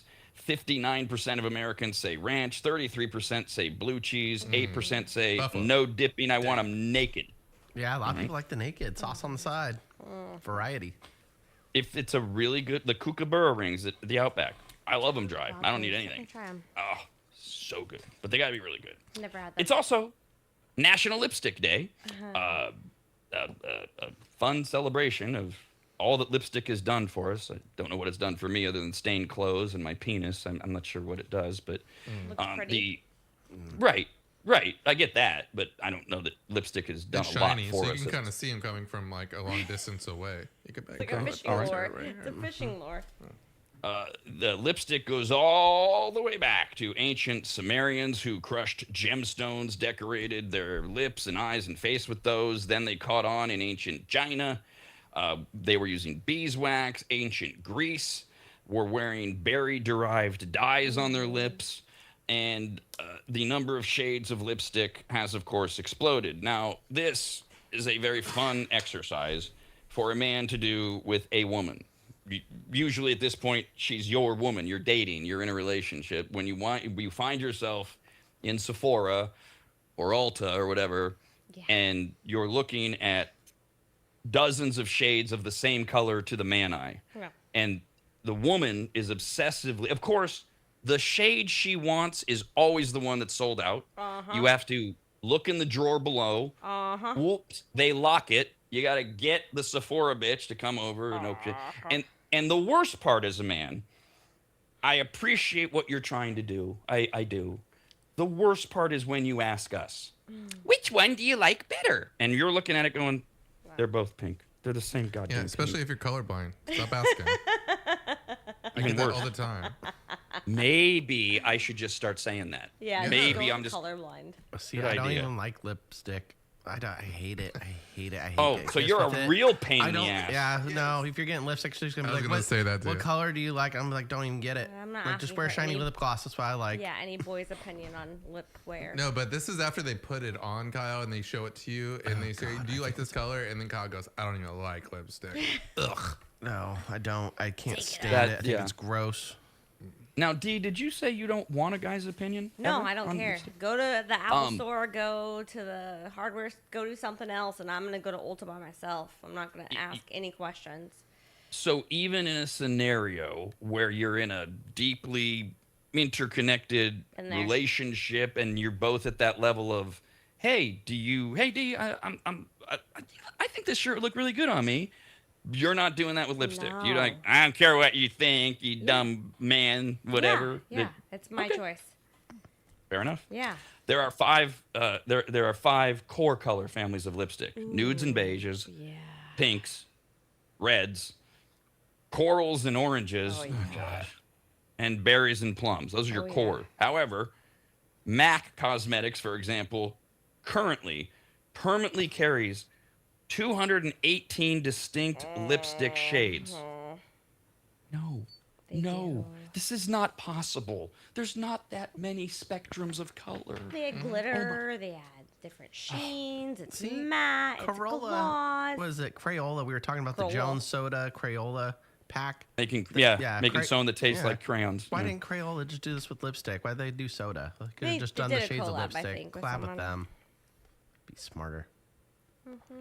You mean Jones, not Crayola? No, you do mean Crayola. Should have Mac not teamed up combo. with Jones. They should have teamed up with Mac or Ulta or something and have the Crayola lipstick line because they got all the color shades. I'm just looking at. Yeah. I don't think. I mean, this is just me, like as a executive at Mac or whatever, right? They're like Crayola's like calling us, or they want to do like Crayola lipsticks. I'm like, I don't think so. It's a vibe. We're Mac. We already have 218 colors. Yeah. What do we? I don't know.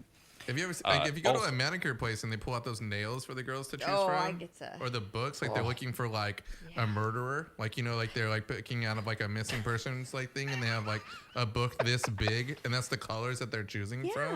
That's ridiculous. There should be options. Yeah, that's where, as a man, you turn and walk out, and then you'll send her a text, "Hey, baby, back in 30 or whatever." Right. Yeah. I don't know. I can't even breathe in a nail salon. Ugh. Yeah, you have issues. You're right, but you also have a childhood thing with that, right? From the smell. Mm-hmm. It was on a piece of toast one time. What? And I put it in my mouth, nail polish remover. He also has breathing issues too. Why was it on the toast? It got spilled on the toast at my grandma's house. There was a nail polish remover next to toast I was having for breakfast, and somehow it got knocked over, and I didn't know it was on the toast. But I ate a piece and it had nail polish remover on it, and it was disgusting. And now every time I smell it, I have that taste in the back of my mouth. Did you knock it over? Mm-mm. So Grandma was trying to knock you out. I think it got knocked over. And I think Grandma said, "Oh, he won't notice." And yeah, he might sleep for a little bit and be a little more quiet. It was disgusting.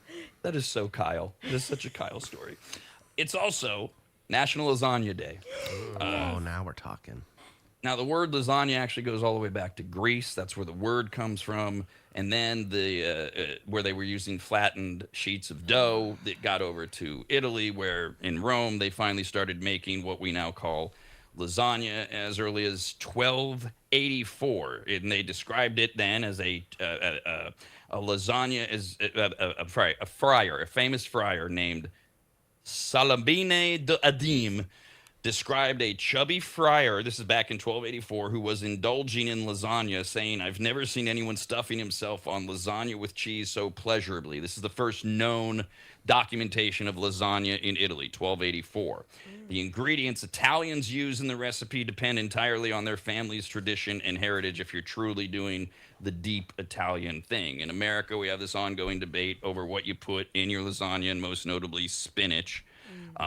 There's other things that people argue over. Public opinion is divided. There's the pro-spinach and the anti-spinach crowd. Pro-spinach crowd says it balances out the heavy ricotta. That doesn't matter to me. I don't use ricotta in my lasagna. I like ricotta. Yeah, I made the greatest lasagna in the world until I met my wife, and she said, "I don't like ricotta, babe." I said, "Okay, challenge accepted." Now I make the greatest lasagna in the world. I love ricotta. I don't even want lasagna with ricotta now that I've made it without it. But that's just me. Okay.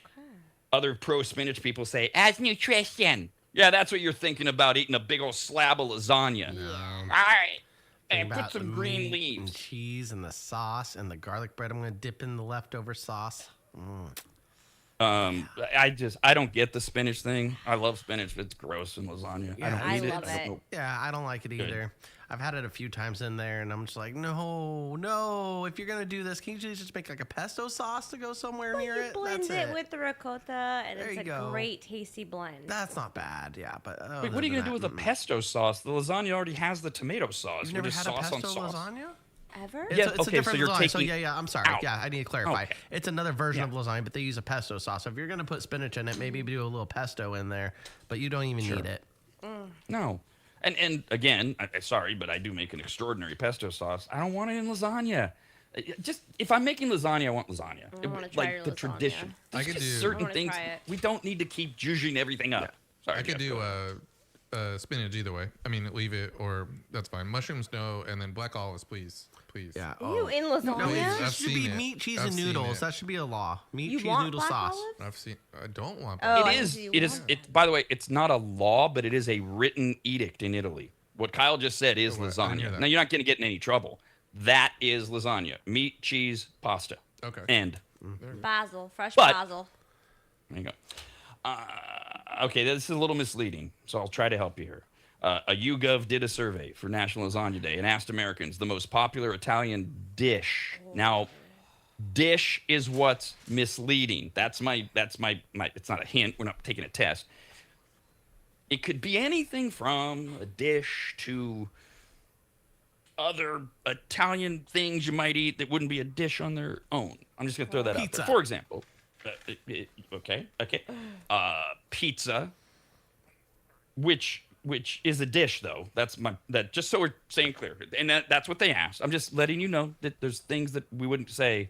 I'm gonna order that as my meal that people mentioned. Look, pizza's third, by the way.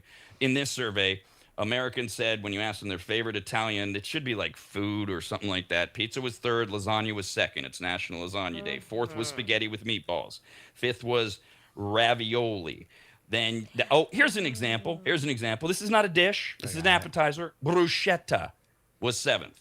Okay? Mac and cheese. Italian? What about chicken Alfredo or Alfredo? 16th. Oh, it's down there. is Okay. Wow, I'm way All off. forms Yeah. of What fettuccine else are we Alfredo. missing? That's Caprese number salad one. with focaccia. Oh, caprese salad sounds good. That's an excellent one. Well, okay, so they put everything. It's not think what's that most because I was going popular. to say they put all things pasta salad. Sorbet. 12. Tiramisu. Antipasto was 14. See, this is the. Thank you, D. If you're gonna say dishes, and you're gonna allow bruschetta, which is not a dish, how do you not allow Happy. desserts? Which they aren't. There's no desserts in here. So, all right, starting with number two. So we're missing number one still. Right? Yeah. We haven't got Yep. number one.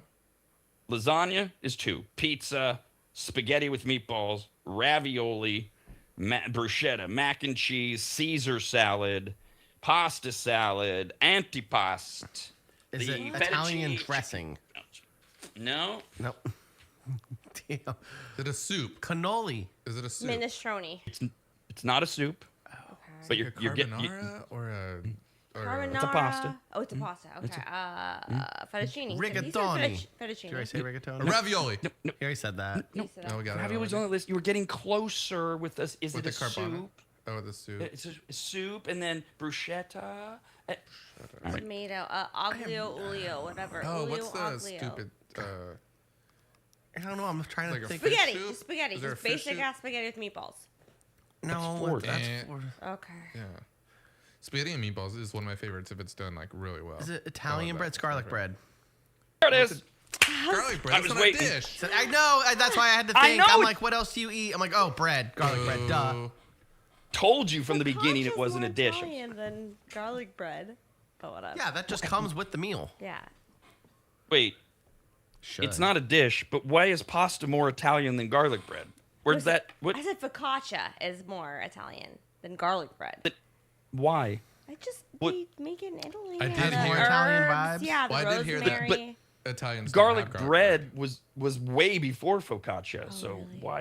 I didn't know. I Also, didn't know. I heard that garlic bread's not very. It's not common at all in Italy. So they just do bread. Like they don't have Well, like table garlic bread. toasted bread. Yeah. Right. Again, this is the American Right. answers to our favorite. I mean, half of these things I mentioned are not served in Italy the way they're served here. That would change entirely. Look, a lot of the times we're like, what's wrong with you? No, that's how they speak. It's just America's RAD Cast, only on the Oh, I want radnetwork.com. pasta.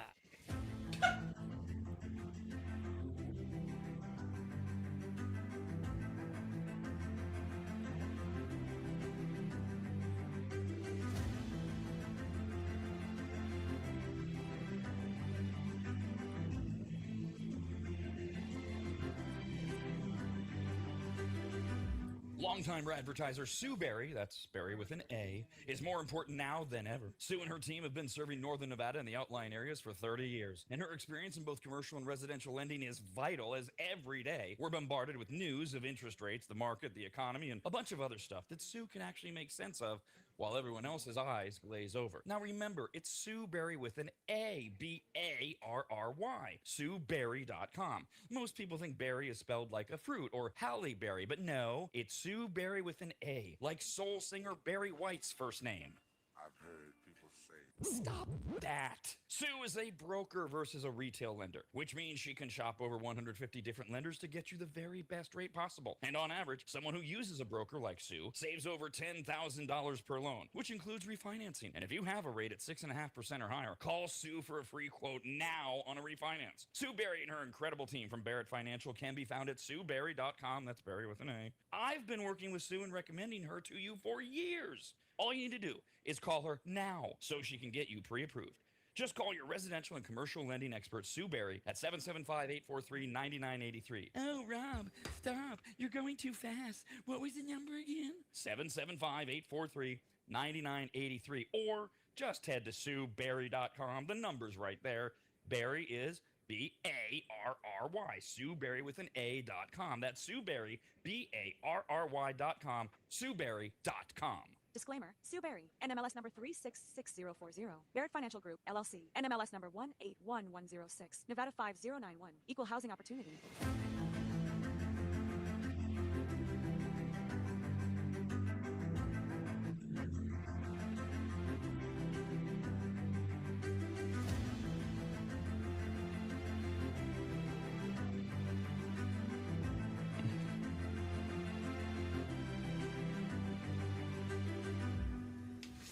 If you go to AdvantageSteam.com, which you should, at the top of the page, you'll see the Services tab. Click on it, and you'll see that Advantage Steam does carpet and upholstery cleaning. They protect fabric and fiber. They clean and seal tile and grout. They polish natural stone. They clean rugs, especially those really nice ones from foreign countries. And they treat urine damage. And not just urine, but vomit and feces. Ew. Yuck. I assume if you need that service, you either have children or pets, or you live in a frat house. But either way, they'll take care of you. Of course, Advantage Steam also applies MicroSeal. And if you don't know what that is by now, then you just suck. Joel is the local small business owner of AdvantageSteam.com. He's a lifelong maggot, and he's treated, cleaned, protected, polished, and micro-sealed the homes of countless members of the RAD team over the years, various RAD studios, and of course, Williams Manor. And I hate admitting this, but he is a genuinely really great, nice guy. In fact, if you tell him I said that, you'll get 0% off all services. So go to AdvantageSteam.com. Click on Make an Appointment, enter in your available dates and any comments, like maybe type, Rob said you're a really great, nice guy. Please give me 0% off. And they will get you all set up. Just go to AdvantageSteam.com. That's AdvantageSteam.com.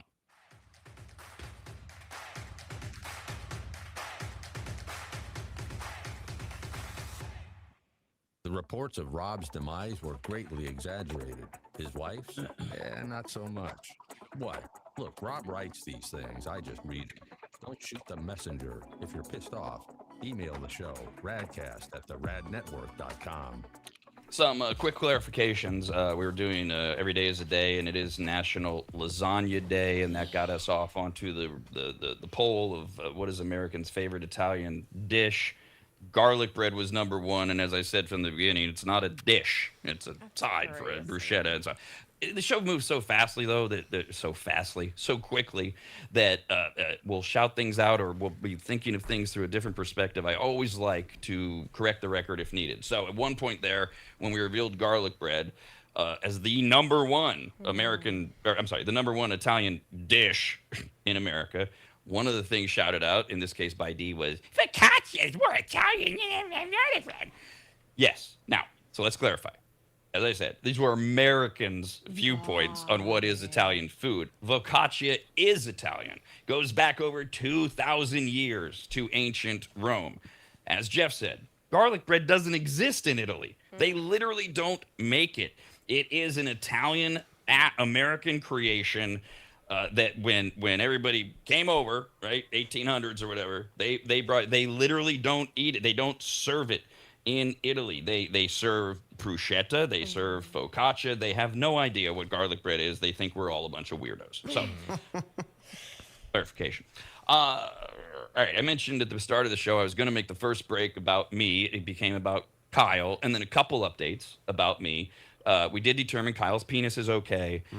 It's not shooting coffee or poo. No. And he did not have a workplace environment safety issue.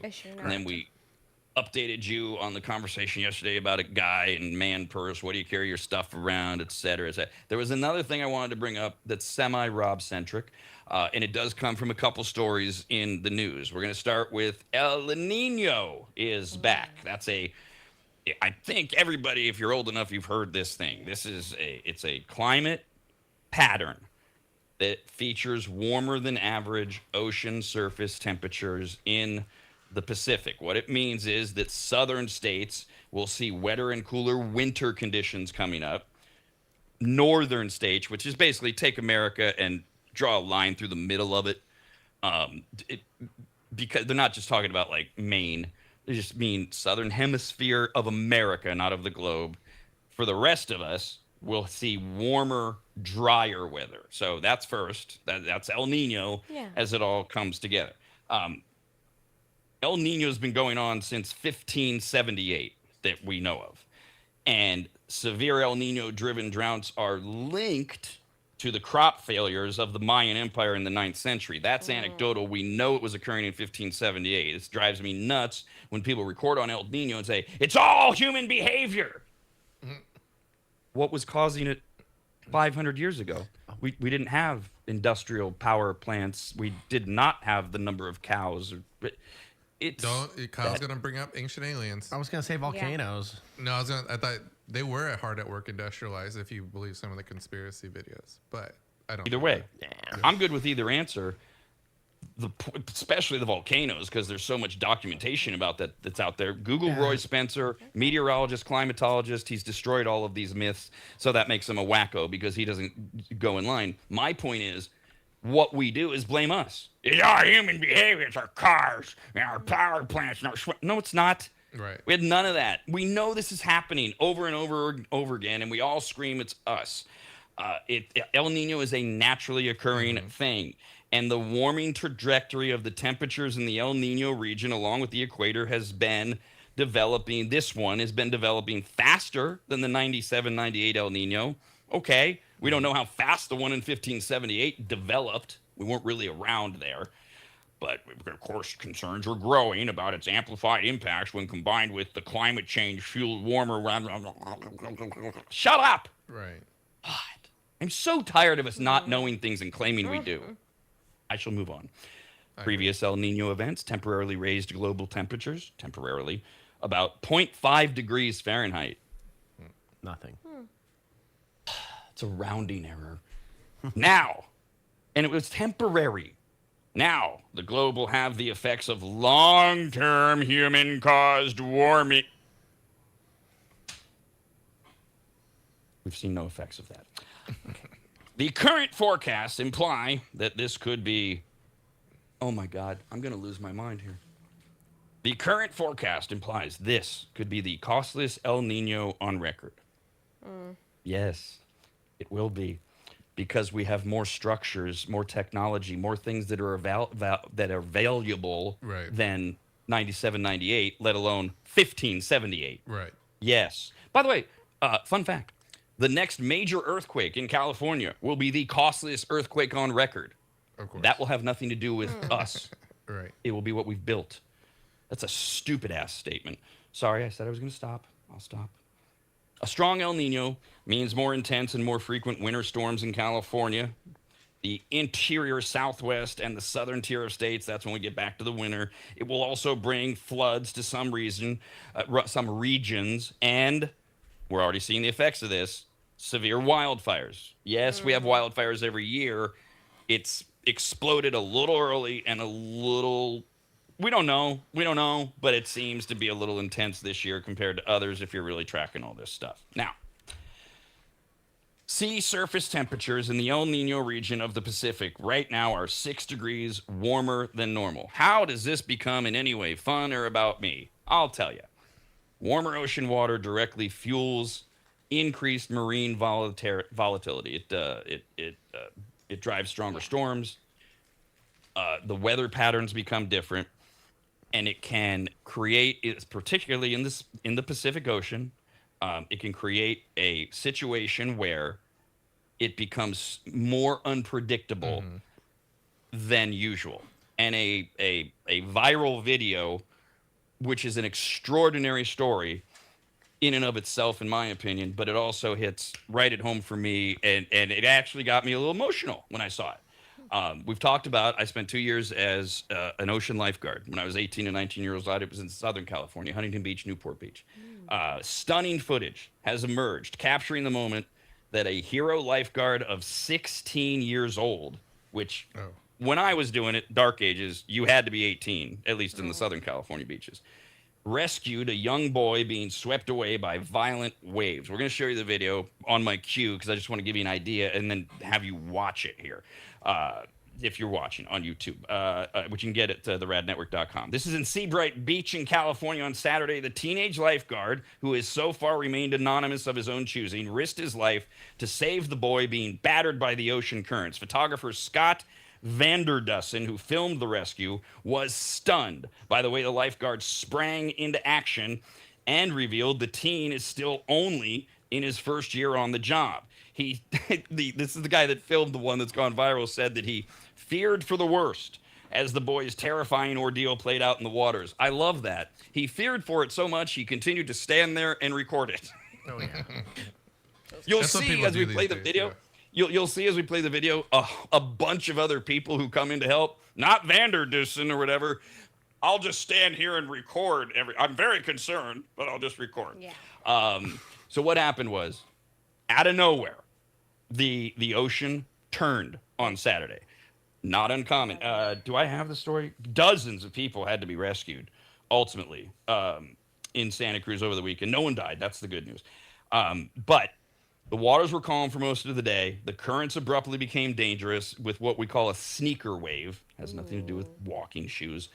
And battered the shoreline. And there was a kid who was just sucked out.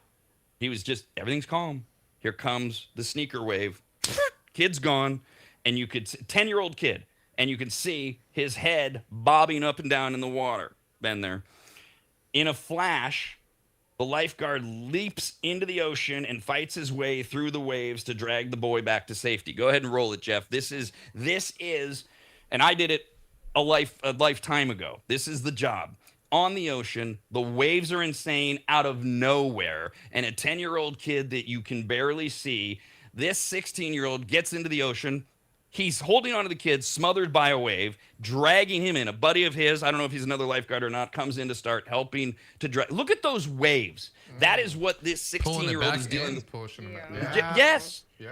The sneaker wave, that's the other thing. It triples over itself. Right. It's scary. And keeps coming back, and it won't stop. It doesn't go out.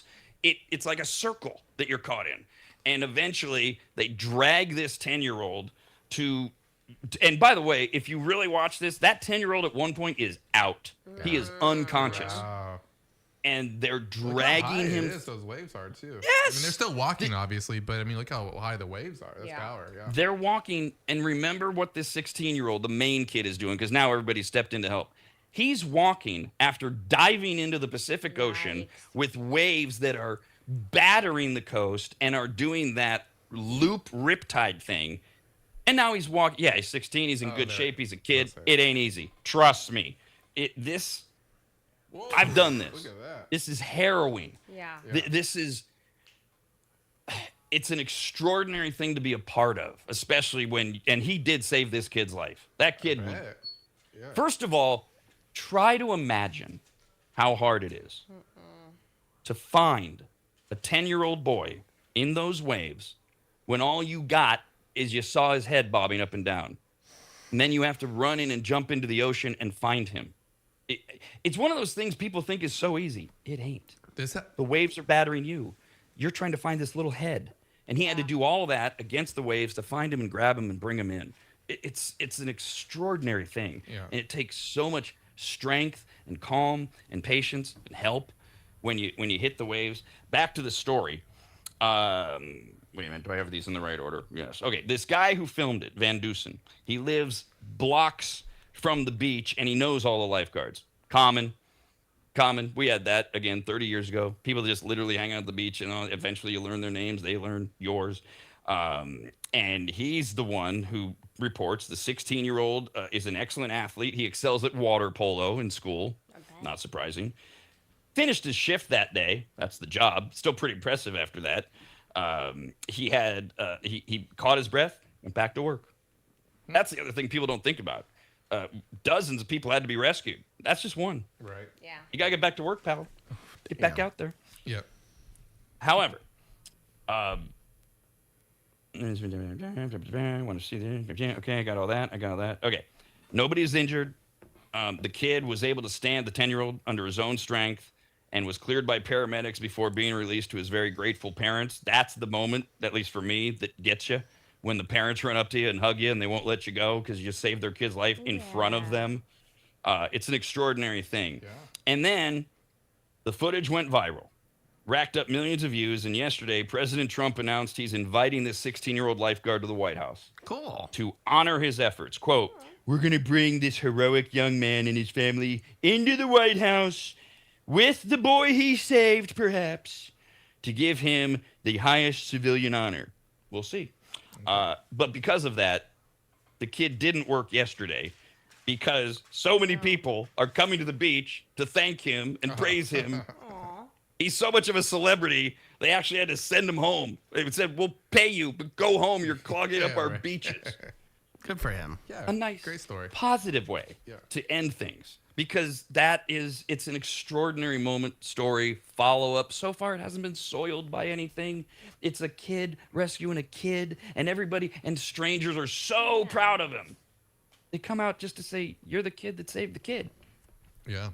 We don't get stories like this enough. It's pretty good. And I mean, obviously we all know that like he saved him, but I mean he put himself at risk jumping out there too. Like I've had a couple incidents of being out there, on a bodyboard when I was like 16 in San Diego, and I got pushed out. Undertow pushed me out, and I had to like swim for maybe 45 minutes to get back to getting over the overtow, and I was still about like 200 yards down the beach when I got back to the sand.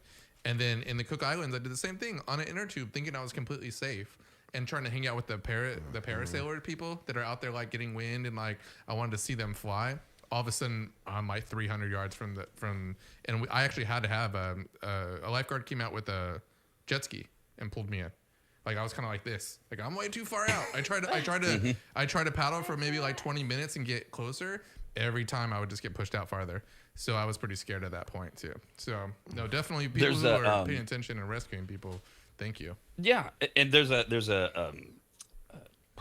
not an edict, but there's a known thing amongst lifeguards. This was on some reality show. This came up recently, not important. Of if somebody's in the water and they're waving their hands, they're not drowning. That's not the concern. You're not. And also, people drowning don't yell for help.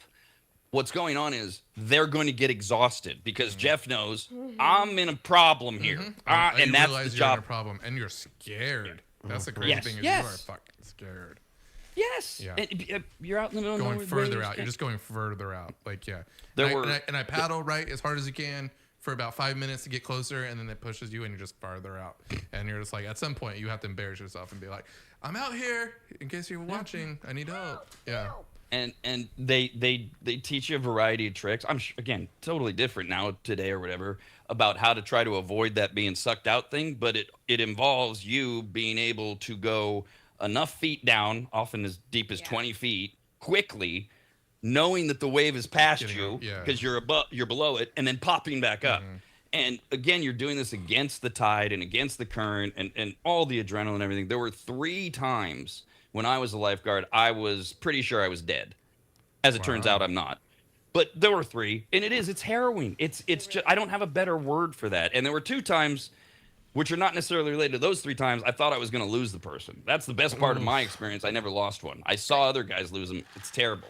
It's a terrible thing. But the fear thing is so natural, even if you are trained in great shape, which I was then. And then the thing to me that's so extraordinary that makes it personal is the kid did exactly what we were trained to do. Got back out there and did the job. You are so exhausted at 16, 18, 19, doesn't matter. After that, the idea that he said, I got other people to save. This kid's cool. I like this kid. I want to see him be something. That's all. Maybe he had endurance gummies from Maptrition. Maybe gave him the energy to do this. Yeah, he popped a couple in right before he ran out. He ran out. Oh, that's convenient. I got the energy to do it now. Who knows? Have a great day. We're back tomorrow. Okay, that does it. Screw you guys, and I'm going home. Talking poo is where I draw the line. Go on and go home, you fat chicken. Bye, diddly eye. So long. God bless you. See ya. Goodbye. Hot. Bye-bye, Homer. Take care. Adios. So long. Very well. Yar. Bon voyage. Toodle-oo. So long. Bye-bye. Bye, everybody. Bye-bye. Sayonara, dude. So long. Bye-bye. Bye-bye now. Bye. See ya. Bye. Bye-bye. So long, Stink Town. Well, goodbye. And don't think it hasn't been a little fun.